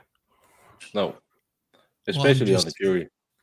But no, I was thinking about that though. If for example, you've got your juror that is causing these questions to be asked, and get somebody else to ask the question and get them booted off the jury. Yeah, that could be, but then again, at some point you run out of jurors, and then you go back for another trial. But that's what I said. In Danish trials, we have, let's say you are accused of 4 counts. Then you say guilty, not guilty in 1, and then no, not guilty. 2, yeah, guilty. 3, we have to go a little back and forth, but we agree on guilty, and 4, not guilty.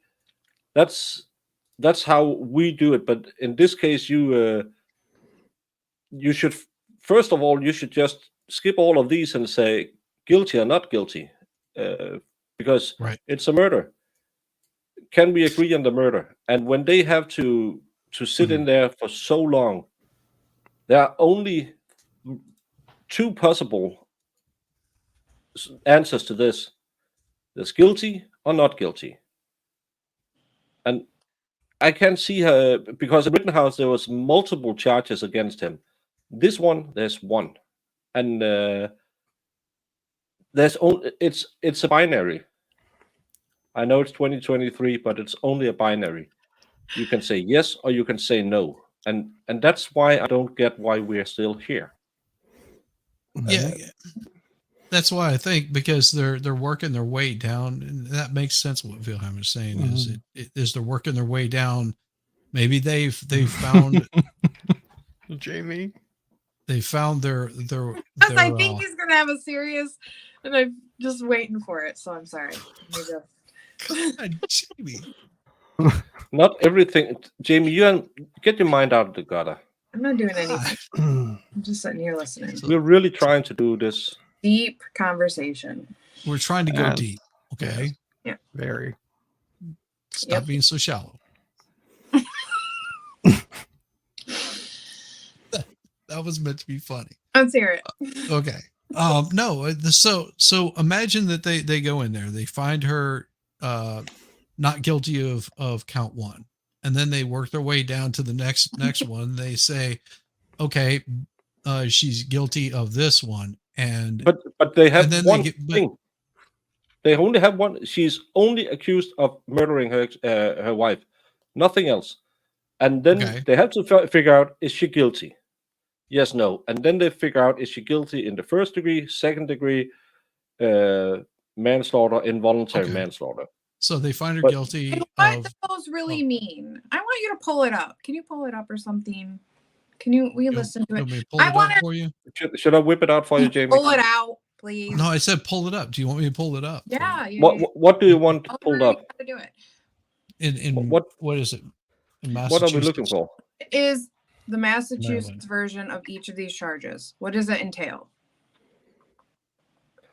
I want to know. Well, involuntary manslaughter means oops, I didn't mean to drop you on your head. Commits an unlawful killing that resulted from the defendant's wanton or reckless conduct, or commits an unlawful killing as a result of engaging in a dangerous battery. So, but I would say the strangulation kind of take the battery out of it. It could have been a sex thing gone wrong. Yeah, they have lots of those around. So that's involuntary manslaughter. Is that one of the lesser charges? Well, yeah, that's the least of a guilty verdict she could get. Yeah, if I'm not mistaken. Okay, so what's the what is it, manslaughter 1? But it's a woman, so she's not guilty. Oh, she can't have been doing manslaughter. Well, and she was hitting those knobs pretty hard. Oh my god, I hate you guys. No, you don't. That's why you love us.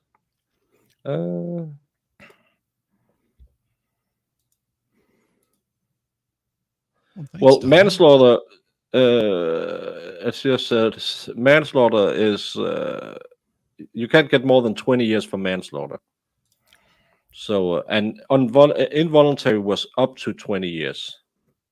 Okay, so manslaughter is that would be the highest level of No, that would be murder, wouldn't it? I don't know. I'm not a lawyer. I think it depends on the state, right? Because isn't there capital, and then I think there's yeah, and then some have first, second, third, then manslaughter, involuntary. Yeah. My question is what factors do you have to get those charges? That's what I mean. Because it's easy for somebody who doesn't understand that stuff to be like, oh, well, this is the lesser one. Let's just pick that one. But if manslaughter is, I don't know, whatever. Yeah, if it's involuntary, she's only got one count. You said she's only got one count, right? Faces a single count of murder. So and that's it. No lesser or included charges. Yeah, there is lesser included because they. That's what I was asking. They talked about. You said no. She's just got one charge. Yeah, she only got one charge. You have to figure out did she do it? Did she kill her? And then you look at it. Was it murder? Was it involuntary manslaughter? Was it manslaughter? What was it? First of all, the first question is, did she do it? Mm-hmm. And then you figure out, was it an accident or did it do it on purpose? Right. But that's what I meant. How do you choke? Because like with Rittenhouse, there was multiple things he could have been guilty of. There was guilty of murder, and they were charging him with murder in the first degree with the lesser included charges of committing it with a firearm. Yeah. Okay. And those lesser and included got removed because on some of them, because the firearm was not obtained illegally. But if I remember correctly, though, because I remember there was a discussion towards the end when before they gave jury instructions and all that, as to whether or not they were going to include not just the lesser includeds, but they would also have it so they could, okay, if it's not first, then it's second. The jury could decide that. So if it's not first degree, they could say it was second or third degree or whatever. And like, I don't know if that's something that's normal by state, or if each state has their different set of, I think this is what Jamie's trying to get at. Yeah. Is like, what are the rules within the state of Massachusetts that a jury could potentially have to decide on, because it's different in every state. Yeah. But that's really hard to find out. But I can tell you that in the 16 trial was the first time that the prosecution asked the jury to consider manslaughter. So for the first time, the prosecution in the upcoming blah blah blah is asking the jury to consider convicting her of the lesser charge of manslaughter. In the previous two trials that ended in hung juries, jury were only instructed to consider a first-degree murder. Is she charged with Is that what she's charged with, manslaughter? She's charged with murder. With murder. Okay, so I have manslaughter up here for the state of Massachusetts. So it's whoever commits manslaughter shall accept as hereinafter provided. Oh, that's the actual punishment. That's not the definition of it. Shit. Yeah, like what does it mean? Because like my example for like the stalking in Wisconsin for Zachariah Anderson, like you had to be terrified. You had to be aware of it. It can't just be something. You know what I mean? That's what I was kind of meaning. Like what? There you go. Yes, I got that. So here's a jury instruction. So involuntary manslaughter caused by wanton or reckless conduct. Okay. So wanton or reckless conduct is an intentional conduct that created a high degree of likelihood that substantial harm will result to another person. Wanton or reckless conduct usually involves an affirmative act. An omission or failure to act may constitute wanton or reckless conduct where the defendant has a duty to act. To prove that a defendant is guilty of involuntary manslaughter because of wanton or reckless conduct, the Commonwealth must prove the following elements beyond a reasonable doubt. 1. The defendant caused the victim's death. 2. The defendant intended the conduct that caused the victim's death. 3. The defendant's conduct was wanton or reckless. 4. Where there is evidence of self-defense or defense of another, the defendant did not act in a proper self-defense or in a proper defense of another. So that is the jury instruction for manslaughter. I will see if I can find the ones for homicide. That's what I was. That's what I was thinking. The elements of that charge. I will find the homicide one here. But if you look on section 1, chapter 265, section 1. Murder committed with deliberately premeditated malice, aforethought, or with extreme atrocity or cruelty, or in the commission or attempted commission of a crime punishable with death or imprisonment for life is murder in the first degree. Murder which does not appear to be in the first degree is murder in the second degree. Petite treason shall be prosecuted as punished as murder. The degree of murder shall be found with the jury. So it's the jury that decides if it's 1 or 2. But still, you have to read. You have to read the decision. She did it, and then you go to murder 1. Can we agree on that? No. Murder 2. Manslaughter, involuntary manslaughter. Right. Yeah. And that's what I was looking at. That's what I was asking, because it makes sense that you're going down through it. It's just like, okay, if they don't find her guilty of murder, then they can't decide what is manslaughter, involuntary, or anything like that. So you have to first of all find her guilty of the first one, and then you have to decide which. You can find she did it, but then you can say, did she do it involuntarily or was it intentional? Yeah, and then you can say, I don't believe it was murder because it didn't seem premeditated. Okay, is it murder too? No, because it could have been an accident, a fight. She tripped, fell down the stairs. Then we're down in manslaughter. Yeah. Manslaughter is when you run someone over with your car when you're drunk. Yamaha Biker says, just look up the revised statutes. That'll tell you. Yeah. That's what I think that answered my question though. That's all I was asking on that. Cause it I like I said, I thought in Rittenhouse that there were these lesser and included that only if you were found guilty of this, that, that they can still find you. Like, for example, they could have found him not guilty of murder, but they could have found him guilty of possessing a firearm illegally across state lines or something of that sort. But some of those got eliminated pretty early on. I can't remember the word for it, but then there's also factors like that actually would increase the thing too, right? I can't remember what that word is. It's not mitigating, it's the other one. Enhancements. Yes, Mark, the enhancements. Mark was the deceased's lover. He was the corner kisser guy. Yeah, he was getting a little Swap up. Do we feel jurors get more cranky the longer they deliberate? And if so, does that translate? What is it they always say? If you get a quick verdict, it's probably going to be guilty or not guilty. You don't know. You can't tell if it's a quick, a long, up and down. You don't know. But there are evidence that that position can be more locked down. The longer they go, the more set in your decision you get. That and it could be that they found her guilty and now are fighting over which of the 4 types of murder. It could be that one is saying it's clearly murder. One is saying it's involuntary manslaughter. They could be hung up on that. We just don't know. But I would say the longer you argue, as one who used to be in politics, the more set I get in my own decision. I'll fight even more if I've been there for hours.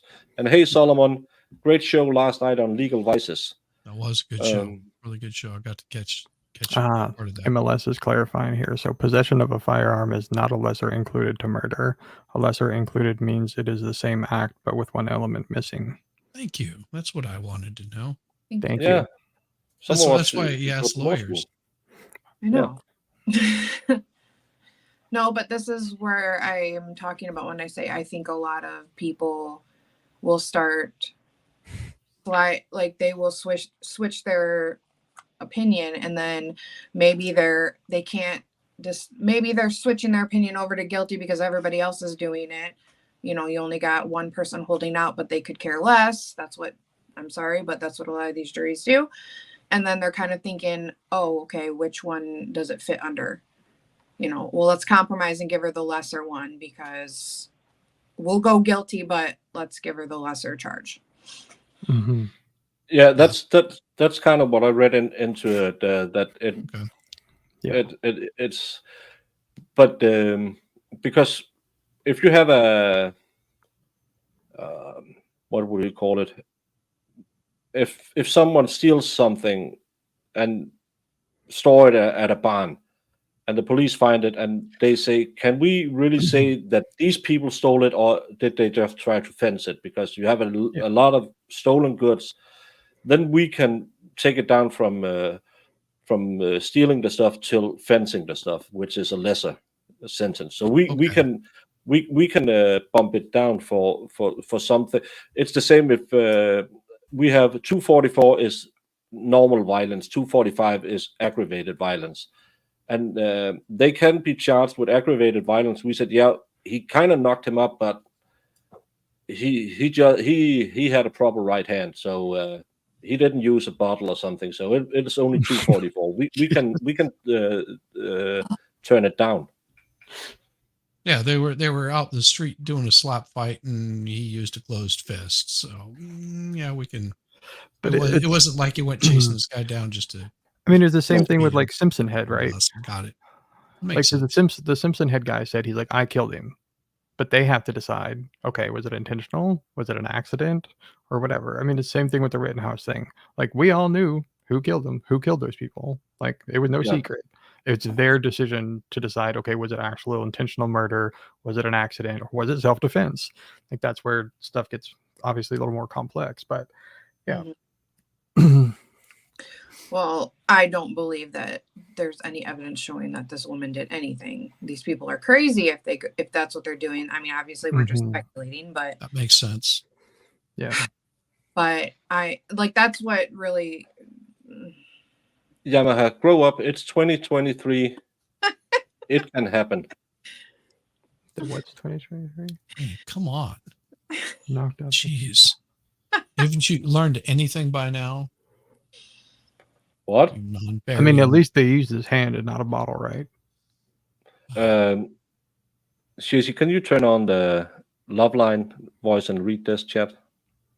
You've been so patient with me, love. I still have yet to respond to first. Was last night good? And I promise, nice long one tonight. I'm not sure she wrote that in the right chat.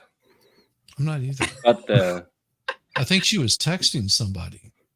Maybe. It could be more like, you've been so patient with me, love. I still have yet to respond first. Was last night good? I promise. Nice long one tonight. Love you long time.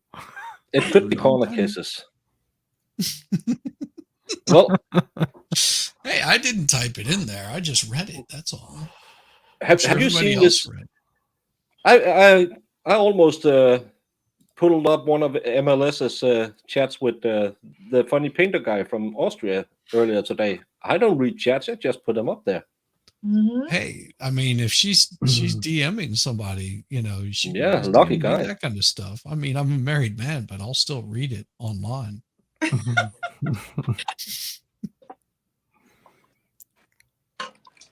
That's yeah. You come for the cases, you stay for the debauchery. Absolutely. McBarkinson, he loves it. She's barking at something you're saying because it just came out of nowhere. Making the dog howl. You are. Oh, my gosh.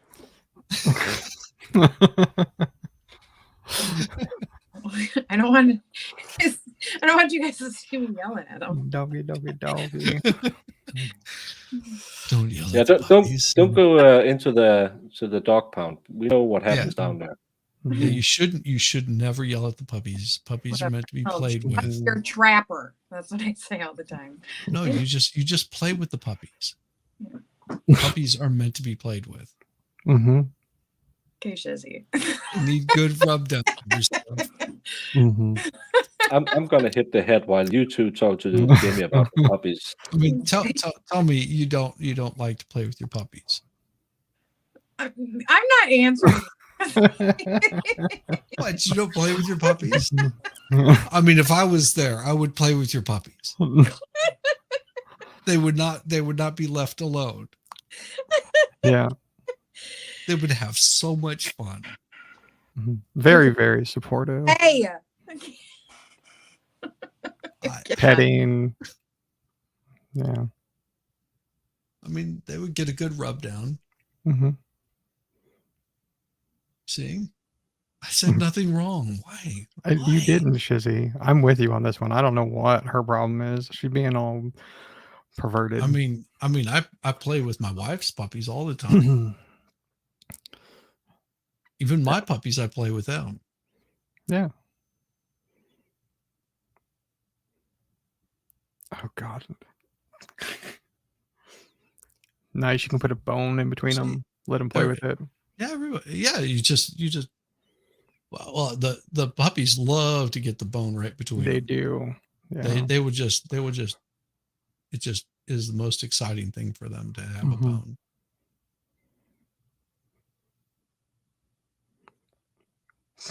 Puppies do love kisses. You're right, Indigo.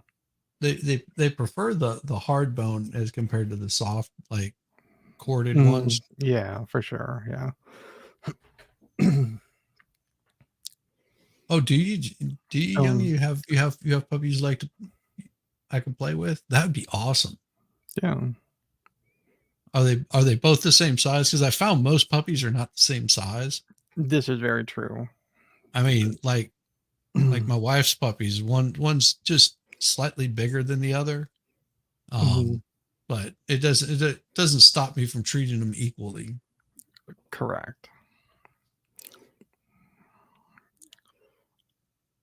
I definitely like treating them equally, right?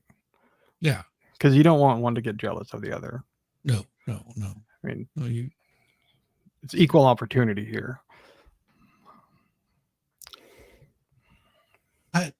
Well, you don't give them a soft one. Well, not the bone. I mean, then they just shake all over the place. Yeah.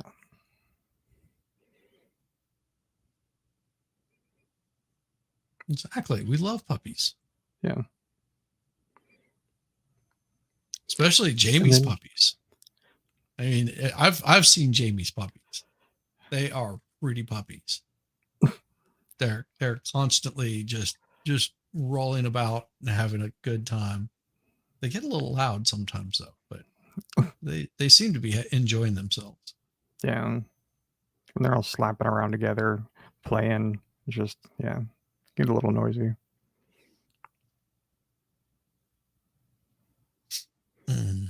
But then, so, after, you give them a bone and all that, right? So then at the end, you have to give them a treat, right? You have to give them that gravy that they like.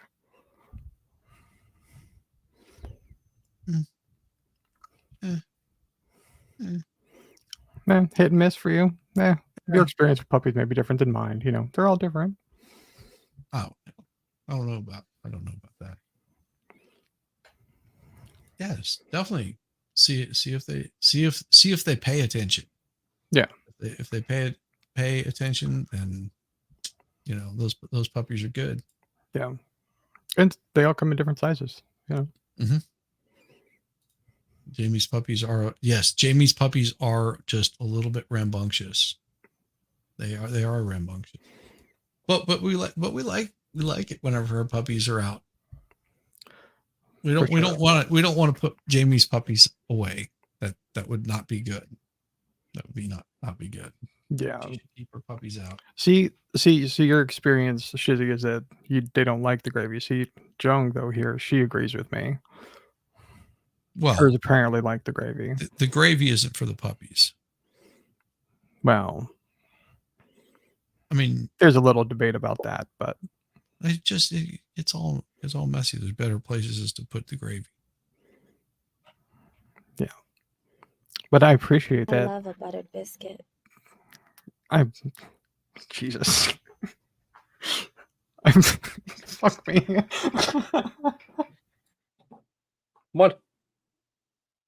What happened? I like the butter biscuit. I'm kind of hungry. It's almost 9 o'clock my time. I could eat a little buttered biscuit.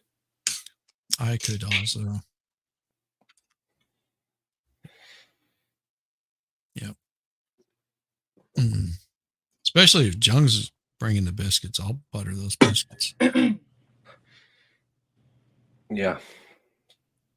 I mean, we were just talking about Jamie's puppies is all. Yeah. I heard the whole conversation. God damn it, Baker, you got me with that one. Well, that's the great thing about the YouTubes. Whatever you say, stay there. Yep. Yeah, it never goes anywhere else. Yeah, but I should be making some cinnamon buns one day and glaze them up real good. I think so. Like, because you do your glazing a lot different than we do our glazing. I guess Yeah, we do it a lot thicker. No, you don't do it. What I saw you just put a little bit of glazing on it. We like really glaze those things up. Yeah, but it's so thin. I know your glaze is so thin, but we like. No, yours are thin and it runs all over the place. Ours are precision. No. Ours is just everywhere. It is like a big sloppy mess of glaze. Yeah, that's a problem with American glazing because, again, you have the nice European way. Keep it right where it's supposed to be, where it works. Yeah, Kind of see, like this. that's just a small amount of glazing, very small amount of glazing. Yeah, but it's with precision. It's not the amount; it's the way it makes everything. It just pops it. It's the potency. Yeah, and again, it can be too much glazing. I This is guarantee just you. sloppy. I guarantee you. Ask Jung if she likes having more glazing or less glazing. I guarantee you she'll tell you she wants more glazing all over it. Yeah, see, Irish is there. See, Cover it Irish is all. there. Cover it See, all. yeah. Yeah, well, Irish is. What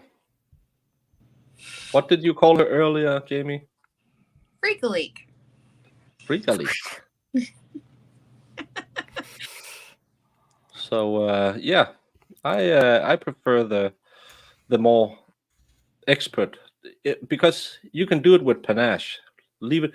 This is just Yeah. See, this- even this is- Jung is telling you that her puppies ask for more glaze than that. They beg for it. Yeah, see, I Yeah, think but the look- ladies look at are this. on our side here. I and mean, what is this? No, that's some sort of cream cheese frosting. That's not glaze. yeah, Yeah, that's that looks Nasty. like a more of a Japanese kind of style. yeah, that Use you. That- that's just like all clumpy. You don't want a clumpy glaze all Maybe- over it. Yeah, maybe like multiple you- glazers is kind of what that looks like. But if you want to make it a little exotic, you can always do it with a dark glaze as well. Oh, I think you should probably see a doctor. You're shooting dark glaze. Yeah. Well, it's cocoa. It's Don't agree with him. I don't know. I've never had any problem with dark glaze. This is about the saddest cake I ever saw. In Yeah, I Denmark, like we good do. In Denmark, we do cake men for birthdays. And normally, where I live, we do it with what's known as brunsviger. That's a button with a cinnamon filling on top of it, and then you paint the outline of a man or a woman. But this looks kind of like something What went the wrong. actual fuck is that? What in the hell? This looks like something that came out of a holler down in not Valhalla, of a holler down in Kentucky somewhere. A holler down in the holler. Yeah, down in the Trying to holler. say? Came out of Over in the holler, y'all. See, here you go. I'll send you the recipe for hummingbird cake. I saw the This is hummingbird what you cake do here. earlier. Hummingbird down a cake holler. is made up of 3 layers of tender, See, moist cake loaded with banana, pineapples, pecans, and warm spices. The layers are stacked, filled, and frosted with a smooth, rich cream cheese frosting. A delicious, see? classic recipe. I like my cake firm, moist, with a little bounce to it. Now, see, the cool part about doing this is you roast your pecans. Get those, you toast them in the oven. Toasted nuts is that's a step too far even for me. No, It's okay if it they're toasted. breaks out the oils on it, and once you get that that oil, it just changes the flavor altogether. Yeah, you have to be careful, Baker. You can toast your nuts, just don't burn them. Yes. Okay. No, Solomon, it's not gingerbread. This was made from cinnamon buns. It looks really nasty. I see. Can I find one of the real ones? Because we have different parts of Denmark where we do it differently. We have it where we do it with the same things as you make Danish from. And that's the wrong way because they make that over where masses from. Isn't Danish made from a lot of cream? No, Danish is it's layers of dough and butter rolled together. So there's no cream in a Danish. Is there a word for that? She's Danish. Not So it's kind of like an. Well, never mind. I'm not going there. This looks kind of like a mute. This is bad glazing. It's in the hair and everything. Yeah, that's just shooting randomly. That Hey, at least they got it in the belly button. is that a belly button? Well, it just looked like they aimed for the hole in the center. Isn't that what you do?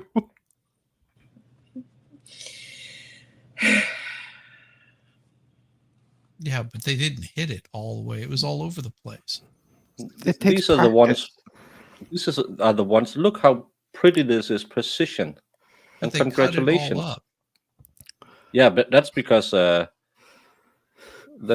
you can use the rest for something else. So you make people pay for more than they believe they got. They believe they got more than they got. Right. It's how we make money as bakers. Just ripping people off. There's so many people getting timed out with all this cheese Danish. So, hey, Caper, welcome to the channel. I haven't seen you before. Maybe you are over at Chizzy's. Oh, you've met Caper. You've met Caper. Caper, you would have met from over at LC's. Lincoln Canes. Yeah. Well, welcome, Caper. Welcome. Yeah, we are on Verdict Watch. We are being silly. We've been silly because we've been here for 6 hours now. Nothing has really happened. So right now we are looking at cakes, and some people are getting banned because they like cheese danishes. So Baker, back to the picture you had of. So you said that's what brings in the money, right? Getting it all nice and precise, right? So yeah, is this what you would call the money shot? Yeah, that's you could determine this as being a money shot because look how pretty it is. But you have And to understand, people like Jung, like they like glaze anywhere. They just want to have it. That's all. Well, yeah. Just give Jung the glaze. Yeah. Does not matter where it goes. Just put it on there. Yeah. I mean, it's fine. So people more like like that, you can clean it up. That's all good. So something like this. Yeah, that's just weird. Christmas tree. No, it's a lady. Can't you see it? It's a thread. I can't see it. Oh, okay. I see it now. It looked like a Christmas tree. I see the eyes. They are in odd places. She's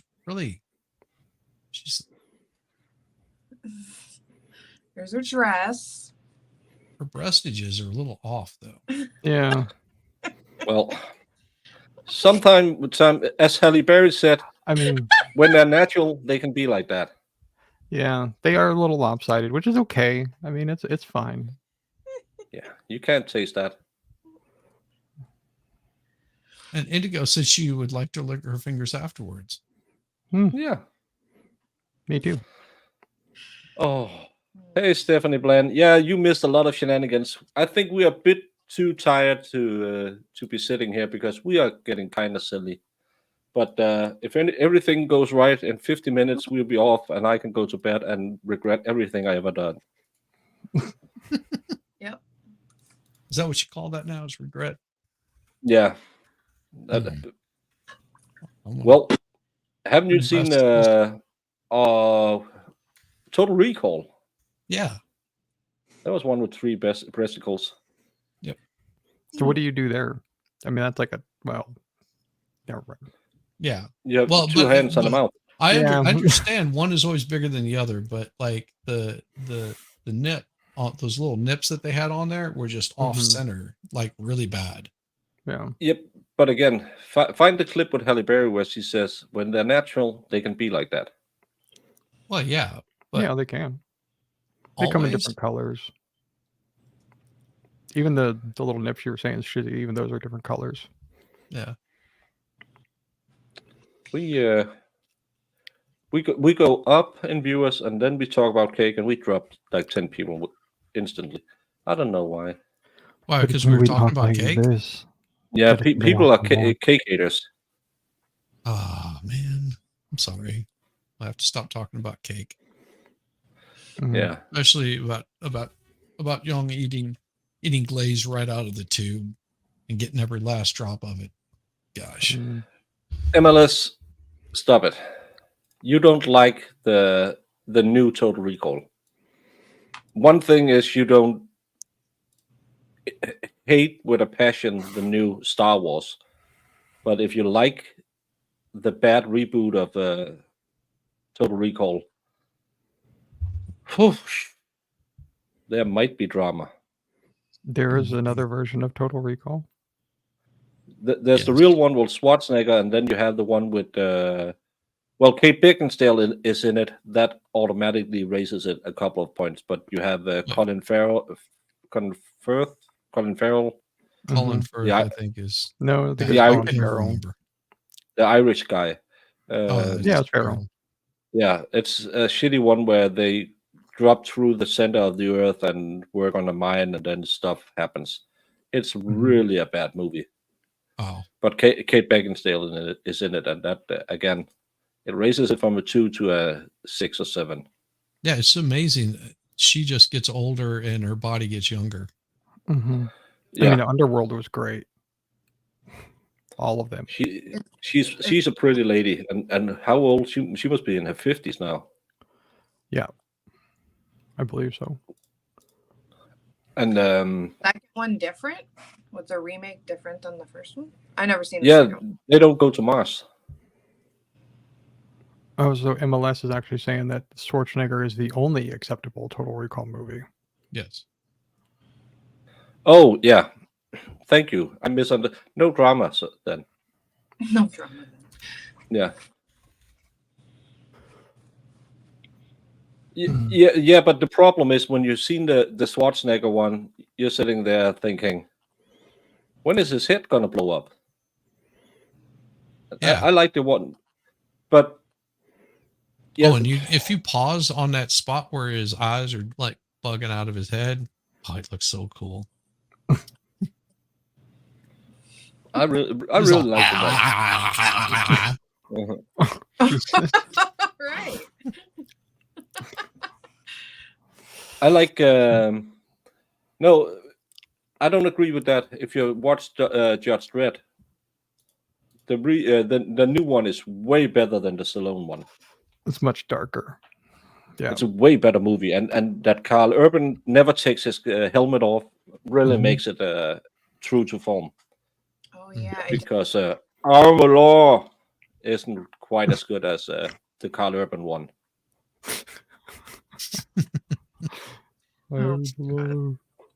I don't get did Sylvester take too many roids so he got some kind of injury to his face, because he looks like he has Bell's palsy or something.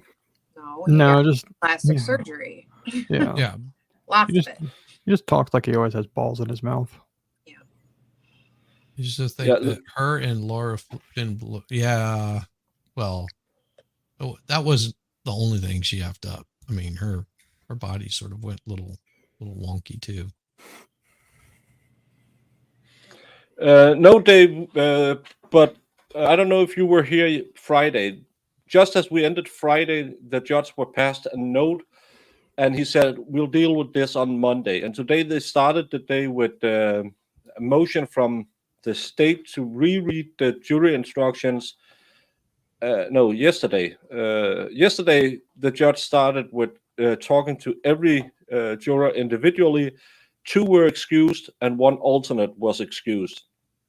Why? We don't know. He claimed it was because of personal reasons, but that seems kind of odd. 3 people getting chucked out after they have been deliberating for 18 to 19 hours. Today, they started with a motion from the state that they reread the jury part about the sentencing, which the defense didn't want them to reread. And if they did it, they should again be instructed that it's the burden of the state to prove she's guilty. So the judge said, I'm not going to read anything. They have it on paper. They can read it if they want to. The juries were then instructed that they have to go back, deliberate, and see it as they just went into the room. Whatever they talked about before, they are not allowed to talk about now. And which made us think that some of the juries who were excused might have been looking into the old trial, because he said something about you can't look at, because they were asked about previous testimony, and he said that's not evidence. You can put into that what you want, but you can't bring this into this case because you can only deliberate on what was said in this case. So it seems like someone has been at home looking at what happened in especially the third trial, where she was found guilty, and might have been saying something in the jury room, which I don't understand why you can only skip out 2 people and then say, well, it never happened. Because was it only these 2 people who talked about it, or was it said in the jury room? I would say the whole jury was tainted if someone brought up evidence from another trial. Yeah. Back to tainting the jury room. Yeah. That's a lot of taint. Yeah, it's the same source material, but Judge Dredd wasn't a Judge Dredd movie. It was just Stallone being Stallone in another universe. Yeah. How are you doing, Jamie? I'm fine. Bell palsy Bell's- sucks. It does. I've had it.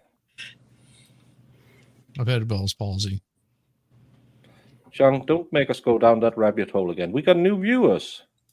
And we try to keep on. We just did below 60, so we have to keep going and not talk about it. Young Baker showed you plenty.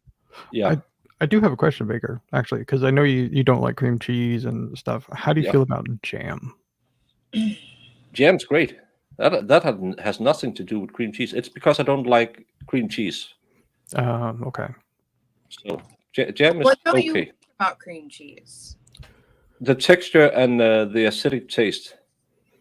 Oh, look, so you if you ever had cream cheese frosting like done correctly? Yeah. Because cream cheese frosting is completely different than Yeah, because you heap a ton of sugar into it, because no one likes the taste of cream cheese. Sullivan, yeah, we do. You're right. It only requires 1 juror, and again, if you skip out 2 and say they have done something they're not allowed to, have you contained what they are not allowed to talk about in the jury room? I don't believe so. So the entire jury is tainted, and that's to me is a big problem. That he just throws out 2 people and says, well, let's go back and do it all over again. To me, I can see the next appeal coming up if she gets a guilty. Yeah. See, the reason I was asking is I like jam on my biscuits. So. Yeah, a nice toasted biscuit with some strawberry jam. That's good. Yes. So do you eat bagels? No, we don't do bagels in Denmark. You don't eat them? I had my first and only bagel when I was in Illinois in '96. Well, that's why. That was a bad place to go to get bagels. How'd you do that? I don't know. We just lost a lot of people because we go right into the cream cheese. You want to spread. People don't like cream cheese. That's why they leave our chat. No, I don't know anybody in my life other than you that doesn't like cream cheese. No, I won't do that. It's the same with people who said, "Oh, you haven't tried my potato salad." I hate potato salad. Yeah. Yeah, I don't like sour cream either. Oh my god. Don't like sour cream? We can't. No, it's nasty. Oh my god. Is it an aversion to sour things generally? Like, do you like pickles? Just for you. Yeah, I like pickles and stuff like that, but I just it's the texture that. What kind of pickles do you like? Do you like sweet or do you like dill? I don't like dill, but Kosher? that's because I don't like dill. Okay. I don't like you dill herring either. So is it the dill flavor you don't like? Yeah, or I don't or like dill flavor. Okay. So you like the sweeter pickles, but not the sour, salty ones. Well, it could be. I don't mind stuff being sour. But I don't like the texture of cream cheese and stuff like that. And you, of course, you have bagels in Roskilde because you're almost Swedish. Mm. And we, yeah, I don't like sweet things on my croissant. I like, as we talked about yesterday, I like it with a chicken salad or a shrimp salad. That's great. So you're more mayonnaise than sour cream. Yeah. Okay. See, now in place of mayonnaise, we'll use sour cream because neither my wife or I like mayonnaise. Mayonnaise. See, voted pickles on I did too. It's because they have to put it on or they can't sell it. And there's so many things where you're thinking this can last forever because it's filled with sugar or salt. But So they have there's to put this- it on or you can't sell it. The reason that there's this thing here that people like to do is, so you take your pickle, right, and you put some cream cheese on it, and then you wrap it in meat, and then that goes into a tortilla. It's called a pinwheel. But you have to Sounds put nasty. the cream cheese on the pickle first.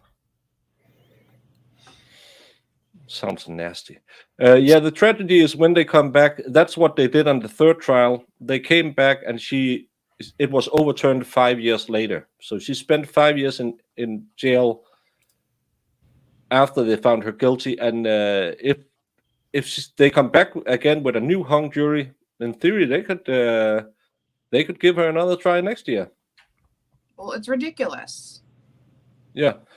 There is And not I just- a single thing that they I wonder. show. I'm sorry. No, it's just like I'm so annoyed because there's not a single shred of evidence that they showed that proves that this woman unalived her wife. And what are we doing here? We're sitting You here think- for 2 days and then you kick people out and we got more. It's like, what is going on? So do you think that maybe they're a hung jury at this point, and they're just trying to get so they're unhung, or and how hung is the jury? That's the question. Yeah, and that's Be serious. yeah. But to take it on a serious note, yeah, I think they are an impasse, and they didn't move the goalpost by throwing out these two people. I think they have let's say 5-4. I just saw a head go bobbing by. Yeah, That's what she said. They should be. It's in 40 minutes. He normally ends the day, but what I'm seeing in my mind's eye is a 5-4 split in there, and a couple of people who can go either way, and it doesn't change that you put in two new people and say, okay, let's start on a fresh, because those 5-4 will still be 5-4 in the end of the day. And you don't get over that just by eliminating the people who said, well, there was this paint expert in trial 3 and I really liked what he said. Because so far they have been going for, they're going to be going for 6 hours, 6.5, no, because they went in 23 minutes after. So they're just coming up of 6 hours today. Before that, they had 18 or 19 hours where people have been locked in their positions. That's why they couldn't go anywhere. And that's probably why someone went home and said, well, I looked into why she was convicted on the third trial. And it sounds really reasonable because there was this paint. But if he says that in the jury room, these people should all be thrown out, like Solomon said. Mm-hmm. And booting 2 jurors, as Solomon said, is a massive red flag. And that's the big problem in this case for me. And an alternate? I mean, maybe the alternate was, like you said, just a personal reason and they couldn't sit there any longer. But still, an alternate and 2 jurors.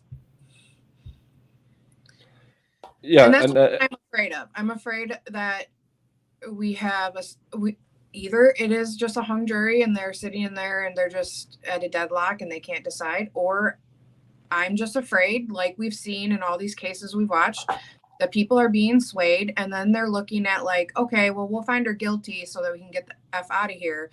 But what level of guilty is she? You know what I mean? And compromising to go home. And that's ridiculous. That's what. Yeah, but still for 6 hours. And if you can't get that one, because then you're just going down the tree saying, well, we swayed the two who were not guilty. So we throw murder 1 and 2 out the window because they gave us a guilty verdict. So we're going to give her manslaughter in some degree.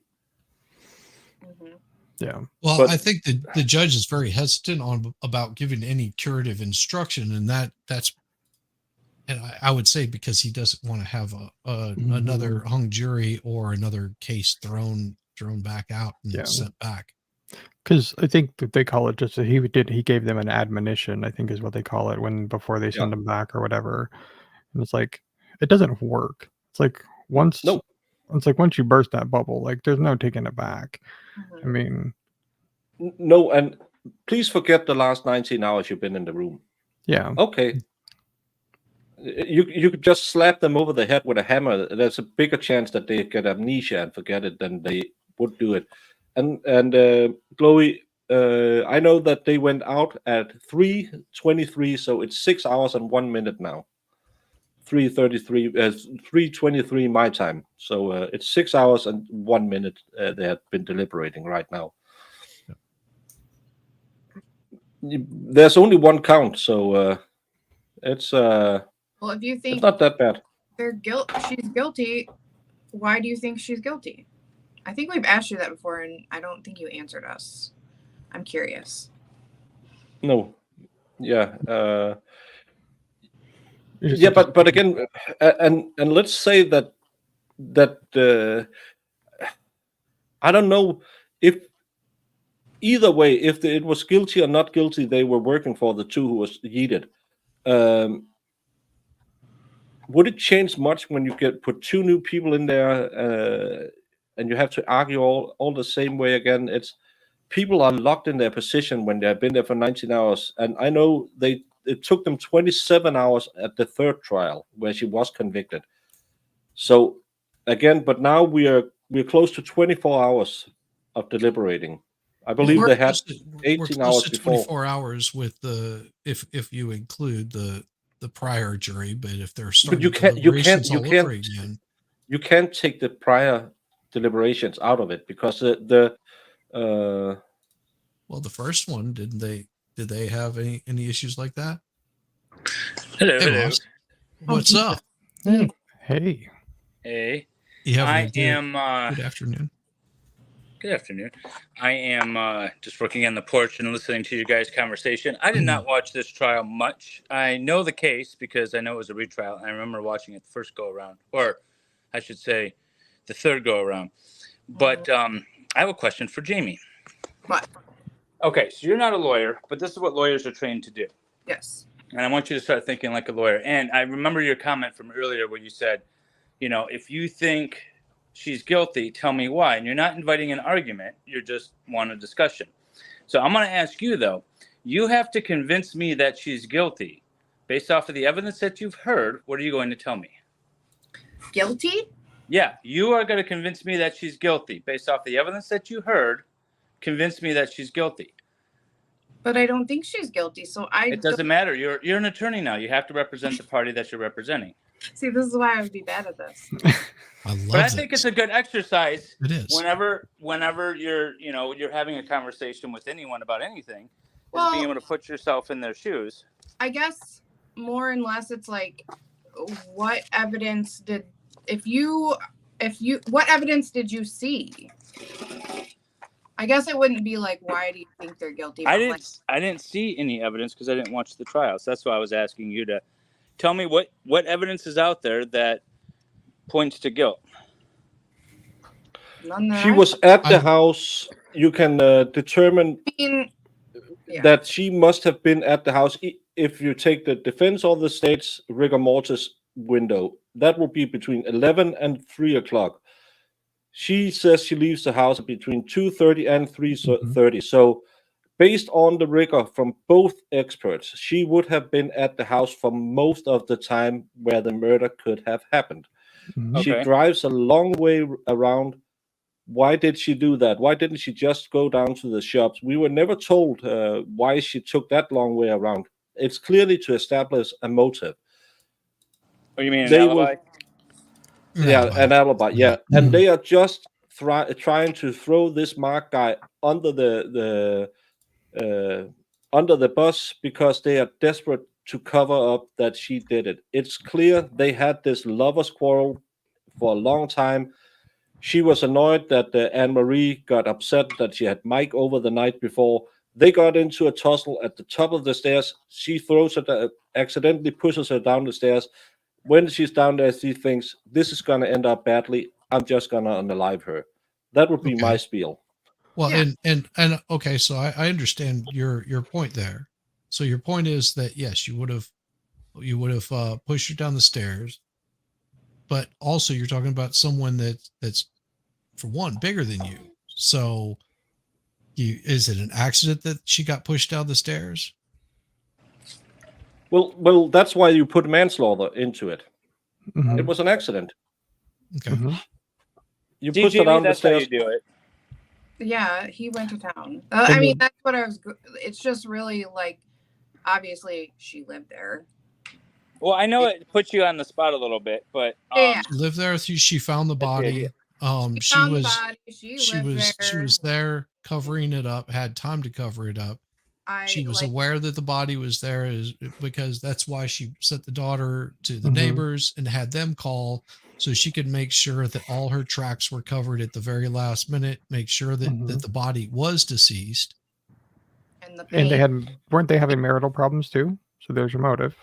Well, they had it. I just a quick. So Matt's puts in the chat that the paint was wet, therefore Yeah. she poured it shortly before the. Were they allowed to testify about that, or was it just they weren't able They to bring were in the allowed evidence? to say it was wet.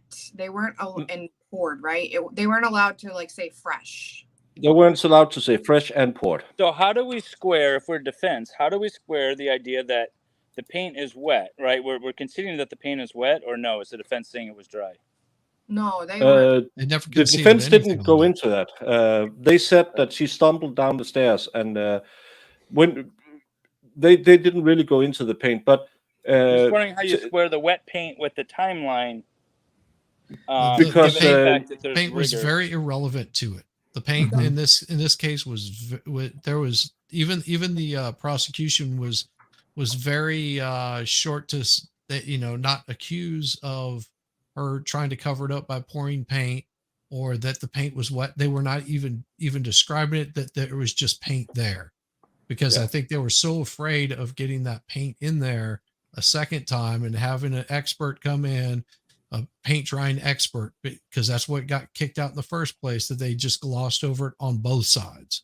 They kind of mentioned it, but they focused more on rigor this time. Yes. And Dave, can I ask you a question? She was strangulated. No way this is manslaughter. It's manslaughter if you don't have you didn't plan it. It's spur of the moment. Yeah, so it can be essentially manslaughter. the biggest difference, the overall, the easiest way to understand it, first degree murder is you intend to do the act and you intend to unalive the person by doing it. Second degree murder is you intend to do the act, but you don't intend to unalive somebody. And manslaughter is essentially you don't intend to do the act, but it results in a death. Okay, so that's obviously there's a lot of nuances to that, but that's kind of an easy way to think about the three. But like, here's the thing: is for me, it's like I'm backing off of the lawyer aspect of it. The only again, I don't think she did it, but I also don't know if she did it. But like, there's so many other ways I could see it going down, and there's so many holes and everything that I can't pinpoint one story. I just see it. Oh, well, this could have happened. Well, this could have happened. Well, this could have happened. And I can see reasoning for each of the things that they were like showing as evidence as like, oh, well, it had to have, she was in rigor at this time, so she must have been dead. But I could also see it the other way. So for me, it's just like, how can anybody be like solid in fact with any of? So beyond a reasonable doubt doesn't mean that there's other explanations for things. It's doubt free from reason, right? So just because there's other possible explanations, is it possible she fell down the stairs and caught her neck on that hanging sweatshirt that happened to wrap around it and then strangle her as she's going down the stairs? Sure, why not? Is it possible that Matt did it? Sure.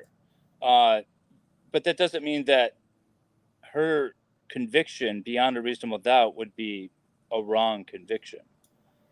Well, and that's the hard part that that I don't think that the prosecution has done is proven that it would be reasonable that this person killed her. That's Right. what I'm saying is for the timelines just don't match up.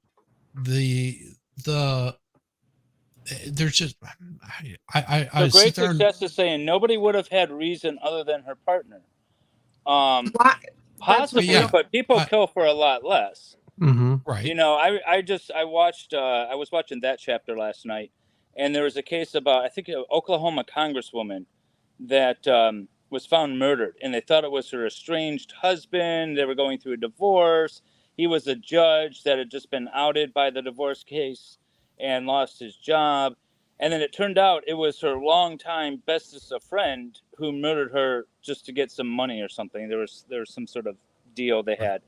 And it's just like, really? I mean, out of all the people that had motive, it was the, former judge, former husband whose career and life has been ruined by this woman, and it turns out to be her best friend. Yeah. Yeah. And I mean, I because I'm, like I said, I looked at every way that I could that she would have had, first of all, the opportunity to do it, which they could never resolve the opportunity for her to do it, especially whenever they started harping on it, because it was almost immediate. They were talking about this timeline and her time of when she was out, and they really focused on that. And I couldn't make sense of why they were focusing on it so much until they talked about rigor, and they were saying rigor would take 6 to 8 hours before it would set into the level of her stiffness. And so whenever I pulled it up, no, they said like 4 to 6 hours or some crap like that, and it's like 6 to 8 hours, and then they changed it at the very end. It could have been 3 hours after they Let me ask you this. went through all of this, saying no, it couldn't happen, but then there was no body temperature. There was shady shit that I question when prosecutors do that stuff. When they establish these facts, right? So the prosecutors, when they give their opening statements, they box themselves in to these facts that are the truth, are the gospel, and this evidence will show it. That's how they frame all of their opening statements, right? And then as the trial progresses and the evidence isn't quite how they frame themselves in this little box, they start poking holes in it themselves. And when the defense doesn't jump all over that, I have problems. And so did the defense have an expert on rigor? Yes. Yeah. Yes. Okay. And what did that guy say? Basically, it's all different for different people depending on everything. Yeah, because too many variables. Yeah, and the problem I saw with the rigor part was the state have a 6 to 8 hour window. The defense have a 4 to 6 hour window. In the closing, where the state goes last in Massachusetts, the defense goes first. She changed her story. She said, well, she could have been dead at 3 because she doesn't leave the house till around 3. All the way through the trial, they had her dead at between 12:21 and 1 o'clock, based on the rigor and her phone. And all of a sudden, they said, well, even if it's the other rigor window, she did it. And that's what you say, you're poking holes in your own explanation. Yeah. There was an interesting sort of case study done by a YouTuber who won't be mentioned any longer, apparently. It's not kosher. But talked about Lizzie Borden and the trials that resulted from Lizzie Borden. And the question was, in today's society, would Lizzie Borden have been convicted? She wasn't. She was acquitted. And one of the biggest things is, you know, she was there. She had motive. Or not she was there, but she had the opportunity. She couldn't really account for her whereabouts, but they didn't really have any other evidence. But just because she had opportunity and motive, today it seems like that's enough to convict people. Yeah. That's what I mean. But because that's what I see in a lot of these cases is like, oh, well, could that person have done it? Were they like, especially when it's a spouse situation? It seems like a lot of what I guess is in my mind happening with a lot of these convictions that are wrongful are the fact that it's circumstantial. There's not evidence, it's not physical evidence, it's circumstance that is what they're being convicted on, and that doesn't make any sense to me. No, I don't like it when ifs and buts are the biggest part of the evidence. Yeah. It's just but this is this conversation, and this is kind of what I wanted to jump on. This conversation is what they should be having in the jury, right? The jury room should be filled with this exact conversation. And that's why I just kind of wanted to emphasize why the jury might be taking so long. You know, we could talk about, you know, why the jurors were let go and now they have to start over and whatever. But this is the conversation that goes on in the jury rooms. Okay. So I just wanted to push back. I don't know, because I've never been inside of a jury room. I've been on a jury and I've argued to juries, and then I've talked to juries after the trials to hear how they thought the way they thought, and so I just wanted to emphasize that this is the conversation that goes on, and in those jury rooms. So I don't know. Yeah, but again, what do you think about throwing 2 jurors out and saying, well, now the jury pool is clean? They have been spreading whatever they are saying. I wasn't able to listen to all of that this morning. That's interesting. So what happened? But they didn't tell us why the jurors were being removed, right? Well, I think we got a good hint of this because first of all, they sent a note to the judge on Friday, and instead of addressing it, he shut down things early and said that they would reconvene on Monday and he would address it then. It comes in on Monday and says, and then starts talking to the jurors to address this note, which takes, I don't know, several hours. 4 hours. And addresses all of the jurors or the majority of jurors, and then comes back and says we're, you know, what was it? Was it this morning that he came back and said that they were dismissing 2 of the jurors, or was it last night? Because it was yesterday. Right, yesterday, because they pulled them out of the hat and then he sent them home. Okay, so then he dismissed two jurors from the jury pool and one from that were two that were in deliberations and one of them that was an alternate juror, and then says, you know, this was for personal reasons, and then basically ended it for the day. So they ended early yesterday. They came back into. We don't know if it was because they were sick, they had a death in the family. Well, no, or they were tainted. Let me finish, because then this morning they had a discussion about jury instruction, because they wanted to add whatever was included in the note in there, and the defense was very adamant that this not be brought in because they felt that it was improper and was going to taint the jury. We got a little idea of what it was that they were discussing and what could have possibly been on the note, and it had a lot to do, from what we could gather, that somebody asked a question about how much time for whatever offense. Yeah, I remember hearing that. What's interesting is that they let an alternate go, because an alternate should not be in the jury room. So I don't think that has anything to do with the issue. No, I don't think the jury the alternate leaving the jury. I think that was the personal one. I think the 2 that were deliberating, there was something going on that didn't pass the test for the judge. Yeah. Well, there's a cat wandering around the yard. I got to go get the cat. Okay. Sorry, guys. But no, this is a very interesting case, and especially because this is now the fourth trial. It seems like the jury is stuck. I've been listening as much as I can on this case. It's very interesting. Yes. Yeah, and I'm just don't you think either? No, not because I don't think if she's acquitted, the state won't do anything about that. But if it comes back guilty, the appeal will be filed in the same second because of that jury tampering. Yeah. Oh yeah, I mean, for sure. I mean, that's really weird. But again, we're not looking at the notes, right? The attorneys have the notes, so the attorneys know why. Right. The jurors are let it go, and who knows if it's enough? I don't know. You know, we're guessing. But if it's something that seems like it's improper, then absolutely. According to what we can gather from this conversation, someone looked at the previous trial. Hey, you want to just rewind it all the way back to that part and let Dave hear it? You probably just because it was within the first. I could just go back and then I can comment tomorrow. Oh, it won't take very long. It's pretty quick. He's asking me to give. And to the extent that I've overemphasized it. This is just where he's talking about he won't give the new instructions, and the instruction they have are in writing, and they can just read it in there. Picking the sound.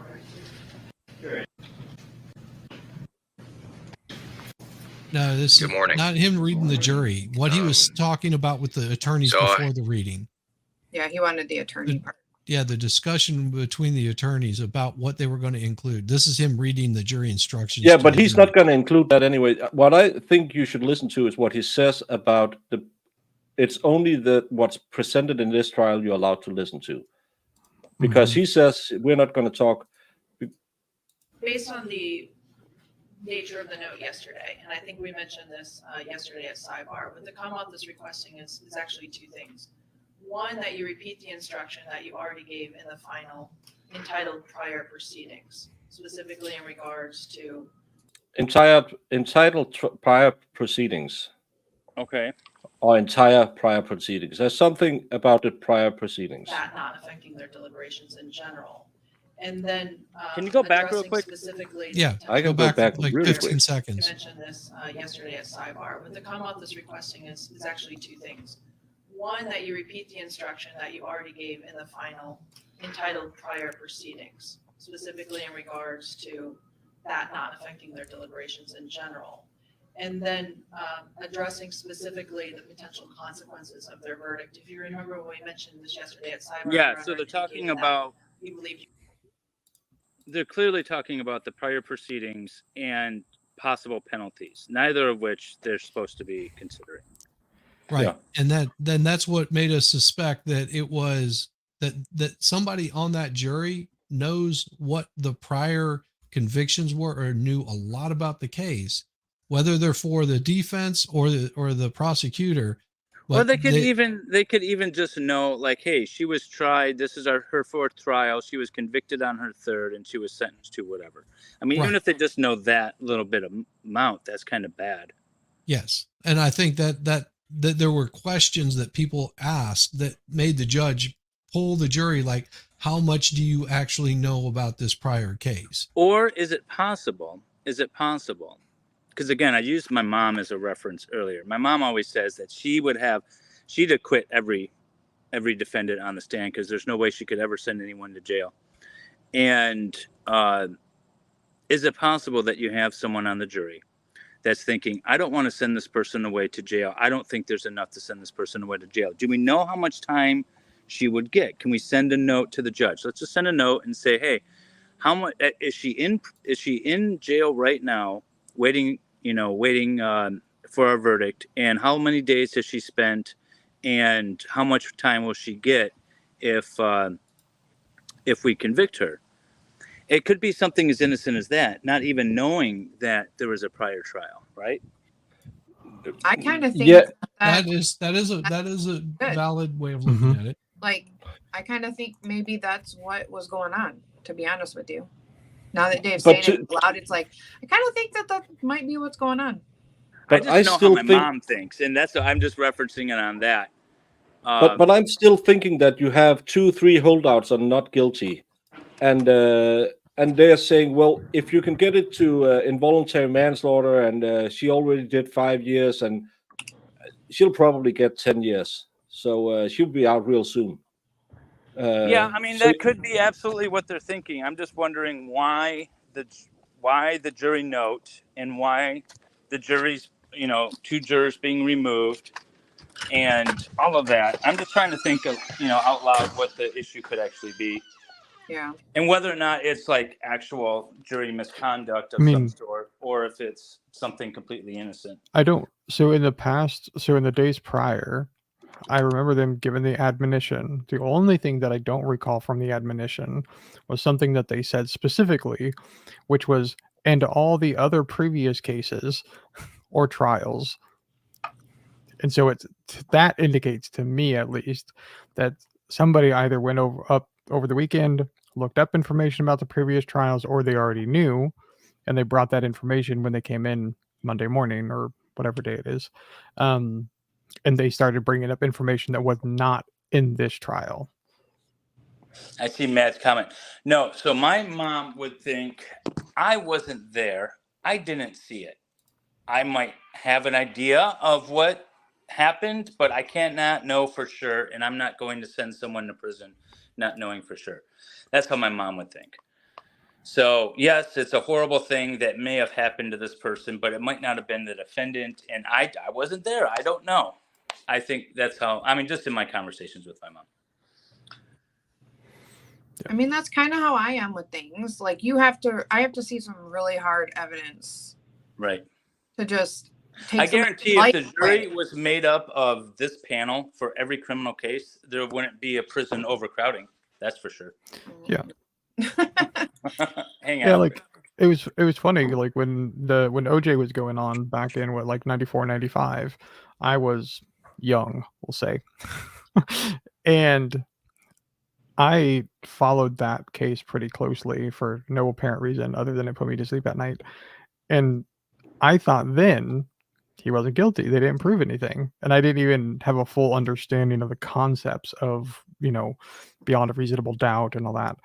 And I just don't understand how people can't understand that. Because, like, I guess the way that I look at it, and one of the reasons, like, why if like the Zachariah Anderson thing hits me so hard is because that could be me. Because if all it takes is for you not to be in a certain place and to have a burn pit, well, I live in the country. I got a big burn pit. So does that make me a serial killer? Well, and it's just all the normal things that you do throughout the day that are being used against you because you had a potential motive. Yeah. Well, there's a lot of people with potential motive, right? I have life insurance out on people. Is that motive? It's just anything could be a motive depending on how you twist the story. Exactly. That's exactly what it is that bothers me. It's like they can take any little on a daily basis and make it seem like you are a suspect. So yeah, and again, it's the Andrew Branca school of law. It's too much, it's too little, you're guilty. Yeah, no, it really is. And that's why I'm interested in these cases, because sometimes we see a case like this, and kind of like Jeff said last night with the Zachariah Anderson case, every lawyer who was on the panel wrote down what they believed and showed it. And every one of those said not guilty. And lawyers are some of the worst people to have on a jury. Well, you can see right now just by me coming in and saying, "All right, I think she's guilty." Poking holes everywhere. But again, you can't poke holes in Zachariah Anderson. You just can't. You really, literally can. You've done that all the time. We've had discussions like that, and I appreciate it, honestly. I guess maybe a little, but not really. It's hard to poke holes in Zachariah Anderson. The problem that I have with that is, how do you prove a negative? Well, that's the biggest issue. It's like, okay, so the cell phone data doesn't place him there. Okay, that's proving a negative, right? Yeah. Yeah. It's like that's the issue, and like I know, like people are attached to their phones all the time. Like I'm not. And so it's maybe in a different place than where I actually am. Hey, Brandon's back. Yeah. So Yeah, he said he had to chase it out the yard. Yep.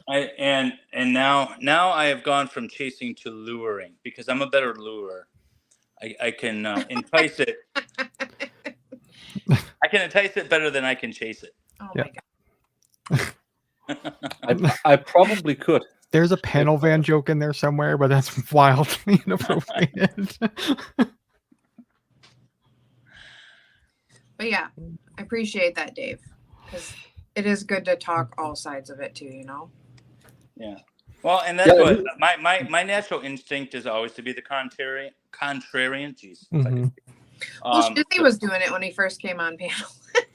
Yeah. But then he changed his mind very quickly. Well, I'm just saying, you know, the underlying issue is there enough? Is it beyond a reasonable doubt? I don't know. I haven't watched the whole trial, but I remember the third one, and even the little bit that I've heard on this one, I don't see where there is. Yeah. I think I think with me personally, I'll just say that like outright too, like I get so angry with the state that I don't even care what the hell they have to say about anything else when they blatantly start lying though. Well, and to be fair to myself, I know I do not like the state. I don't trust the state. Yeah. I don't trust anything about the state, but I have that sort of internal bias. And sometimes I have to check it and I have to say, okay, now if this person is guilty, what are the facts that are leaning towards this person's guilt? Because I have a really, really bias against the state. Yeah. Yeah. I agree. But it's just like when they said that when they said in their closing statement that when they sprayed the luminol and it was blood, when they never actually tested for blood and had no idea it was blood, that kind of stuff just is like, it's so gross to me. Yes.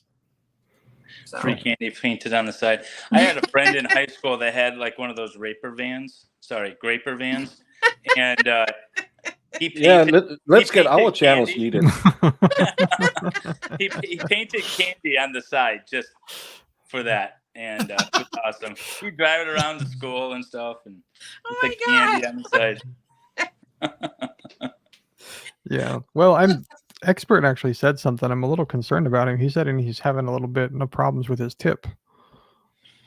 Yeah, and he has some washing machine problems too. He has had that since he was on with LC. You know, wine and dine, and he said that it was actually that he thought that was for the dishwasher. I said, well, maybe some good expert loving might take care of that then. Right. All right, I'm gonna go find this stupid cat. You guys have fun. We'll see ya. I'll be in chat. See ya. Yeah, bye. Thanks for stopping by. Everyone, that's a good thought. Yeah. I mean, you know, I covered myself. You covered yourself. And everyone should go follow that intelligent man because he makes us think a way we all should try to do when we're sitting here wasting these much so many hours. No English, no goodie. Because could we see it a different way so we know why the jury could be hung like that? But the problem is still I could present the case because again I used to be a politician. I can lie, but to me there's still enough reasonable doubt but I know how I would present the case if I was on the bad side. Mm-hmm. Well, if I was on the prosecution side, like David was suggesting, and looking at it from a prosecutor's point of trying to prove guilt, about the only thing that I've got is getting that timeline down to where I place her at the scene at the time that it happened or before, which I don't have any problem proving that she was there before. And during the commission of that, I mean, I'm still having a hard time proving that. Yeah. I didn't watch the whole thing, but I have a lot of issues with stuff too. We don't lean into stereotypes. White guys can be hung too. Yeah, good genes. Yeah. Or loose Yeah, jeans. maybe not. Don't use skinny jeans because No. they ruin They'll break the part. tip. They'll break the tip. Yeah. Yeah, Dave knows his stuff, but Dave is also a trained lawyer. And if you watch another stream Friday, someone was accused of being an expert interrogator because they are a trained lawyer. But no, you really have to have the mindset to say, how would I present it the other way around? And a lot of times when you have to debate someone, it's a really good exercise to say, how would I counter my own arguments? So you're ready to fight back. It's a good exercise because it gives you a way to actually solidify what it is that you actually think. Like one of the things that I do is I dabble in education, and it actually is very good to teach somebody something because it solidifies it more in your own mind, and you can actually find things where there may be holes or anything that you're missing something or not explaining something correctly.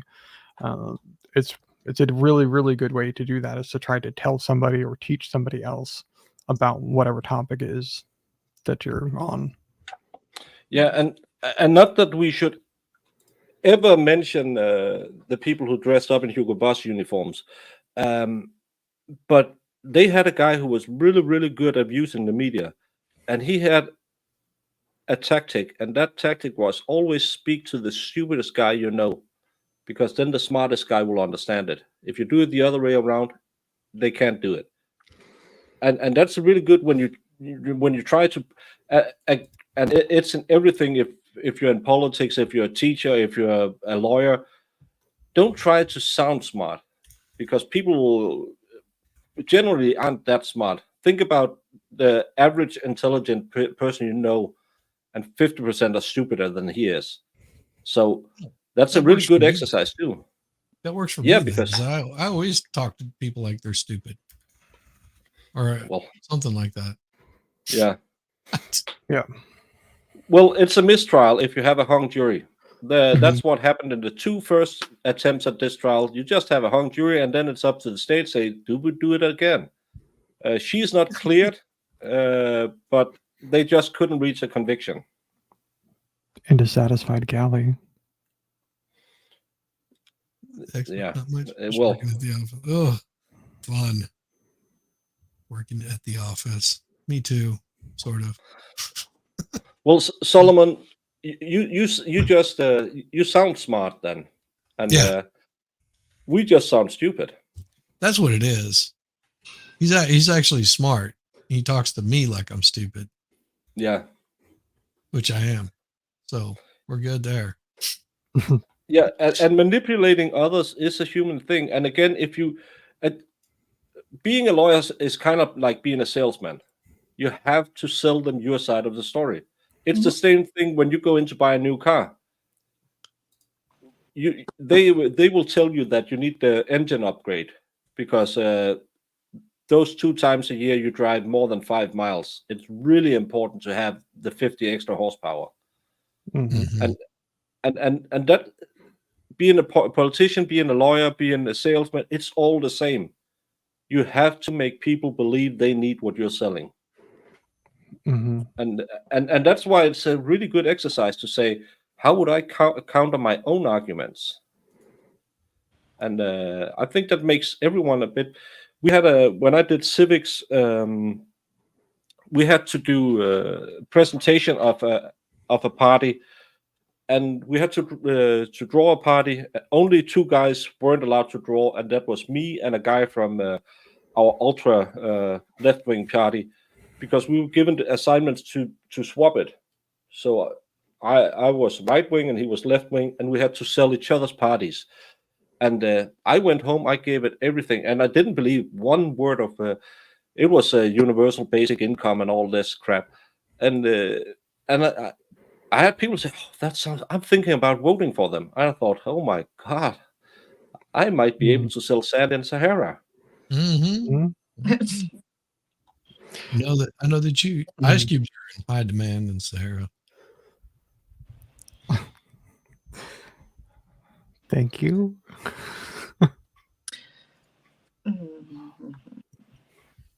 What? Why that smile, Jamie? I'm gonna come. Oh, Jesus Christ. Maybe not mention him when you say that.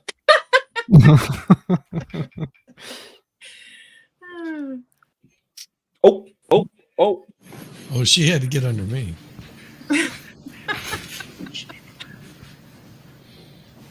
They got All nothing. right. Oh, he looks.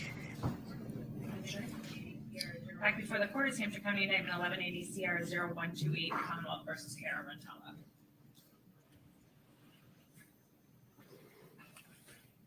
He's verdict. No verdict. Oh, he looks pissed. Yeah. I don't want to be in traffic court when he goes there after this one. No. Night court. Parking tickets, 5 years. Yeah.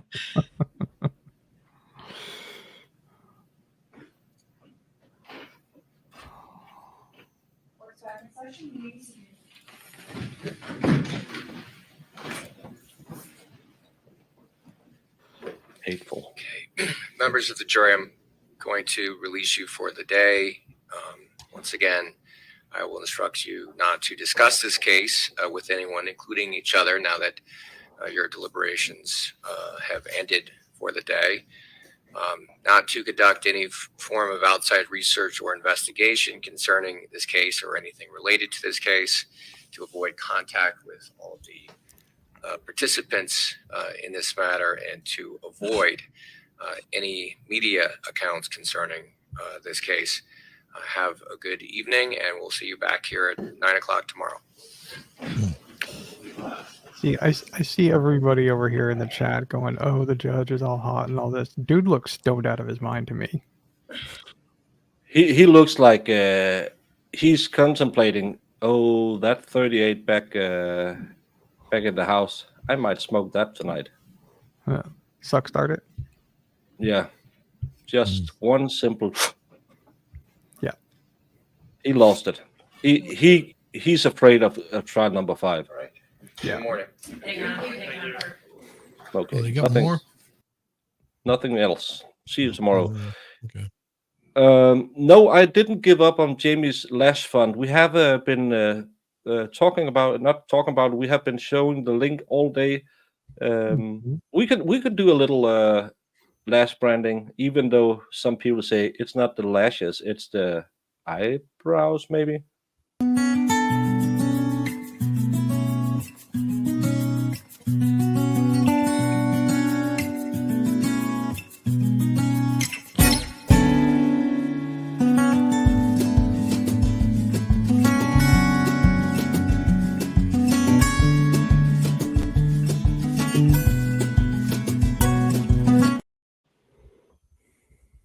It's precious.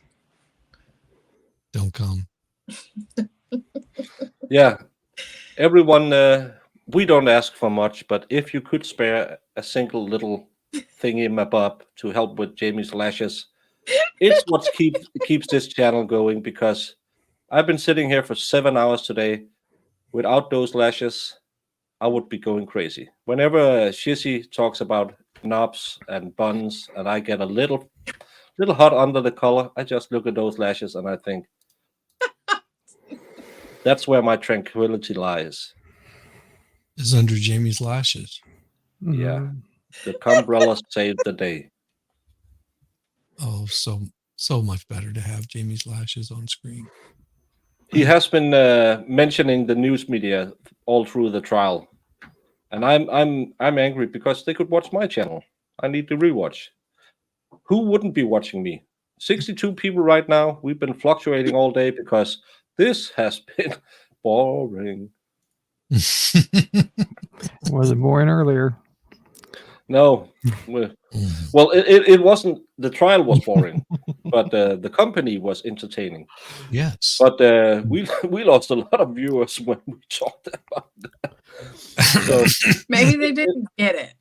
yeah, maybe it's not for Why are everyone. you talking Some about people might be coming here for the trial. cream and knobs and stuff? These weirdos. Oh. I They really like don't. I will stop talking about baking goods then. Yeah. And And how to keep your tools clean. I mean, it is an important necessity that everybody needs to know. Yeah. and especially in a helping cold environment where people are, if you don't preserve it when it gets cold, it gets wet, it hot, cold all the time. Yeah. Really have to look after it. But Growth Brandon, and contraction. contraction, yeah. He doesn't like to stay after 4. I No, don't know. he ends precisely at 4. But when you have a jury, you had to skip people out on. Why the F don't you send them to a hotel and say, we'll see each other again tomorrow, get on it? My calculations, it's 7 hours today, and I know it's a new deliberation, but we're into 25 hours of deliberation so far. So yeah, we have movement. Yeah, we had a go home, and we'll see you again back tomorrow. Yeah. No, I don't have a firefighting dragon. I'm not really good at making these things. I'm just tinkering on Canva. A thingy in the butt, maybe, if you pay me enough. Lashes is a big. Have you seen the amount of time you need to have lashes like Jamie's? She sacrifices a lot for us. Oh, oh yeah, I do. The time. The time, you know, I get to lay on this nice little table and she puts a little massage thingy on you. And a What's his little name? blanket, and you get What's his name? slippers. What's his Flippers. name? Slippers. Yeah. Oh, slippers. Slippers for lashes. Slippers. Yeah, her salon, she mainly does it for like the clients she likes the most, but she buys you slippers and then she keeps them in the back. And then when you come in, you get your little slippers. Oh, see, I was so enthralled in those lashes. Weird. They're just like little fluffy slippers. Well, They're see, cute. what I heard was that And then she because you lay puts a and you have little your little thing feet on out, so you she puts that them on your feet to massages let you you're that all has warm and flippers. toasty. See, what I heard was she puts a little thing on you Shizzy, that are you saying massages something? you and I don't has hear him. flippers. I can hear him. I think it's your sound again. What? Well, because I can hear you guys, but I couldn't hear I'm him. muted. No, you're not muted. Oh no, Shizzy. you're fine. We can hear you. She can't hear you.